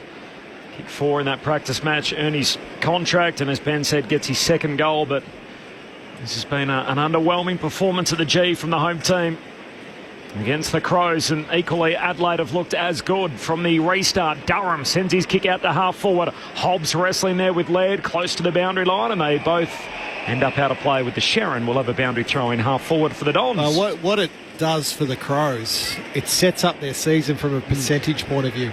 So 2 big wins to start the season. So at the moment it's about a combined 120 odd points. Yeah. So that little thing too, they tick off the MCG win. Yep. Yeah, those little things hang over your head, or can hang over your head a bit. I'm not sure how many times they'll play here this year, but they certainly won't fear coming back again. And in a way, this ground, it suits the way they play. Here are Essendon again. Quick handball from Martin, gets it on quickly to Menzie, the sub. He's wrapped up 3 games here this year, Borley. Yeah. The Adelaide Crows. Yeah, they should love coming here with this extra space on the wings. They're hard-running mids and forwards. It's set up for them. Suits them. Yep. Yeah. Collingwood in round 10 and then Richmond in round 16. Collingwood game will be fun. O'Brien slaps it down, trying to burst through Hinge. Unable to gather it cleanly. We'll get a free kick, though. It was actually one of their better performances last year here, wasn't it? When they were a bit stiff to lose that game against Collingwood. So, yeah, I mean, it's just a bit of a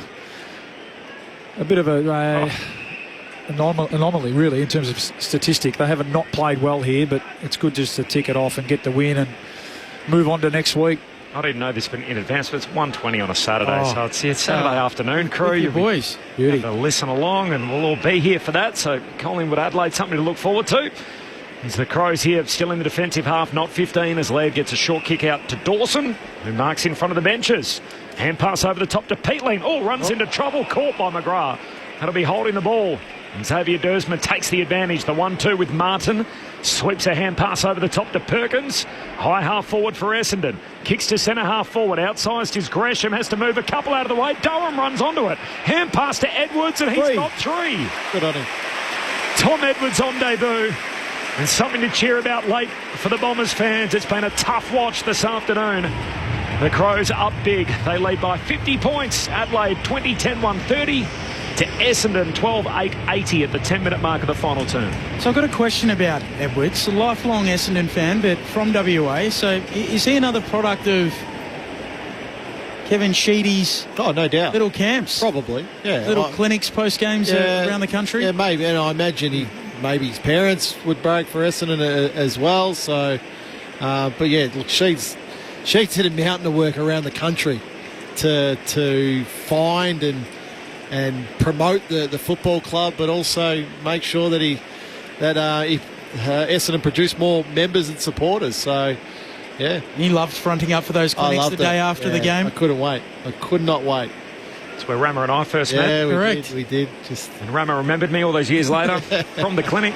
Out of the middle, go Essendon again.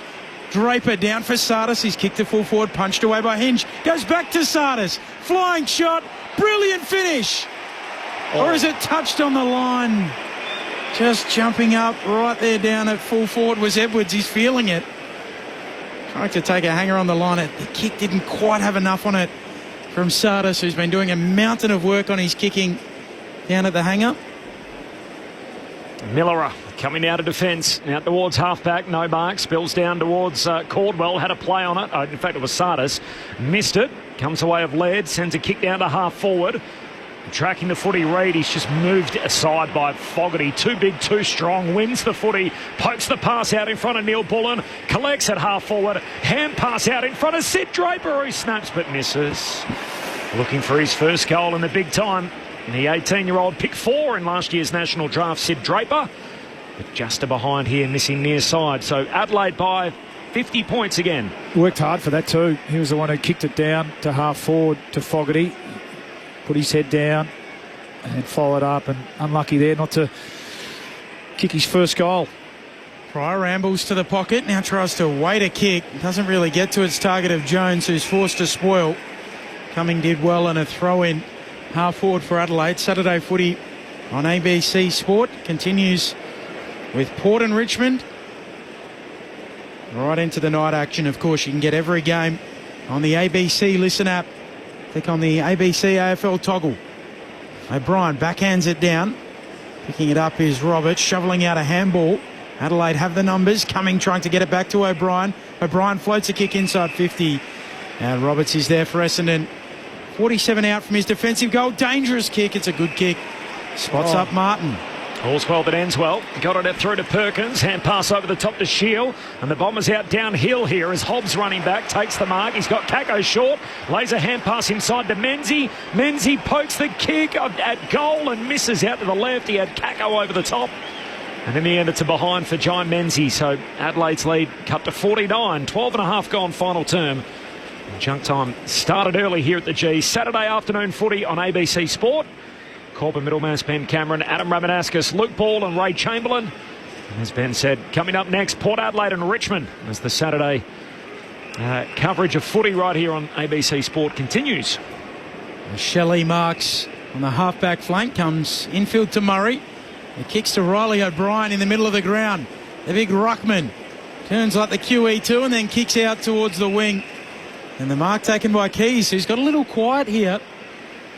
Wondering whether he can match his equal career best of 5 goals, which came... You booked him in, didn't you, for 6? In the corresponding fixture. Goes to Laird, who goes back to Keys. I don't think I committed. Borley and Ramos said he'd get to 6. Keys running laterally. Now kicking across his body up towards half forward. Fogarty goes up over his head. Out the back it goes, tumbles out. Throw in 45 around from the Crows' goal. 49 points to the good. Now the Adelaide Crows over Essendon. Adam Ramanauskas, Luke Ball, Corbin Middlemass, Ben Cameron and Ray Chamberlain. Boundary throw in here, half forward for the Crows. Rucks miss it completely. Out the back is Laird. Got a hand pass to Keys. Handball inboard to Scholl. Shoots on goal. And Scholl jams it straight through off the left peg. And Adelaide's lead stretches out to 55 points at the 14-minute mark of the final term. And Adelaide about to break, how many years is it up to now? An 8-year drought here at the MCG. Haven't won here since 2017. All that's about to change. 21-11-137. Essendon 12-10-82. And the crowd posted at 46,688. It's the 8th goal from stoppage today, Ramos. So, I mean, look, they've done it from everywhere, really. It's been 13 from turnover. But I've enjoyed their clearance work as well at times. Again, we've spoken about the multiple numbers that they roll through there. That's the ability now with these new recruits that have come in. They're not relying on Dawson, not relying on Saligo. Crouch is probably the mainstay, but everyone else can play with such versatility. It's a really valuable position for the Crows to be in. 10 individual goal kickers for Adelaide today. Free kick in the middle going the way of Thilthorpe. 12. Missed 2. Here he is. He kicks inside 50, looking for Keys, unable to take the mark. Sardis picks it up for Essendon. Handball away to Shield. Floats a handball out towards the half-back flank. Jones gathers the footy. He'll whack it long around the southern wing. Looking for a marker. Punched away, though, well by Murray. Towards the boundary line. Michaelani does well to keep it in, no. Out of play it goes. So that's the second week in a row, Ben. They've had 12 goal kickers. Did it last week, done it again here. It's an incredible stretch, and they get it done by a committee. And in the third quarter of both games, they get the chance to rest one of their champions. It was Rankin today. It was Walker last week. Mids too, aren't they? Yeah, they're really developing a stable of goal-kicking mids. It's a good position to be in. Phil Thorpe trying to take it out of the ruck. It spills down to Harry Jones, tackled to ground. So obviously the interest will come when the quality of opposition improves. But what are they lacking when you look at Adelaide's game? Where are the holes in what they're doing? No, not holes. To me, the question is their back six, their defence. I think Nick Murray's probably an underrated player, but can Keane hold up? They've got some youngsters back there as well who we know are going to be terrific players, but are they there yet? We know the challenges will come. So can they...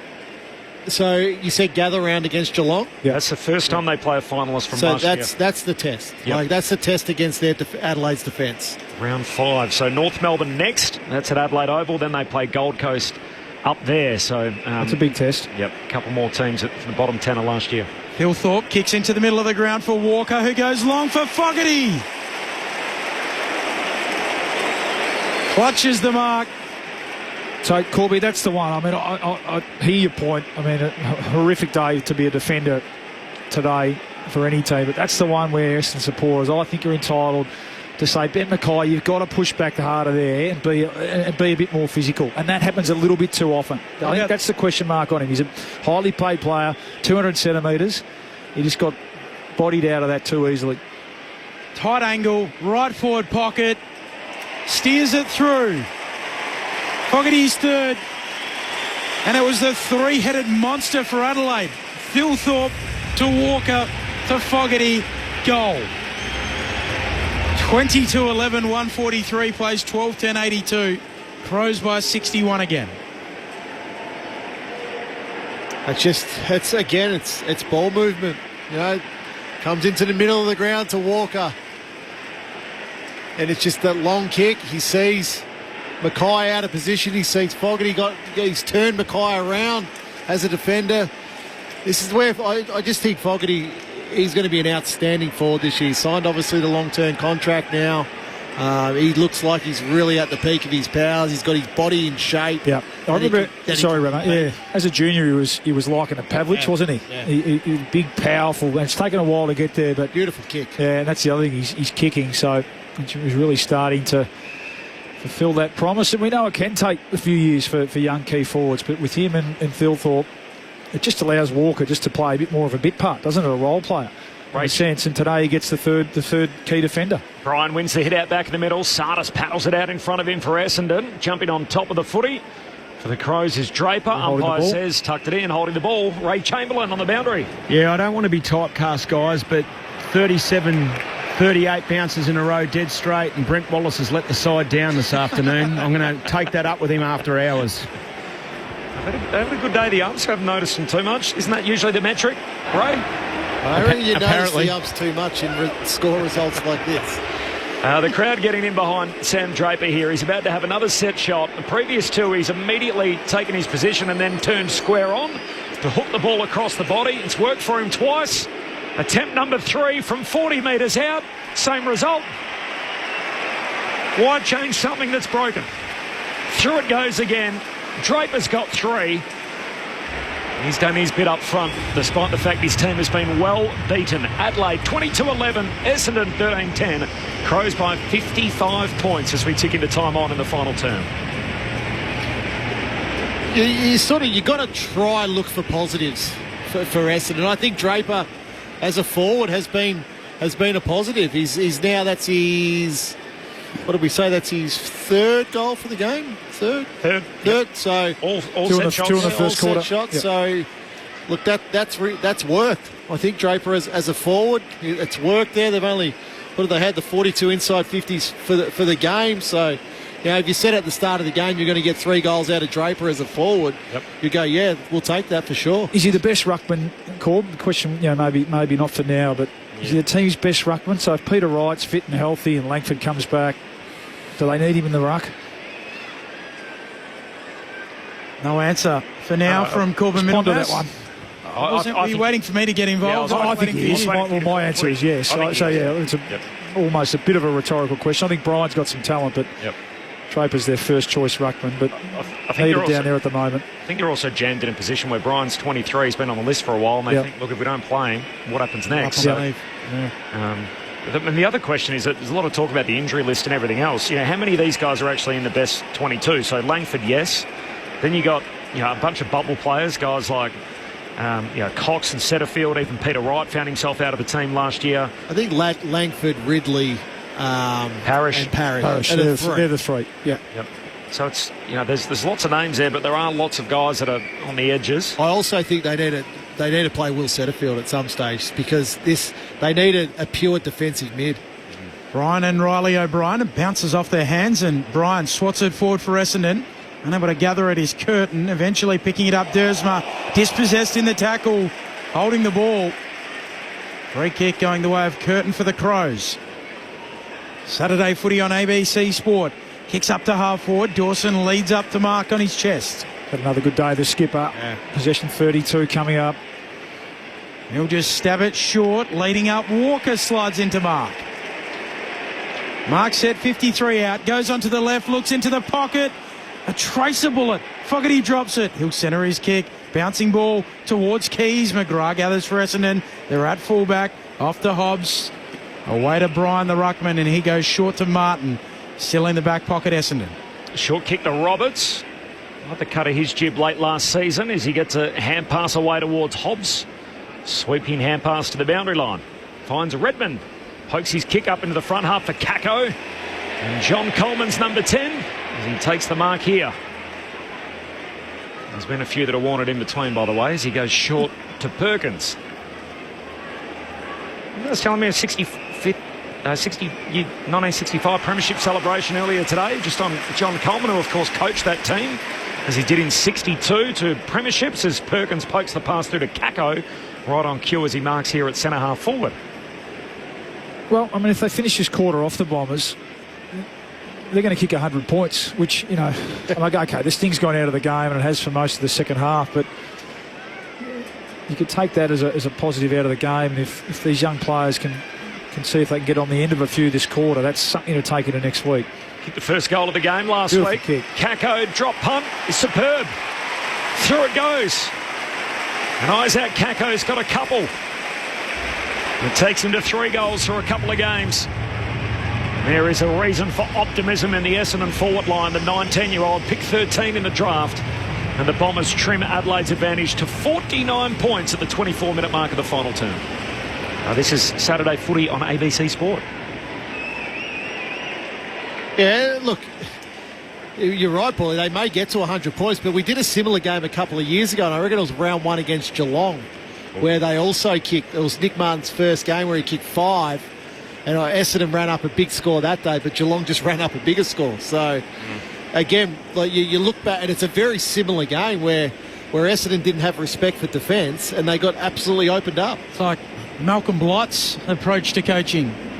You kick a score, we'll just kick a bigger one. Cheerio to Blighty, no doubt, listening on in South Australia. Handball out of the middle. Rochelle gathers the footy. Saligo forward handball. Here's Keys inside 50. Loops a handball, trying to get it to Neil Bullen. Chopping it off is Roberts.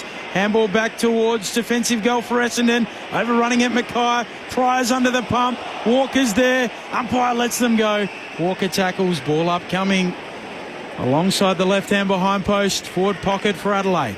The only issue with that, last year Essendon conceded more than 85 points on 13 occasions. They won only 2 of those games. Crows by 49 here. Brian hooks it down. Clattering through Peatling. Gets a handball away to Walker in the congestion. Umpire Stevic holds his arms to his chest. Ball up, coming again. Same spot. Up it goes. Bryant slapping it down. Roberts getting a handball away to Caldwell. He was taken high too. Free kick for the Bomber in the back pocket. Saturday footy on ABC Sport. 22-11-143 plays 14-10-94. Short week too for the Bombers. So Thursday night footy against Port Adelaide. Under the roof at Docklands, the Power still to play. So 5-day break for both teams. The Kits are a one-on-one contest and Jones beats Saligo there. Just the 6 possessions for Harry Jones today. And Jones going to go back to Roberts. A jumper change in the off-season. Now in Dyson Heppel's old number 21. Dean Wallace. Yes. Got the shaved sides too. Young Archie.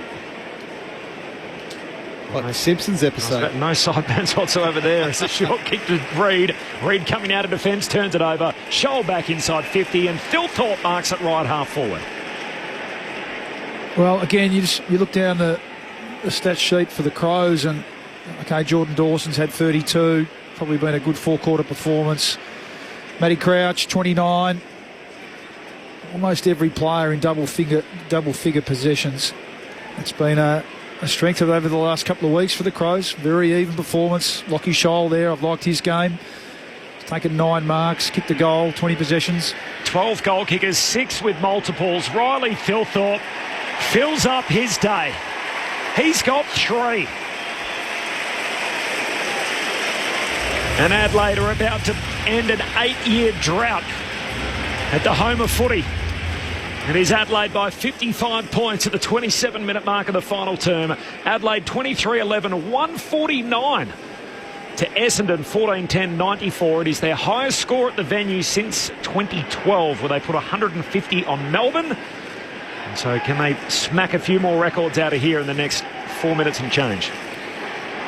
Well, they should. They should. There's still time to add a couple more. But I've just been super impressed with the way Adelaide have used the ball going inside forward 50. They've continually lowered their eyes. They've hit up their big targets. So, teams will think, they've got the 3 big tools down there. They'll bomb the ball a lot. They've barely bombed the ball all day. It's been brilliant ball use going inside forward 50. O'Brien wins the tap, but Merritt steals it for the Dons. Gets it out to Roberts, shanks his kick, tumbles to the boundary line, gathered there by Harry Jones. Twisting, turning, nice little kick. Trying to pick it up cleverly is Menzies. Does so cleanly, but can't find a teammate. Coming to assist is Roberts, out of play. And a throw-in coming. Saturday footy on ABC Sport. Still 2 more games to come. At least consecutively. It's more than that, depending on where you're looking. I don't think it... No, there isn't. There's only 2 games to come. I outsmarted myself. Thanks for pointing it out, Corbs. Tap down for Draper, who feeds back a handball to Curtin and led. Don't get away with much on Saturday Arlos, No, we're not allowed to make a mistake in this box. It gets exposed. Sid Draper kicks down the wing and Zach Reid punches it away. Just on Adelaide, by the way, so last year, probably one thing that was overlooked a little bit about their season was the quality of their draw. So they actually played, would you believe, 13 top 8 teams in the regular season. So by comparison, the Brisbane Lions played only 8 top 8 teams. So you play 5 more teams of finals quality in the home and away season. We're talking about a year where the margins are so tight at the end as to whether you get that 4 points or not to qualify for the finals. And Adelaide, by the way, only won 4 of those games. So they are tested recently, going back as recently as last year against high-quality opposition, even if they didn't win all of them. Neither ruck decisive, and trying to bustle through is Harry Jones. Gets slung away in the aftermath. We'll move to the very top of the AFL ladder on percentage, the Adelaide Crows. Shield backfeeds a handball, gets rid of it to Roberts, to Merritt, running the wrong way, slips over. Thilthorpe slaps it out. Fogarty comes and picks it up. Half forward for the Crows. Little dribble kick, stolen there by Shield and Essendon. They go away along the logo. Shield again gets involved. Fires out a handball to Jones. Plenty of time to stop and prop. What was that? That is a bizarre kick straight to Neil Bullen, and then kicks the Crows out to Crouch. Adam Ramanauskas, Luke Ball, what was that? Rubbish. A shank kick. Not ideal. Shank kick and a bit of an indicator of how it's gone for the Bombers today, fortunately. Crouch to Laird in the shadows of the grandstand. Kicks down to half forward. O'Brien competes in the air. Spills down to Roberts. Hand pass away to Redmond. Big sweeping Polly Farmer hand pass all the way back to Nick Martin. Off the back flank. Dishes it over the top to Archie Roberts, who runs and carries. Kicks down to half forward. I've got something on Archie in just a moment too, as he goes short to Edwards. Edwards to centre half forward. Oh no, 2 Bombers collide. trying to take the mark. Perkins runs into Redmond. And there's a blooper for the Bombers as Adelaide win the footy back off the back flank. Sid Draper. Hand pass fed through to Saligo. Pokes the pass to Peatling. He takes the mark right on halfway. Crows by 55 in the waning moments. Pokes it over the top. Thilthorpe gathers on the bounce. Wheels around at half forward. Chips into the pocket. Rochelle throws his man to ground. Gives away a free kick. Jackson Pryor in the right back pocket. Pokes it on his left, really short to Nick Martin. There he goes for a little gallop. Feeds the handball away to Sardis. Pokes it over the top. Doesn't find a target. Just coughs it up. Laird to Peatling. Back to Laird. Short to Fogarty. Loops it over the top. Saligo. They're queuing up. Keys was there. Ignores him. Goals. 2 for Saligo. And the Adelaide Crows pass 150. 24-11, 155. Plays 14-10-94. They lead by 61 points. 7th multiple goal kicker of the afternoon for the Crows. Well, it's the day, I think, wrapped up there. Sardis tries to hit a target that's not there in the middle of the ground. Essendon have kicked the ball at 59% for the entire contest, and it's not even the ball wasn't even close to his Essendon teammate when he kicked that ball, and the Crows just counter and make him pay. But the part is when you turn the ball over, it's the intent to chase back, and Benny mentioned 3 players that could have raffled that ball going inside forward 50 for the Crows. Saligo was the one that finished it, but there was 2 other Crows players that were all on their lonesome. Just close your ears, Dogs fans, for a moment. You'll be pretty heartbroken, I'm sure, after last night. This is Adelaide's highest score at the G since the 98 prelim. So 155 points on the board when they beat the Western Bulldogs that day, of course, to take their premiership defence all the way to the grand final in 98. As Martin in the forward pocket has it for Essendon. Hand pass away towards Caldwell. He dishes it off to Merritt. Merritt snaps and hooks through the goal. So Zach Merritt's got 4 in a losing cause. And he couldn't do much more as the Bombers cracked the ton. 15-10, 100 Essendon. Adelaide 24-11, 155. And the Crows have had this in their keeping for a long while. 33 minutes gone in the final term. Adelaide by 55. And I did tease out Rammer and Bawley my little fun fact about Archie Roberts. He's actually not the first Archie Roberts to play for Essendon. Right. There's a lad by the name of Archibald Roberts, who was a war veteran, sadly died as a prisoner of war back in 1949. He played 36 games for Melbourne and 12 for Essendon, wore the number 18 jumper back in the 1930s, and also played in the VFA with Pran. Oh, there you go.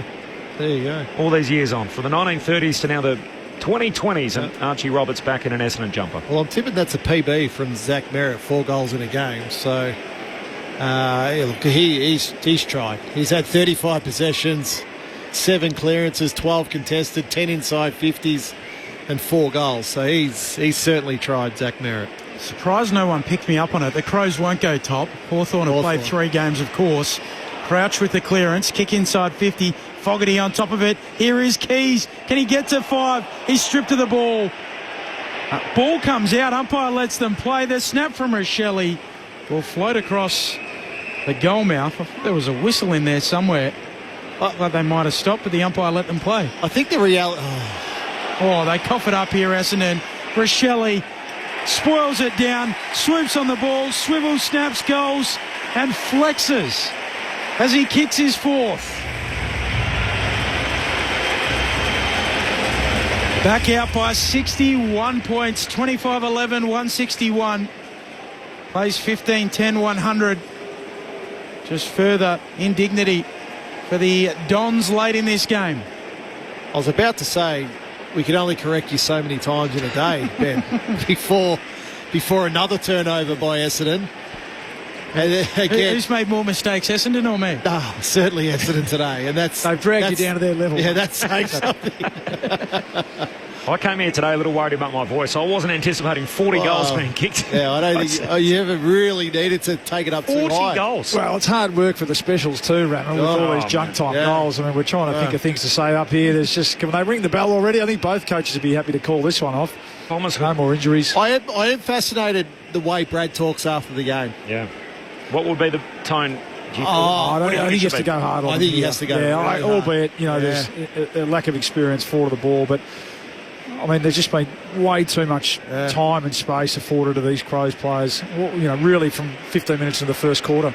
Chill off the back of the square, hands it away towards Durham, kicks inside the forward 50. Curtin takes the showing intercept mark. This guy, you can just see, and the flexibility to play all over the ground. He's becoming such an asset for them. Goes wide to half-back. Saligo can't reel it in. Merritt comes up with it for Essendon. Gets busy again. Handball to Martin. Runs into a dead end. Strong tackle. Murray said, "You're not getting past me," and wrapped him up in the back pocket for Adelaide. They lead it by 61 points. What a win it's going to be.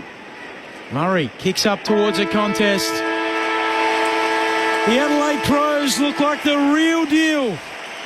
And for their coach, it might just be in the nick of time. They win by 61 over the Dons. And we're known as the Adelaide Crows. We're courageous, stronger, faster, and respected by our foes. Admiration of the nation, our determination shows. We're the pride of South Australia. We're the mighty Adelaide Crows. They led by 15 points at quarter time, out to 40 points at the half, 57 at three-quarter time. And to make sure they extended their lead at every break, they won by 61. Where the story will be told as we fight the rugged battles, the flag will be our goal. Our skill and nerve will see us through. Our commitment never grows. We're the pride of South Australia. We're the mighty Adelaide Crows. Yes, the pride of South Australia. We're the mighty Adelaide Crows. 25-11-161. They defeat Essendon 15-10-100. There were 12 goal kickers, 7 multiple goal kickers. Keys with 4. Keys with 4. Rochelle with 4. Then you go to Thilthorpe with 3. Fogarty with 3. 2 going the way of Jake Saligo. Isaac Rankin, who was subbed out but uninjured. Neil Bullen with a couple. And then singles to Curtin, to Walker, to Hinge, Millerer and Scholl. While for Essendon, Zach Merritt, he booted 4 goals. He was the best of the Dons. Then 3 to Draper. 3 to Edwards on debut, and singles going the way of Nick Martin, Gresham, Kako and Caldwell. Our experts, very quickly, we might need to hustle into the votes. We've got about 2 minutes. Oh, very impressive, Adelaide Crows. Yep, they roll on. Love their even team effort across the board. 2 weeks in a row now. You mentioned the multiple goal kickers. Everyone getting in on the act. Defenders did their job. I love their options that they swing through the middle of the ground, and their dynamic forward line is going to be a real handful for. Okay, the Bombers' defence was pretty ordinary today, but they're going to be a real handful for any team. So they roll on. They tick the MCG win off, get that off their back, and they go into next week's game against the Kangaroos as red hot favourites again. Look, outstanding by the Crows. They came to the G. They did what they have to do. I'm impressed. All 3 lines I thought worked exceptionally well today. Their forward line is humming. Their midfield has got options aplenty, and their defence is workmanlike and just get the job done. So I love their spread. I love the way they went inside forward 50. Terrific effort by the Crows today. Have you got the votes? Yeah, we banged them out. We're going to give 1 to Zach Merritt. Do you want me to do it? 1 to Zach Merritt. Okay, they got to hide him, but I just thought when you 36 possessions, he was a really lone hand. 11 inside 50s, 4 goals is a good game in a losing team. 2 to Ben Keys, the guy who loves playing against the Bombers. 11 marks, 22 to possessions and 4 goals too, and 3 to the skipper Jordan Dawson for his 33 possessions, 11 inside 50s. And 6 tackles, 800 metres game. But it just shows how even they are. The votes could have gone anywhere today. Great work, Borley. Great work, Rammer. Thanks, Corb. Thanks to Ray on the boundary. Thanks to Hollywood Baker. And for those of you in the ACT, you're off to the NRL, the Sharks and the Rabbitohs. For everyone else, Port Adelaide and Richmond.